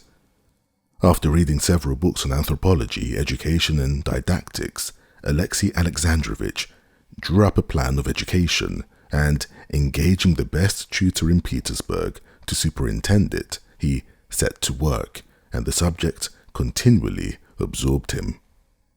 "Yes, but the heart, I see, in him his father's heart, and with such a heart a child cannot go far wrong," said Lydia Ivanovna with enthusiasm. "Yes, perhaps. As for me, I do my duty. It's all I can do." "You're coming to me," said Countess Lydia Ivanovna after a pause. "We have to speak of a subject painful for you. I would give anything to have spared you certain memories, but others are not of the same mind. I have received a letter from her. She is here in Petersburg." Alexei Alexandrovich shuddered at the allusion to his wife, but immediately his face assumed the death-like rigidity which expressed utter helplessness in the matter. "I was expecting it," he said. Countess Lydia Ivanovna looked at him ecstatically, and tears of rapture at the greatness of his soul came into her eyes. Chapter 25. When Alexei Alexandrovich came into the Countess Lydia Ivanovna's snug little boudoir, decorated with old china and hung with portraits, the lady herself had not yet made her appearance. She was changing her dress. A cloth was laid on a round table, and on it stood a china tea service and a silver spirit lamp and tea kettle. Alexei Alexandrovich looked idly about at the endless familiar portraits which adorned the rooms, and sitting down to the table, he opened a New Testament lying upon it. The rustle of the Countess' silk skirt drew his attention off. "Well now, we can sit quietly," said Countess Lydia Ivanovna, slipping hurriedly with an agitated smile between the table and the sofa, "and talk over our tea." After some words of preparation, Countess Lydia Ivanovna, breathing hard and flushing crimson, gave Alexei Alexandrovich's hand the letter she had received. After reading the letter, he sat a long while in silence. "I don't think I have a right to refuse her," he said, timidly, lifting his eyes. "Dear friend, you never see evil in anyone. On the contrary, I just see that all is evil, but whether it is just—" His face showed irresolution, and the seeking for counsel, support, and guidance in a matter he did not understand. "No," Countess Lydia Ivanovna interrupted him. "There are limits to everything. I can understand immorality," she said, not quite truthfully, since she never could understand that which leads women to immorality. "But I don't understand cruelty. To whom? To you? How can she stay in the town where you are? No, the longer one lives, the more one learns, and I am learning to understand your loftiness and her baseness." "Who is to throw a stone?" said Alexei Alexandrovich, unmistakably pleased with the part he had to play. "I have forgotten all, and so I cannot deprive her of what is exacted by love in her, by her love for her son." "But is that love, my friend? Is it sincere? Admitting that you have forgiven, that you forgive, have we the right to work on the feelings of that angel? He looks on her as dead. He prays for her and beseeches God to have mercy on her sins. And it is better so. But now, what will he think?" "I had not thought of that," said Alexey Alexandrovich, evidently agreeing. Countess Lydia Ivanovna hid her face in her hands and was silent. She was praying. "If you ask my advice," she said, having finished her prayer and uncovered her face, "I do not advise you to do this. Do you suppose I don't see how you are suffering? How this has torn open your wounds? But supposing that, as always, you don't think of yourself, what can it lead to? To fresh suffering for you? To torture for the child? If there were a trace of humanity left in her, she ought not to wish it for herself. No, I have no hesitation in saying I advise not, and if you will entrust it to me, I will write to her." And Alexey Alexandrovich consented, and Countess Lydia Ivanovna sent the following letter in French. "Dear Madame, to be reminded of you might have results for your son in leading to questions on his part which could not be answered without implanting in the child's soul a spirit of censure towards what should be for him sacred, and therefore I beg you to interpret your husband's refusal in the spirit of Christian love. I pray to Almighty God to have mercy on you. Countess Lydia." This letter retained the secret object which Countess Lydia Ivanovna had concealed from herself. It wounded Anna to the quick. For his part, Alexey Alexandrovich, on returning home from Lydia Ivanovna's, could not all that day concentrate himself on his usual pursuits and find that spiritual peace of one saved and believing which he had felt of late. The thought of his wife who had so greatly sinned against him and towards whom he had been so saintly, as Countess Lydia Ivanovna had so justly told him, ought not to have troubled him, but he was not easy. He could not understand the book he was reading. He could not drive away harassing recollections of his relations with her, of the mistake which, as it now seemed, he had made in regard to her. The memory of how he had received her confession of infidelity on their way home from the races, especially that he had insisted only on the observance of external decorum and had not sent a challenge, tortured him like a remorse. He was tortured too by the thought of the letter he had written her, and most of all his forgiveness, which nobody wanted, and his care for the other man's child, made his heart burn with shame and remorse. And just the same feeling of shame and regret he felt now, as he reviewed all his past with her, recalling the awkward words in which, after long wavering, he had made her an offer. "But how have I been to blame?" he said to himself. And this question always excited another question in him, whether they felt differently. Did their loving and marrying differently, these Vronskys and Oblonskys, these gentlemen of the bedchamber with their fine calves? And there passed before his mind a whole series of these mettlesome, vigorous, self-confident men, and always and everywhere drew his inquisitive attention in spite of himself. He tried to dispel these thoughts. He tried to persuade himself that he was not living for this transient life, but for the life of eternity, and that there was a peace and love in his heart. But the fact that he had, in this transient, trivial life, made, as it seemed to him, a few trivial mistakes, tortured him as though the eternal salvation in which he believed had no existence. But this temptation did not last long, and soon there was re-established once more in Alexey Alexandrovich's soul the peace and the elevation by virtue of which he could forget what he did not want to remember. Chapter 26. "Well, Kapitonich," said Seryosa, coming back rosy and good-humoured from his walk the day before his birthday, and giving his overcoat to the tall old hall porter, who smiled down at the little person from the height of his long figure. "Well, has the bandaged clerk been here today? Did Papa see him?" He saw him. The minute the chief secretary came out, I announced him, and the hall porter, with a good-humoured wink, "Here, I'll take it off." "Seryosa," said the tutor, stopping in the doorway leading to the inner rooms, Take it off yourself." But Seriosa, though he heard his tutor's feeble voice, did not pay attention to it. He stood, keeping hold of the hall porter's belt and gazing into his face. "Well, and did Papa do what he wanted for him?" The hall porter nodded his head affirmatively. The clerk, with his face tied up, who had already been 7 times to ask some favour of Alexei Alexandrovich, interested both Seriosa and the hall porter. Seriosa had come upon him in the hall and had heard him plaintively beg the hall porter to announce him, saying that he and his children had death staring them in the face. Then Seriosa, having met him a second time in the hall, took great interest in him. "Well, was he very glad?" he asked. "Glad? I should think so," almost dancing as he walked away. "And has anything been left?" asked Seriosa, after a pause. "Come, sir," said the hall porter. Then, with a shake of his head, he whispered, "Something from the Countess." Seriosa understood at once that what the hall porter was speaking of was a present from Countess Lydia Ivanovna for his birthday. "What did you say? Where?" "Corny took it to your papa." "A fine plaything it must be too." "How big? Like this?" "Rather small, but a fine thing."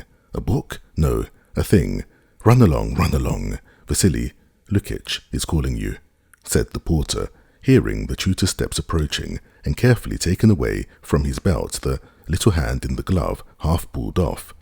He signed with his head towards the tutor.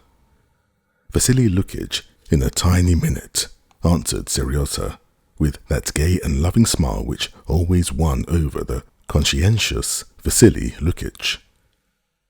Seriosa was too happy. Everything was too delightful for him to be able to help sharing with his friend the porter the family good fortune of which he had heard during his walk in the public gardens from Lydia Ivanovna's niece. This piece of good news seemed to him particularly important from its coming at the same time with the gladness of the bandage clerk and his own gladness at toys having come for him. It seemed to Seriosa that this was a day on which everyone ought to be glad and happy. "You know Papa's received the Alexander Nevsky today?" "To be sure I do. People have been already to congratulate him." "And is he glad?" "Glad at the Tsar's gracious favour, I should think so." "It's a proof he's deserved it," said the porter severely and seriously.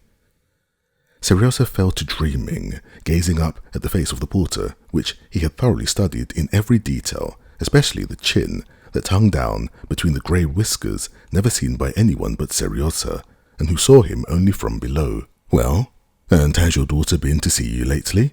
The porter's daughter was a ballet dancer. "When is she to come on weekdays?" "They've their lessons to learn too." "And you've your lesson, sir. Run along." On coming into the room, Seriosa, instead of sitting down to his lessons, told his tutor of his supposition that what had been brought him must be a machine. "What do you think?" he inquired. But Vasily Lukich was thinking of nothing but the necessity of learning the grammar lesson for the teacher, who was coming at 2. "No, do just tell me, Vasily Lukich," he asked suddenly, when he was seated at their work table with the book in his hands, "what is greater than Alexander Nevsky? You know Papa's received the Alexander Nevsky." Vasily Lukich replied that the Vladimir was greater than the Alexander Nevsky, and higher still? Well, highest of all is the Andrei Pervozvany. "And higher than the Andrei? I don't know." "What, you don't know?" said Seriosa, leaning on his elbows, sank into deep meditation. His meditations were of the most complex and diverse character. He imagined his father's having suddenly been presented with both the Vladimir and the Andrei today, and in consequence being much better tempered at his lesson, and dreamed how, when he was grown up, he would himself receive all the orders and what they might invent higher than the Andrei. Directly, when any higher order were invented, he would win it. They would make a higher one still, and he would immediately win that too. The time passed in such meditations, and when the teacher came, the lesson about the adverbs of place and time and manner of action was not ready, and the teacher was not only displeased but hurt. This touched Seriosa. He felt he was not to blame for not having learned the lesson. However, much he tried, he was utterly unable to do that. As long as the teacher was explaining to him, he believed him and seemed to comprehend, but as soon as he was left alone, he was positively unable to recollect and to understand that the short and familiar word suddenly is an adverb of manner, of action. Still, he was sorry that he had disappointed the teacher. He chose a moment when the teacher was looking in silence at the book. "Mihail Ivanovich, when is your birthday?" he asked all of a sudden. "You'd much better be thinking about your work. Birthdays are of no importance to a rational being. It's a day, like any other day, on which one has to do one's work." Seryozha looked intently at the teacher, at his scanty beard, at his spectacles, which had slipped down below the ridge on his nose, and fell into so deep a reverie that he heard nothing of what the teacher was explaining to him. He knew that the teacher did not think what he said. He felt it from the tone in which it was said. But why have they all agreed to speak just in the same manner, always the dreariest and most useless stuff? Why does he keep me off? Why doesn't he love me? He asked himself mournfully and could not think of an answer. Chapter 27. After the lesson with the grammar teacher came his father's lesson. While waiting for his father, Seryozha sat at the table, playing with a penknife, and fell to dreaming. Among Seryozha's favourite occupations was searching for his mother during his walks. He did not believe in death generally, and in her death in particular, in spite of what Lydia Ivanovna had told him and his father had confirmed, and it was just because of that, and after he had been told she was dead, that he had begun looking for her when out for a walk. Every woman of full, graceful figure with dark hair was his mother. At the sight of such a woman, such a feeling of tenderness was stirred within him that his breath failed him, and tears came into his eyes. And he was on the tiptoe of expectation that she would come up to him, would lift her veil. All her face would be visible. She would smile, she would hug him, he would sniff her fragrance, feel the softness of her arms, and cry with happiness, just as he had one evening, lain on her lap while she tickled him, and he laughed and bit her white, ring-covered fingers. Later, when he accidentally learned from his old nurse that his mother was not dead, and his father and Lydia Ivanovna had explained to him that she was dead to him because she was wicked, which he could not possibly believe because he loved her, he went on seeking her and expecting her in the same way. That day, in the public gardens, there had been a lady in a lilac veil whom he had watched with a throbbing heart, believing it to be she as she came towards them along the path. The lady had not come up to them, but had disappeared somewhere. That day, more intensely than ever, Seryozha felt a rush of love for her, and now, waiting for his father, he forgot everything and cut all round the edge of the table with his penknife, staring straight before him with sparkling eyes and dreaming of her. "Here is your papa," said Vasily Lukitch, rousing him. Seryozha jumped up and went up to his father, and kissing his hand, looked at him intently, trying to discover signs of his joy at receiving Alexander Nevsky. "Did you have a nice walk?" said Alexey Alexandrovich, sitting down in his easy chair, pulling the volume of the Old Testament to him and opening it. Although Alexey Alexandrovich had more than once told Seryozha that every Christian ought to know Scripture, history, thoroughly, he often referred to the Bible himself during the lesson, and Seryozha observed this. "Yes, it was very nice indeed, Papa," said Seryozha, sitting sideways on his chair and rocking it, which was forbidden. "I saw Nandinka. She told me you'd been given a new star. Are you glad, Papa?" "First of all, don't rock your chair, please," said Alexey Alexandrovich, "and second, it's not the reward that's precious, but the work itself. And I could have wished you understand that. If you are going to work now, to study in order to win a reward, then the work will seem harder to you. But when you work, loving your work, you will find your reward in it." Seryosa's eyes, that had been shining with gaiety and tenderness, grew dull and dropped before his father's gaze. This was the same long familiar tone his father always took with him, and Seryosa had learned by now to fall in with it. His father always talked to him, so Seryosa felt as though he were addressing some boy of his own imagination, one of those boys that exist in books, utterly unlike himself. And Seryosa always tried with his father to act being the storybook boy. "You understand that, I hope," said his father. "Yes, Papa," answered Seryosa, acting the part of the imaginary boy. The lesson consisted of learning by heart several verses out of the Gospel and the repetition of the beginning of the Old Testament. The verses from the Gospel Seryosa knew fairly well, but at the moment when he was saying them, he became so absorbed in watching the sharply protruding, bony knobbiness of his father's forehead that he lost the thread, and he transposed the end of the verse and the beginning of another. So it was evident to Alexei Alexandrovich that he did not understand what he was saying, and that irritated him. He frowned and began explaining what Seryosa had heard many times before and never could remember because he understood it too well. Just as that suddenly is an adverb of manner of action. Seryosa looked with scared eyes at his father and could think of nothing but whether his father would make him repeat what he had said, as he sometimes did. And this thought so alarmed Seryosa that he now understood nothing. But his father did not make him repeat it, and passed on to the lesson out of the Old Testament. Seryosa recounted the events themselves well enough, but when he had to answer questions as to what certain events prefigured, he knew nothing, though he had already been punished over this lesson. The passage at which he was utterly unable to say anything and began fidgeting and cutting the table and swinging his chair was where he had to repeat the patriarchs before the flood. He did not know one of them, except Enoch, who had been taken up alive to heaven.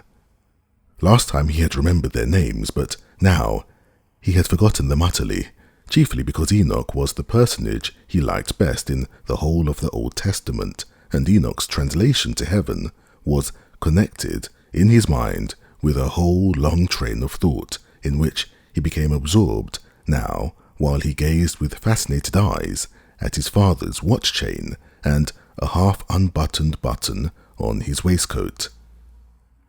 In death, of which they talked to him so often, Seryosa disbelieved entirely. He did not believe that those he loved could die, above all that he himself would die. That was to him something utterly inconceivable and impossible. But he had been told that all men die. He had asked people, indeed, whom he trusted, and they too had confirmed it. His old nurse too said the same, though reluctantly. But Enoch had not died, and so it followed that everyone did not die. And why cannot anyone else to serve God and be taken alive to heaven? Thought Seryosa. Bad people, that is those Seryosa did not like, they might die, but the good might all be like Enoch. Well, what are the names of the patriarchs? Enoch, Enos. But you have said that already. This is bad, Seryosa, very bad. If you don't try to learn what is more necessary than anything for a Christian, said his father, getting up, whatever can interest you. I am displeased with you, said Potter Ignatich. This was the most important of his teachers. Is displeased with you. I shall have to punish you.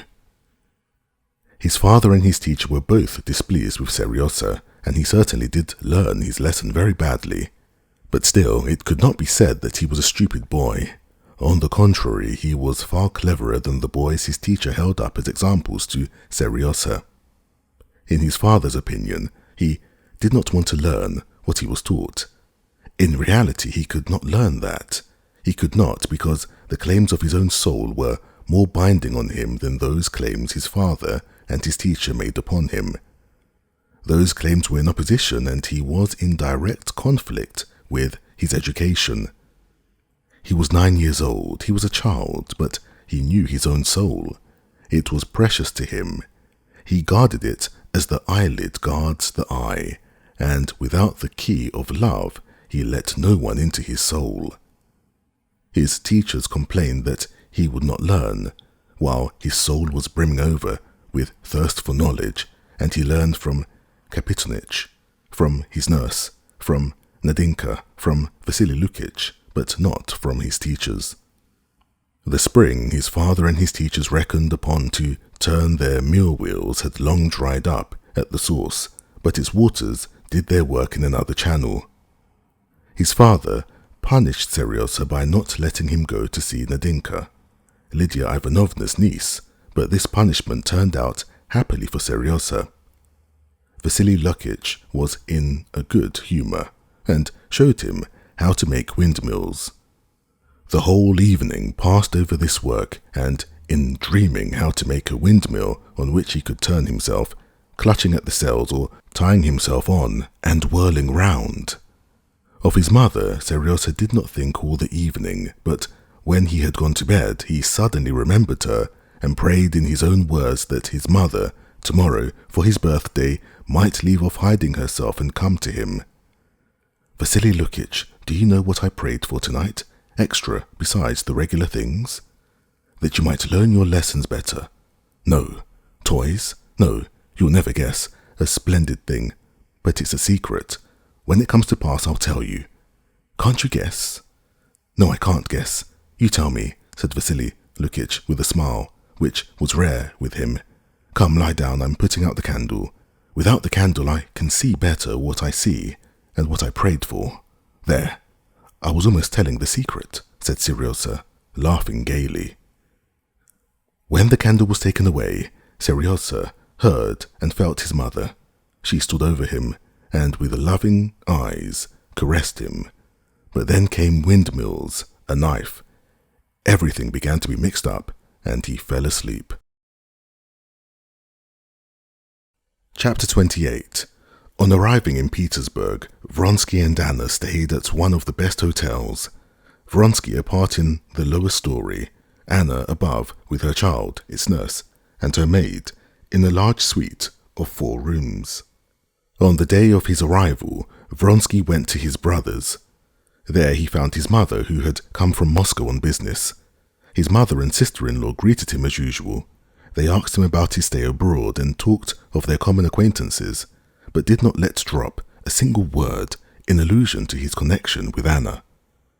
His brother came the next morning to see Vronsky and, of his own accord, asked him about her, and Alexei Vronsky told him directly that he looked upon his connection with Madame Karenina as marriage, that he hoped to arrange a divorce and then to marry her, and until then he considered her as much a wife as any other wife, and he begged him to tell their mother and his wife so.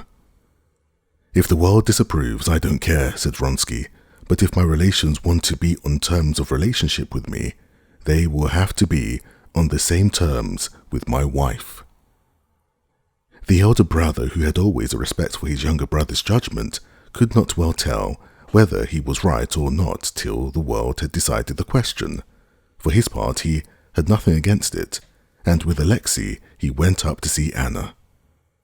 Before his brother, as before everyone, Vronsky addressed Anna with a certain formality, treating her as he might a very intimate friend, but it was understood that his brother knew their real relations, and they talked about Anna's going to Vronsky's estate. In spite of all the social experience Vronsky was, in consequence of his new position in which he was placed, labouring under a strange misapprehension. One would have thought he must have understood that society was closed for him and Anna, but now some vague ideas had sprung up in his brain that this was only the case in old-fashioned days, and that now, with the rapidity of modern progress, the views of society had changed, and that the question whether they would be received in society was not a foregone conclusion. Of course, he thought, she would not be received at court, but intimate friends can and must look at it in the proper light. One may sit for several hours at a stretch with one's legs crossed in the same position if one knows that there's nothing to prevent one's changing one's position.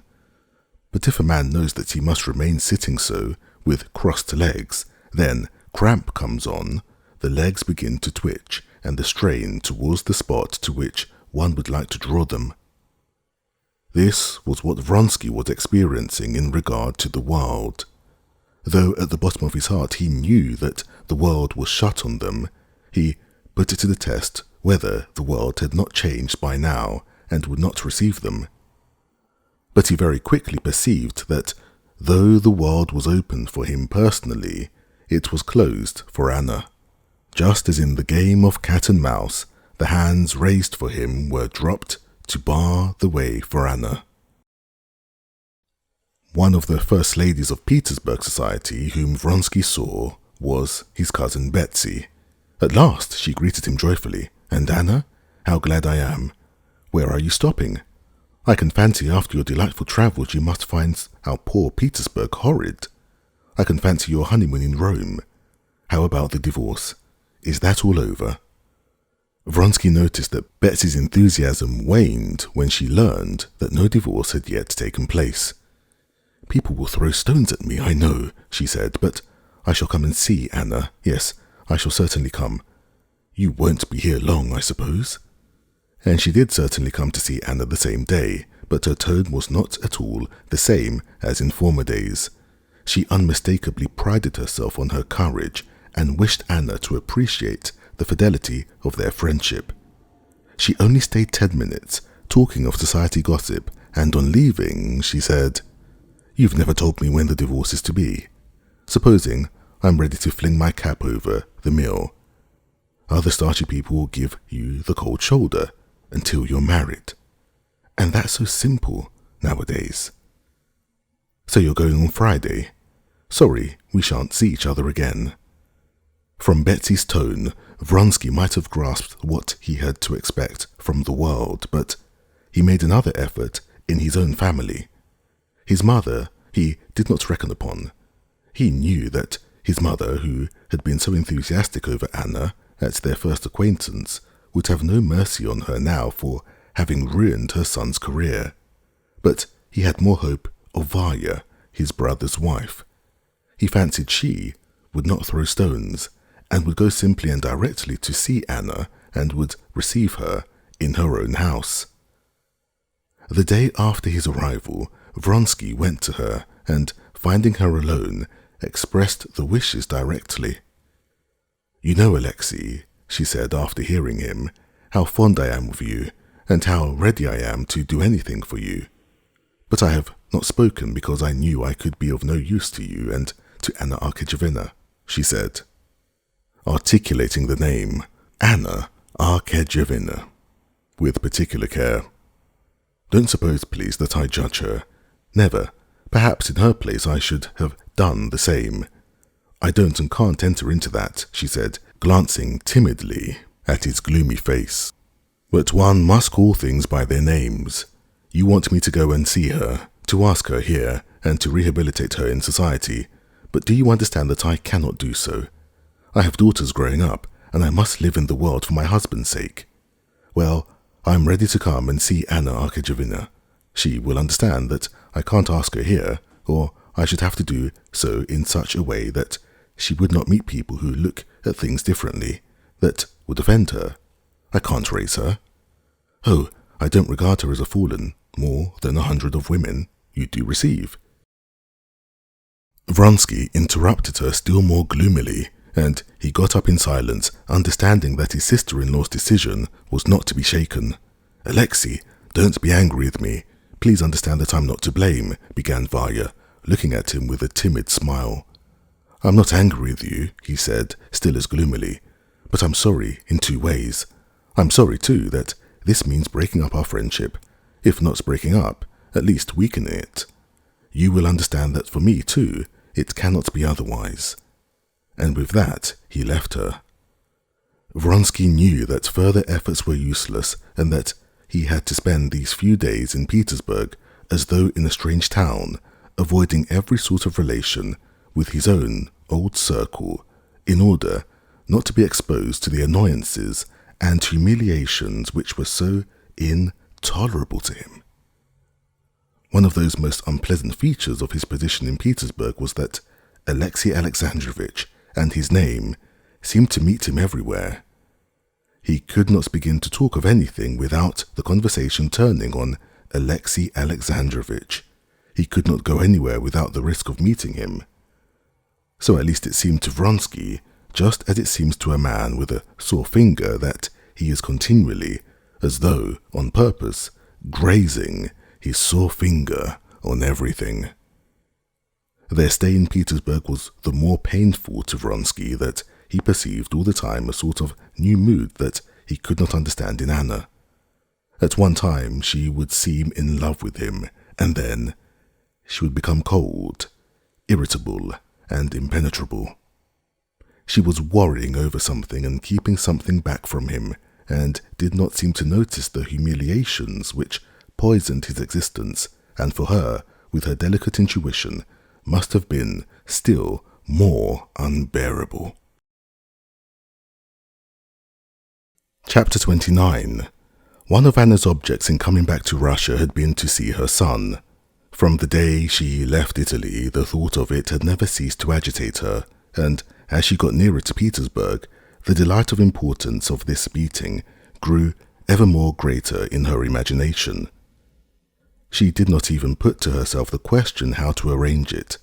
It seemed to her natural and simple to her son when she should be in the same town with him.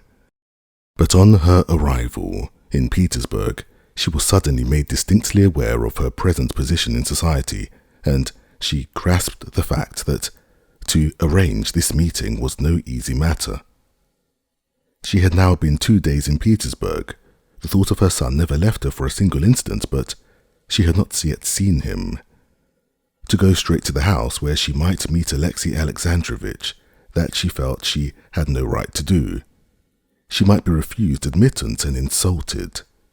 To write and so enter into relations with her husband, that it made her miserable to think of doing. She could only be at peace when she did not think of her husband. To get a glimpse of her son, out walking, finding out where and when he went out, was not enough for her. She had so looked forward to this meeting. She had so much she must say to him.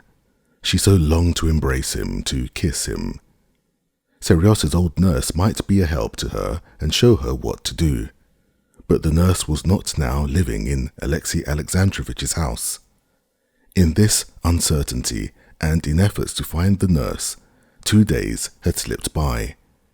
Hearing of the close intimacy between Alexei Alexandrovich and Countess Lydia Ivanovna, Anna decided on the 3rd day to write to her a letter which cost her great pains and in which she intentionally said that permission to see her son must depend on her husband's generosity. She knew that if the letter was shown to her husband, he would keep up his character of magnanimity and would not refuse her request. The commissionaire who took the letter had brought her back the most cruel and unexpected answer that there was no answer.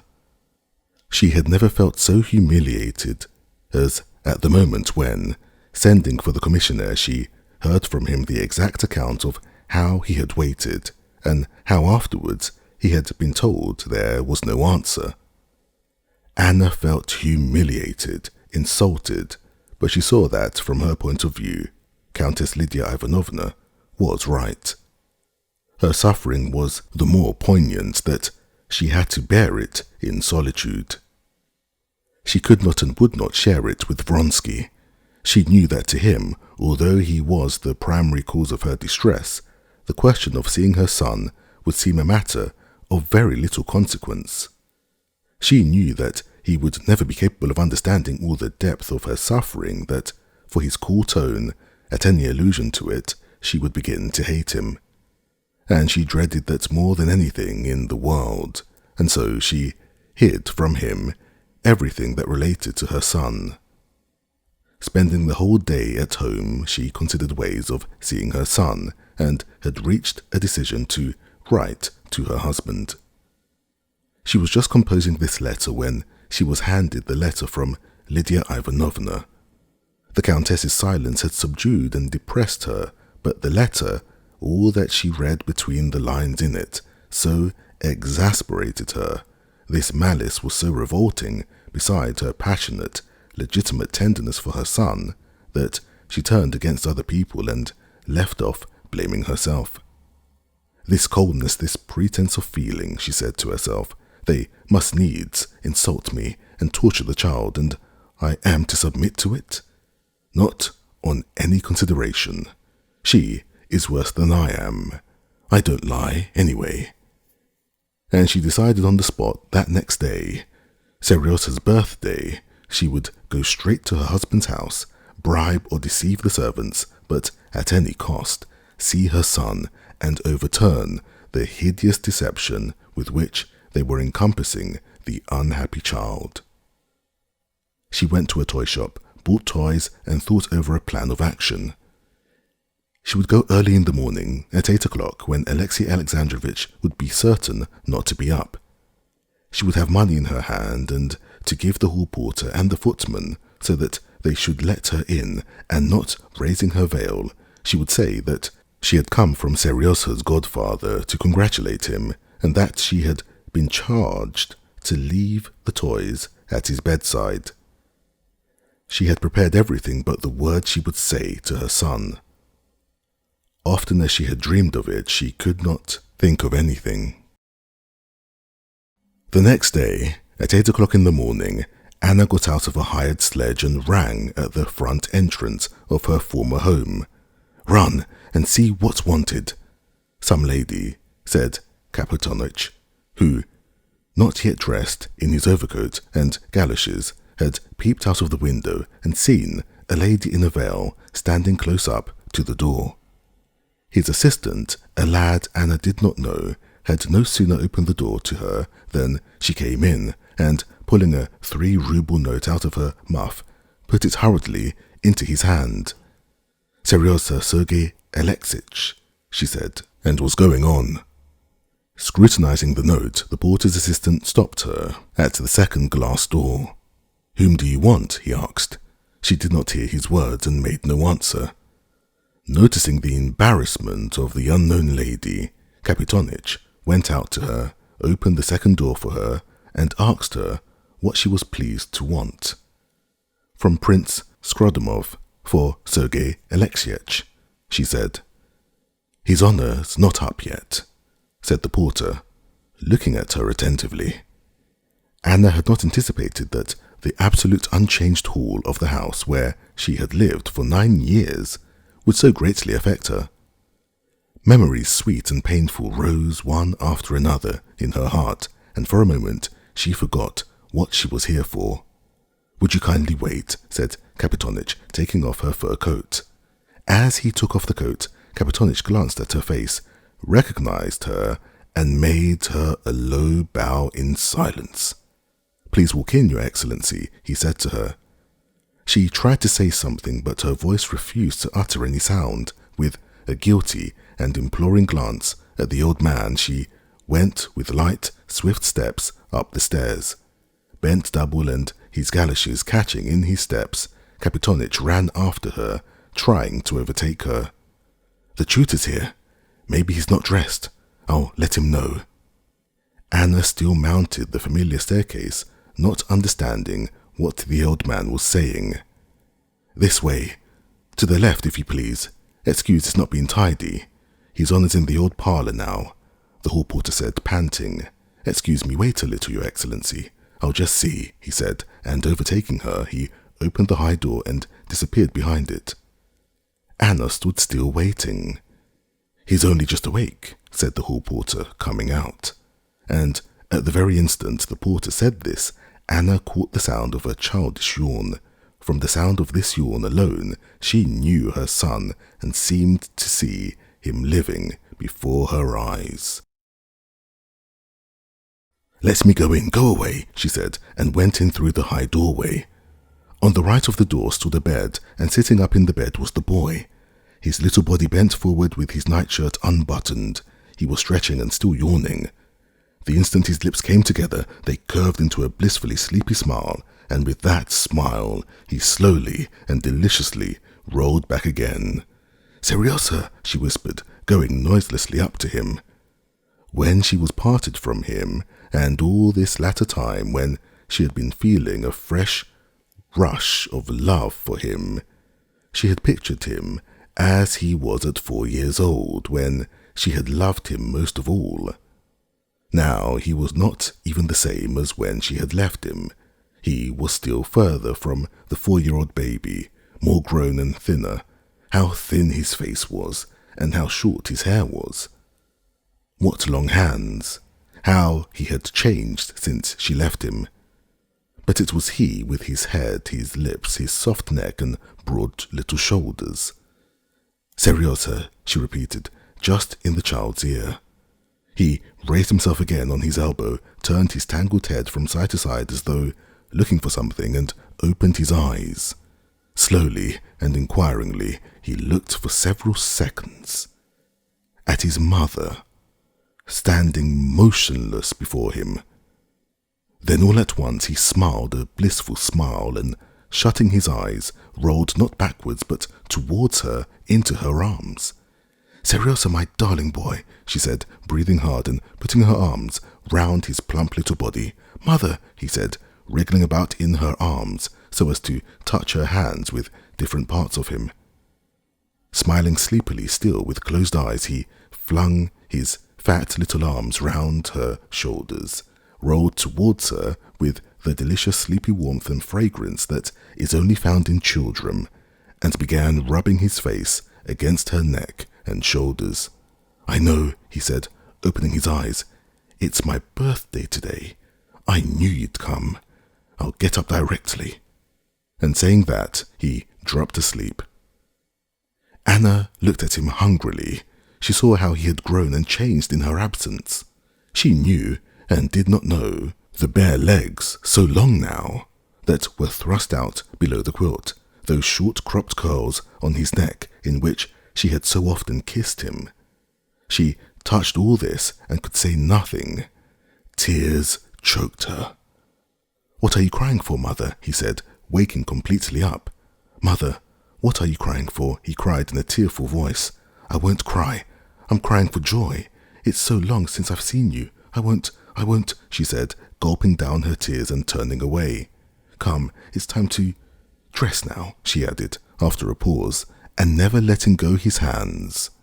She sat down by his bedside on the chair, where his clothes were put ready for him.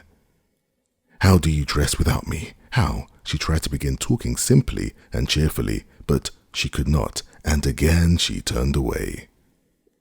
"I don't have a cold bath. Papa didn't order it. And you've not seen Vasily Lukitch. He'll come in soon. Why, you're sitting on my clothes." And Seryozha went off into a peal of laughter. She looked at him and smiled. "Mother, darling, sweet one," he shouted, flinging himself on her again and hugging her. It was as though only now, on seeing her smile, he fully grasped what had happened. "I don't want that on," he said, taking off her hat. And, as it were, seeing her afresh, without her hat, he fell to kissing her again. "But what did you think about me? You didn't think I was dead? I never believed it." "You didn't believe it, my sweet? I knew, he repeated his favourite phrase, and snatching the hand that was stroking his hair, he pressed the open palm to his mouth and kissed it. Chapter 30.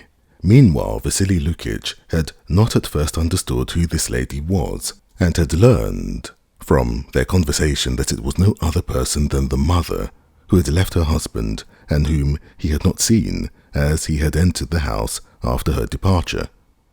He was in doubt whether or not to go in, or whether to communicate with Alexei Alexandrovitch, reflecting finally that his duty was to get Seryozha up at the hour fixed, and that it was therefore not his business to consider who was there, the mother or anyone else, but simply to do his duty. He finished dressing, went to the door and opened it.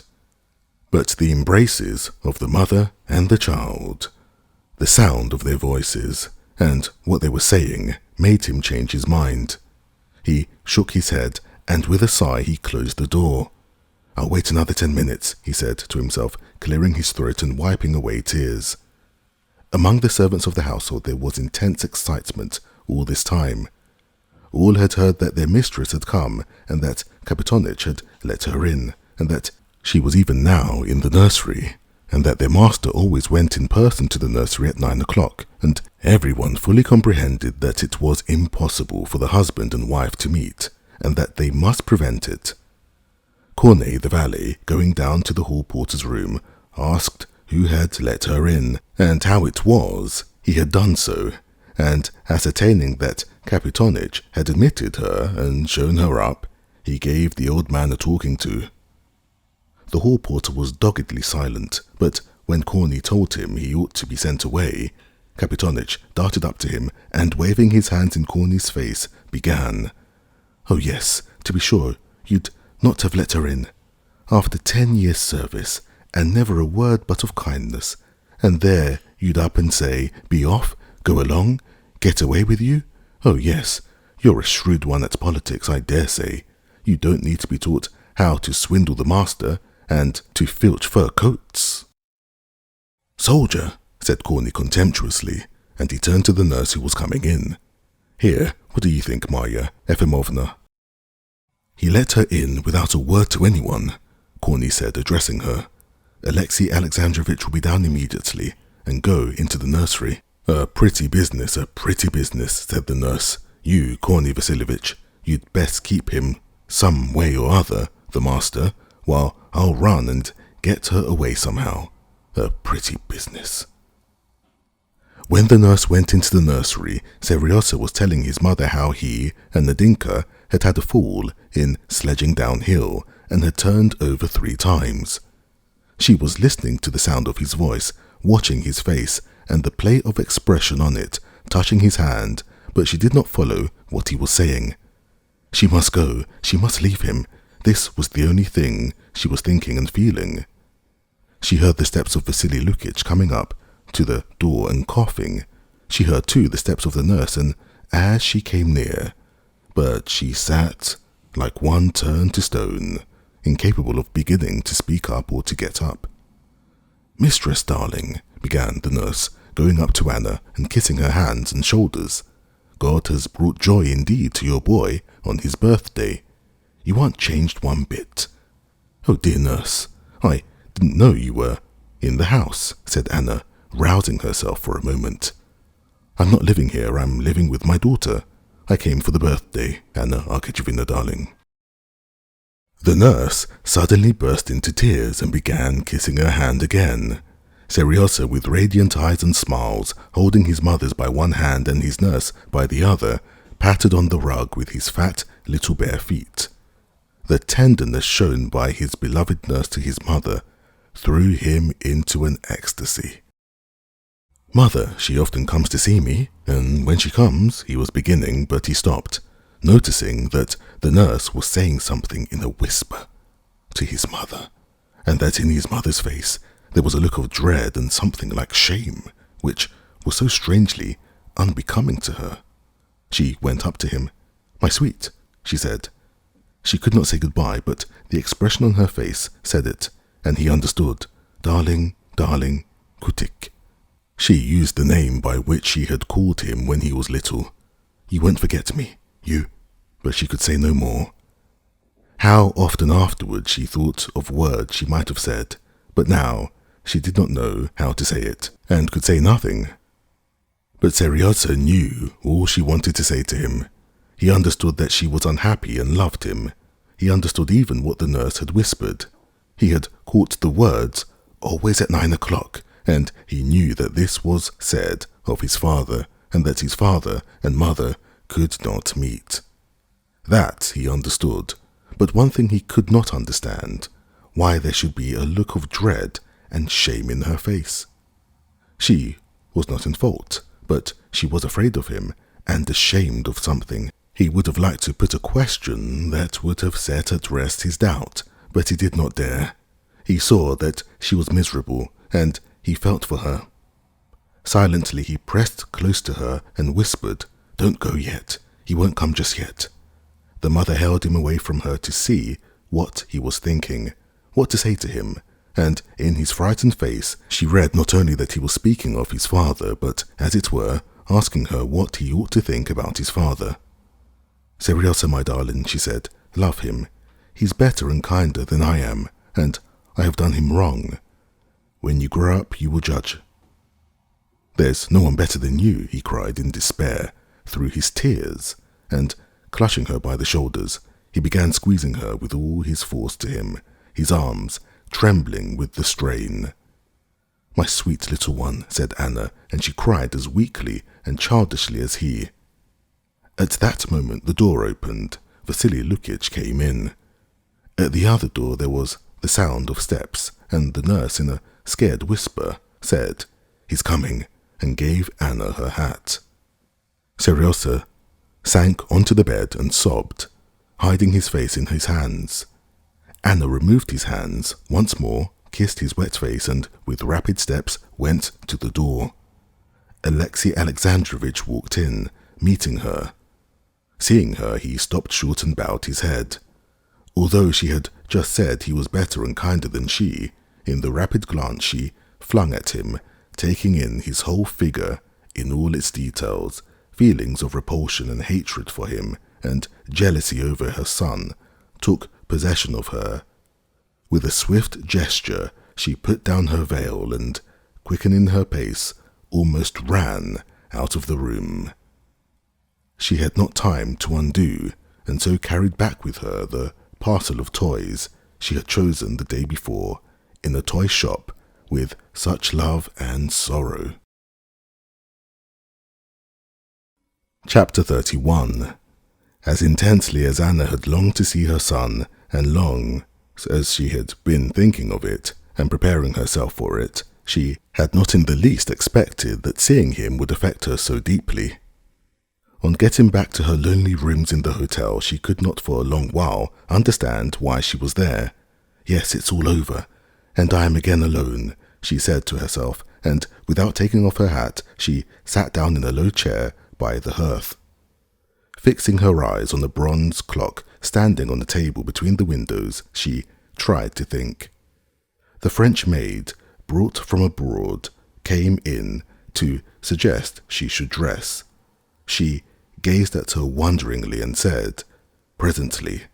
A footman offered her coffee. "Later on," she said.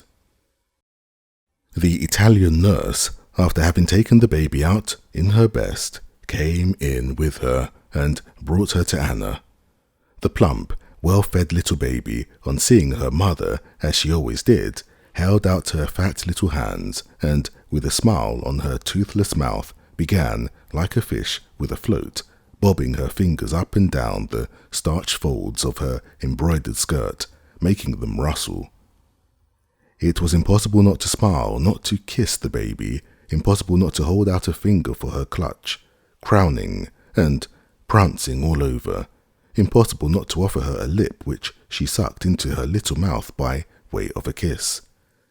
And all this Anna did, and took her in her arms and made her dance and kissed her fresh little cheek and bare little elbows, but at the sight of this child, it was plainer than ever to her that the feeling she had for her could not be called love in comparison with what she felt for Seryosa. Everything in this baby was charming, but for some reason, all this did not go deep to her heart.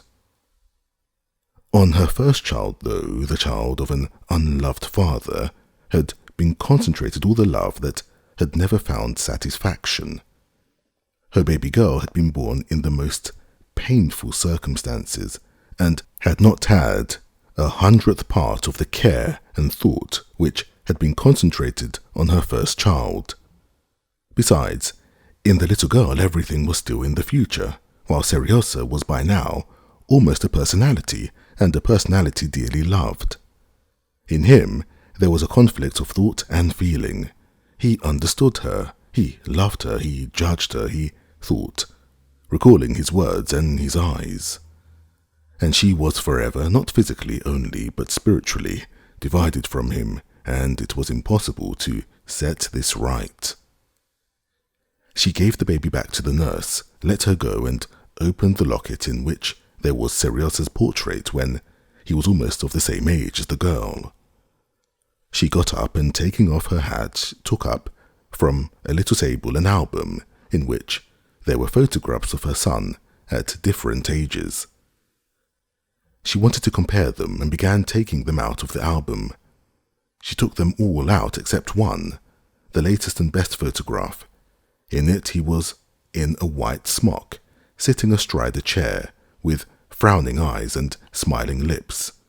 It was his best, most characteristic expression. With her little supple hands, her white, delicate fingers that moved with a peculiar intensity today, she pulled at a corner of the photograph, but the photograph had caught somewhere, and she could not get it out. There was no paper knife on the table, and so, pulling out the photograph that was next to her son's, used it to push out her son's photograph. "Oh, here he is," she said, glancing at the portrait of Vronsky, and she suddenly recalled that he was the cause of her present misery. She had not once thought of him all the morning, but now, coming all at once upon that manly, noble face, so familiar and so dear to her, she felt a sudden rush of love for him. But where is he?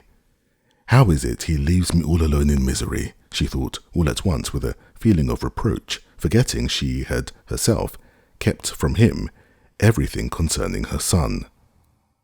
She sent to ask him to come to her immediately.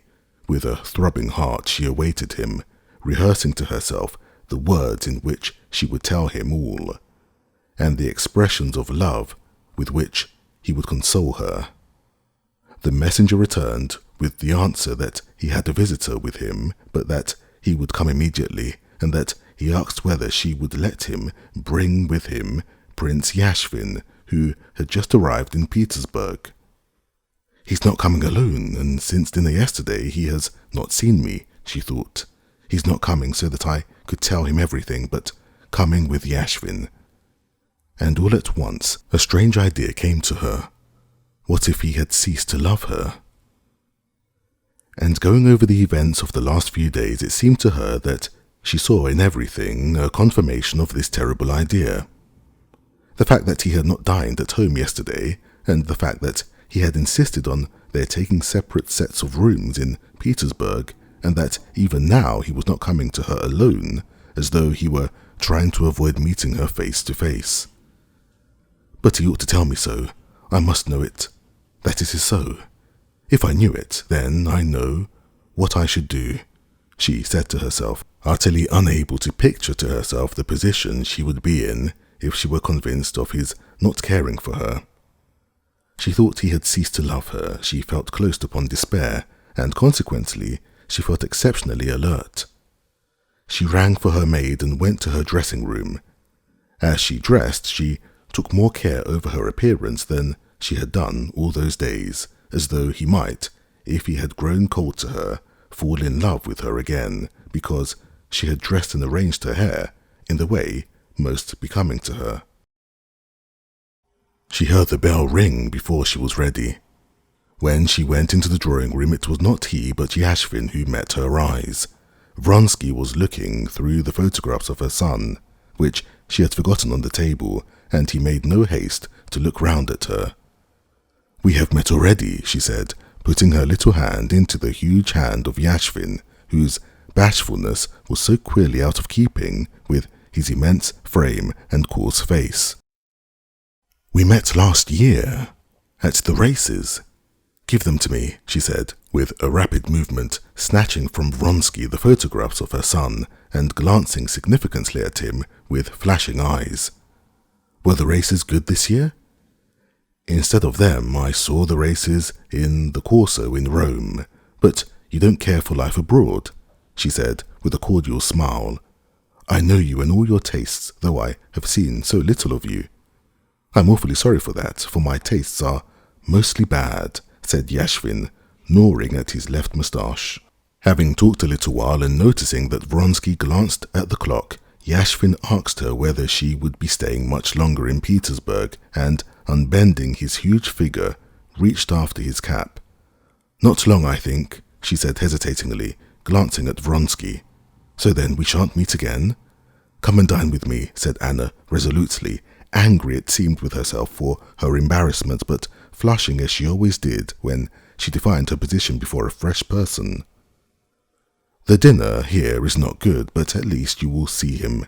There is no one of his old friends in the regiment Alexei cares for as he does for you."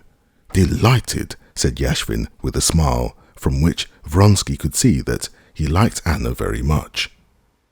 Yashvin said goodbye and went away. Vronsky stayed behind. "Are you going too?" she said to him. "I'm late already," he answered. "Run along. I'll catch you up in a moment," he called to Yashvin. She took him by the hand and without taking her eyes off him, gazed at him while she ransacked her mind for the words to say that would keep him. "Wait a minute, there's something I want to say to you," and taking his broad hand, she pressed it on her neck. "Oh, was it right my asking him to dinner?" "You did quite right," he said, with a serene smile that showed his even teeth, and he kissed her hand. "Alexei, you have not changed to me?" she said, pressing his hand in both of hers. "Alexei, I am miserable here. When are we going away?" "Soon, soon. You wouldn't believe how disagreeable our way of living here is to me," he said, and he drew away his hand. "Well, go, go," she said, in a tone of offense, and she walked quickly away from him. Chapter 32. When Vronsky returned home, Anna was not yet home. Soon after he had left, some lady, so they told him, had come to see her, and she had gone out with her. That she had gone out without leaving a word where she was going, that she had not yet come back, and that all the morning she had been going about somewhere without a word to him. All this, together with the strange look of excitement in her face in the morning, and the recollection of the hostile tone in which she had before, Yashvin almost snatched her son's photographs out of his hands, made him serious. He decided he absolutely must speak openly with her, and he waited for her in her drawing room. But Anna did not return alone, but brought with her her old, unmarried aunt, Princess Oblonskaya. This was the lady who had come in the morning and with whom Anna had gone out shopping. Anna appeared not to notice Vronsky's worried and inquiring expression and began a lively account of her morning shopping. He saw that there was something working within her, in her flashing eyes, when they rested for a moment on him. There was an intense concentration, and in her words and movements there was that nervous rapidity and grace which, during the early period of their intimacy, had so fascinated him, but which now so disturbed him and alarmed him. The dinner was laid for 4. All were gathered together and about to go into the little dining room when Tushkevich made his appearance with a message from Princess Betsy. Princess Betsy begged her to excuse her not having come to say goodbye. She had been indisposed, but begged Anna to come to her between 6:30 and 9 o'clock. Vronsky glanced at Anna at the precise limit of time, so suggestive of steps having been taken that she should meet no one, but Anna appeared not to notice it. "Very sorry that I can't come just between 6:30 and 9, she said with a faint smile. "The princess will be very sorry, and so am I. You're going, no doubt, to hear Patty and Tushkevich. Patty? You suggest the idea to me. I would go if it were possible to get a box." "I can get one?" Tushkevich offered his services. "I should be very, very grateful to you," said Anna. "But won't you dine with us?" Vronsky gave a hardly perceptible shrug. He was at a complete loss to understand what Anna was about. What had she brought the old Princess Oblonskaya home for? What had he made Tushkevich stay to dinner for? And, most amazing of all, why was she sending him for a box? Could she possibly think, in her position, of going to Patty's benefit, where all the circle of her acquaintances would be?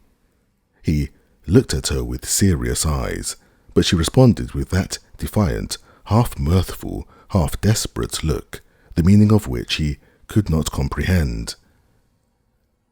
At dinner, Anna was aggressively in high spirits. She almost flirted both with Tushkovich and with Yashvin. When they got up from dinner and Tushkovich had gone to get a box at the opera, Yashvin went to smoke, and Vronsky went down with him to his own rooms. After sitting there for some time, he ran upstairs. Anna was already dressed in a low-necked gown of light silk and velvet that she had made in Paris, and with costly white lace on her head, framing her face, and particularly becoming, showing up her dazzling beauty. "Are you really going to the theatre?" he said, trying not to look at her. "Why do you ask with such alarm?" she said, wounded again at his not looking at her. "Why shouldn't I go?" She appeared not to understand the motive of his words. "Oh, of course, there's no reason whatever," he said, frowning. "That's just what I say," she said, wilfully, refusing to see the irony of his tone, and quietly turning back her long, perfumed glove. "Anna, for God's sake, what is the matter with you?" he said, appealing to her exactly as once her husband had done. "I don't understand what you are asking. You know that it is out of the question to go." "Why so? I'm not going alone. Princess Varvara has gone to dress. She's going with me." He shrugged his shoulders with an air of perplexity and despair. "But do you mean to say you don't know?" he began. "But I don't care to know," she almost shrieked. "I don't care to. Do I regret what I have done? No, no, no. If it were all to do again from the beginning, it would be the same. For us, for you, and for me, there is only one thing that matters, whether we love each other. Other people we need not consider. Why are we living here apart and not seeing each other? Why can't I go? I love you, and I don't care for anything," she said in Russian, glancing at him with a peculiar gleam in her eyes that he could not understand. "If you had not changed to me, why don't you look at me?" He looked at her. He saw all the beauty of her face and full dress, always so becoming to her. But now her beauty and elegance were just what irritated him. "My feeling cannot change, you know, but I beg you, I entreat you," he said again in French, with a note of tender supplication in his voice, but with coldness in his eyes. She did not hear his words, but she saw the coldness of his eyes, and answered with irritation, "I beg you to explain why I should not go, because it might cause you." He hesitated. "I don't understand. Yashvin n'est pas compromettant, and Princess Varvara is no worse than others. Oh, here she is." Chapter 33. Vronsky for the first time experienced a feeling of anger towards Anna, almost a hatred for her, willfully refusing to understand her own position. This feeling was aggravated by his being unable to tell her plainly the cause of his anger.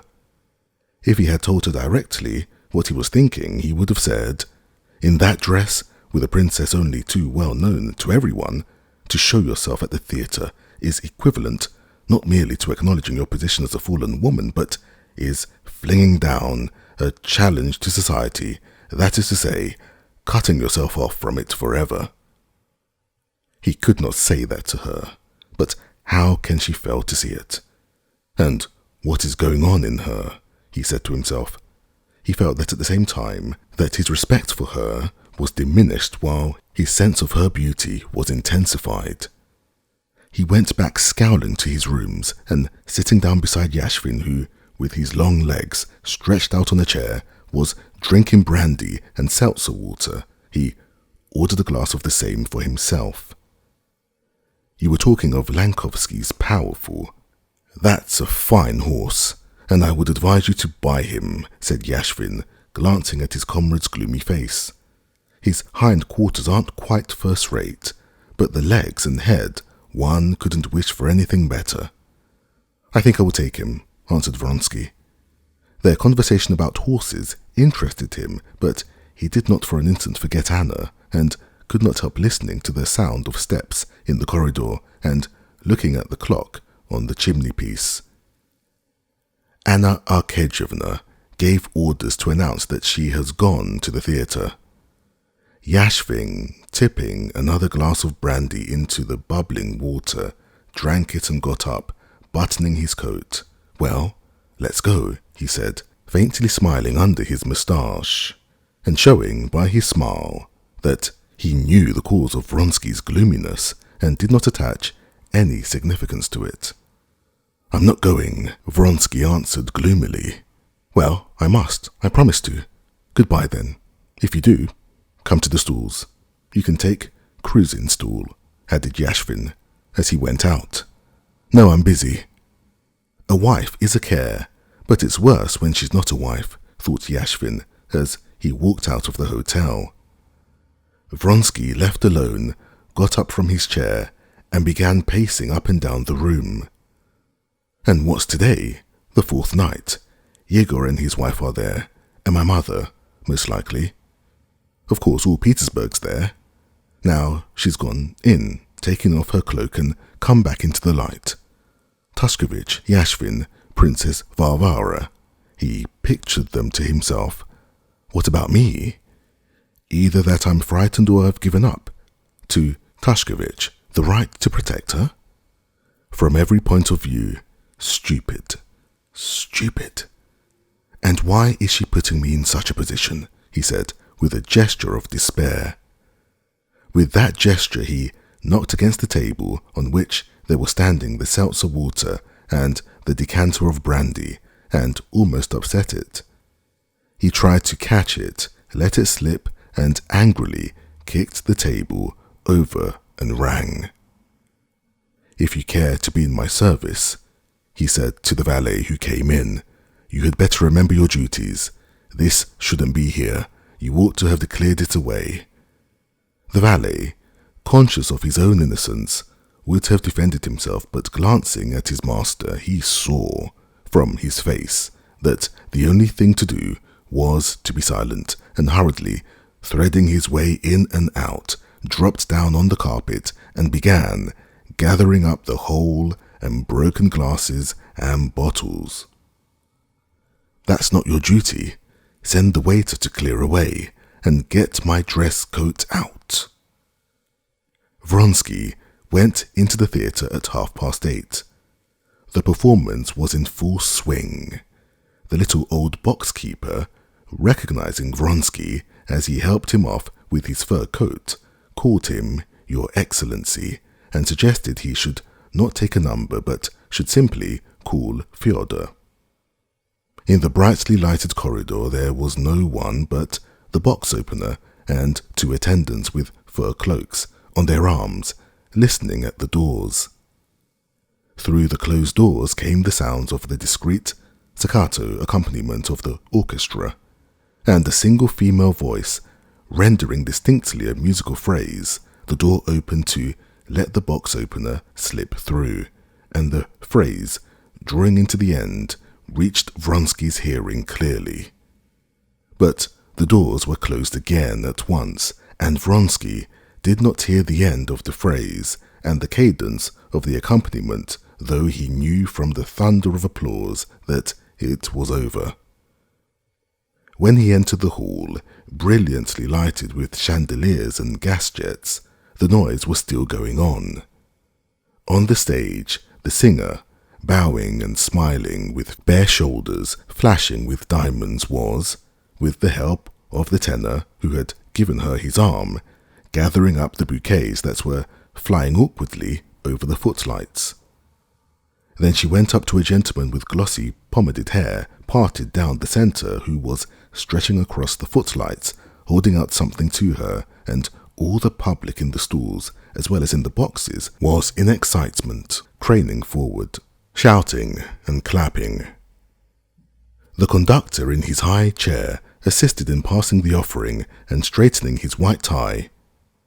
Vronsky walked into the middle of the stalls and, standing still, began looking about him. That day, less than ever was his attention turned upon the familiar, habitual surroundings, the stage, the noise, all the familiar, uninteresting, party-coloured herd of spectators in the packed theatre. There were, as always, the same ladies of some sort with officers of some sort in the back of the boxes, the same gaily dressed women, God knows who, and uniforms and black coats, the same dirty crowd in the upper gallery, and among the crowd, in the boxes and in the front rows, were some 40 of the real people.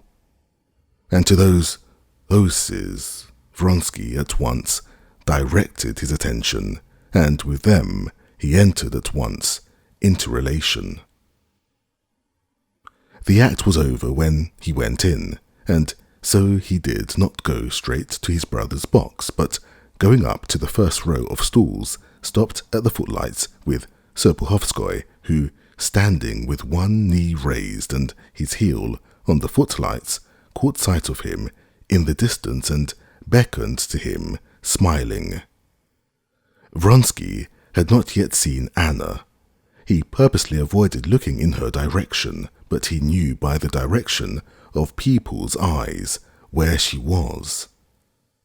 He looked round discreetly, but he was not seeking her. Expecting the worst, his eyes sought for Alexei Alexandrovitch. To his relief, Alexei Alexandrovitch was not in the theatre that evening. "How little of the military man there is left in you," Serpuhovskoy was saying to him. "A diplomat, an artist, something of that sort, one would say." "Yes, it was like going back home when I put on a black coat," answered Vronsky, smiling and slowly taking out his opera glass. "Well, I'll own I envy you there. When I come back from abroad and put on this," he touched his epaulets, "I regret my freedom." Serpuhovskoy had long given up all hope of Vronsky's career, but he liked him as before and now was particularly cordial with him. "What a pity you were not in time for the first act." Vronsky, listening with one ear, moved his opera glass from the stools and scanned the boxes. Near a lady in a turban and a bald old man who seemed to wave angrily in the moving opera glass, Vronsky suddenly caught sight of Anna's head, proud, strikingly beautiful, and smiling in the frame of lace. She was in the fifth box, 20 paces from him. She was sitting in front and, slightly turning, was saying something to Yashvin, the setting of her head in her handsome, broad shoulders, and the restrained excitement and brilliance of her eyes and her whole face reminded him of her just as he had seen her at the ball in Moscow, but he felt utterly different towards her beauty now. In his feeling for her now there was no element of mystery, and so her beauty, though it attracted him even more intensely than before, gave him now a sense of injury. She was not looking in his direction, but Vronsky felt that she had seen him already. When Vronsky turned his opera glass again in that direction, he noticed that Princess Varvara was particularly red and kept laughing unnaturally and looking round at the next box. Anna, folding her fan and tapping it on the red velvet, was gazing away and did not see, and obviously did not wish to see, what was taking place in the next box. Yashvin's face wore the expression which was common when he was losing at cards. Scowling, he sucked the left end of his moustache further and further into his mouth and cast sidelong glances at the next box. In that box on the left were the Kartasovs. Vronsky knew them and knew that Anna was acquainted with them. Madame Kartasova, a thin little woman, was standing up in her box, and her back turned upon Anna. She was putting on a mantle that her husband was holding for her. Her face was pale and angry, and she was talking excitedly. Kartasov, a fat, bald man, was continually looking around at Anna. While he attempted to soothe his wife, when the wife had gone out, the husband lingered a long while and tried to catch Anna's eye, obviously anxious to bow to her. But Anna, with unmistakable intention, avoided noticing him and talked to Yashvin, whose cropped head was bent down to her. Kartasov went out without making his salutation, and the box was left empty. Vronsky could not understand exactly what had passed between the Kartasovs and Anna, but he saw that something humiliating for Anna had happened. He knew this both from what he had seen and most of all from the face of Anna, who, he could see, was taxing every nerve to carry through the part she had taken up. And in maintaining this attitude of external composure, she was completely successful. Anyone who did not know her and her circle, who had not heard all the utterances of the women expressive of commiseration, indignation, and amazement that she should show herself in society and show herself so conspicuously with her lace and her beauty, would have admired the serenity and loveliness of this woman without a suspicion that she was undergoing the sensations of a man in the stocks. Knowing that something had happened, but not knowing precisely what, Vronsky felt a thrill of agonizing anxiety, and, hoping to find out something, he went towards his brother's box. Purposely choosing the way round furthest from Anna's box, he jostled as he came out against the colonel of his old regiment, talking to two acquaintances. Vronsky heard the name of Madame Karenina, and noticed how the colonel hastened to address Vronsky loudly by name, with a meaning glance at his companions. "Ah, Vronsky, when are you coming to the regiment? We can't let you off without a supper. You're one of the old set," said the colonel of his regiment. "I can't stop, awfully sorry, another time," said Vronsky, and he ran upstairs towards his brother's box. The old Countess Vronsky's mother, with her steel grey curls, was in his brother's box. Varya, with the young Princess Sorokina, met him in the corridor. Leaving the Princess Sorokina with her mother, Varya held out her hand to her brother-in-law and began immediately to speak of what interested him. She was more excited than he had ever seen her. "I think it's mean and hateful, and Madame Kartasova had no right to do it. Madame Karenina," she began. "But what is it? I don't know." "What? You've not heard? I know I should be the last person to hear of it. There isn't a more spiteful creature than that Madame Kartasova." "But what did she do?" "My husband told me she has insulted Madame Karenina." Her husband began talking to her across the box, and Madame Kartasova made a scene. "She said something aloud," he says, "something insulting, and went away." "Count, your ma'am is asking for you," said the young Princess Sorokina, peeping out of the door of the box. "I've been expecting you all the while," said his mother, smiling sarcastically. "You were nowhere to be seen." Her son saw that she could not suppress a smile of delight. "Good evening, ma'am." "I have come to you," he said coldly. "Why aren't you going to faire la cour à Madame Karenina?" she went on when Princess Sorokina had moved away. "Elle fait sensation. On oublie la partie pour elle." "Ma'am, I have asked you not to say anything to me of that," he answered, scowling. "I'm only saying what everyone's saying." Vronsky made no reply, and saying a few words to Princess Sorokina, he went away. At the door, he met his brother. "Ah, Alexei," said his brother, "how disgusting. Idiot of a woman, nothing else. I wanted to go straight to her. Let's go together." Vronsky did not hear him. With rapid steps, he went downstairs. He felt that he must do something, but he did not know what. Anger with her for having put herself and him in such a false position, together with pity for her suffering, filled his heart. He went down and made straight for Anna's box. At her box stood Stremov, talking to her. "There are no more tenors." Vronsky bowed to her and stopped to greet Stremov.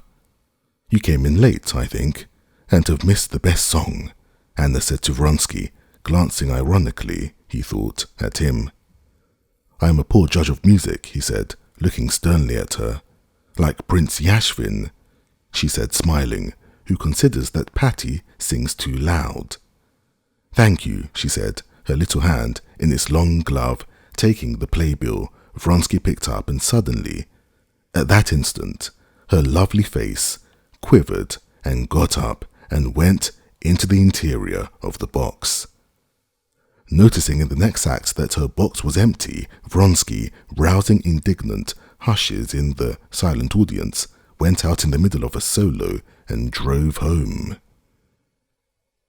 Anna was already home. When Vronsky went up to her, she was in the same dress as she had worn at the theatre. She was sitting in the first armchair against the wall, looking straight before her. She looked at him and at once resumed her former position. "Anna," he said, you are to blame for everything," she cried, with tears of despair and hatred in her voice, getting up. I implored you not to go. I knew it would be unpleasant." "Unpleasant?" she cried. "Hideous. As long as I live, I shall never forget it," she said. "It was a disgrace to sit beside me." "A silly woman's chatter," he said. "But why risk it? Why provoke? I hate your calm. You ought not to have brought me to this. If you had loved me, Anna, how does the question of my love come in? Oh, if you loved me as I love, if you were tortured as I am," she said, looking at him with an expression of terror. He was sorry for her and angry notwithstanding. He assured her of his love because he saw that this was the only means of soothing her, and he did not reproach her in words, but in his heart he reproached her. And the asseverations of his love, which seemed to him so vulgar that he was ashamed to utter them, she drank in eagerly, and gradually became calmer. The next day, completely reconciled, they left for the country.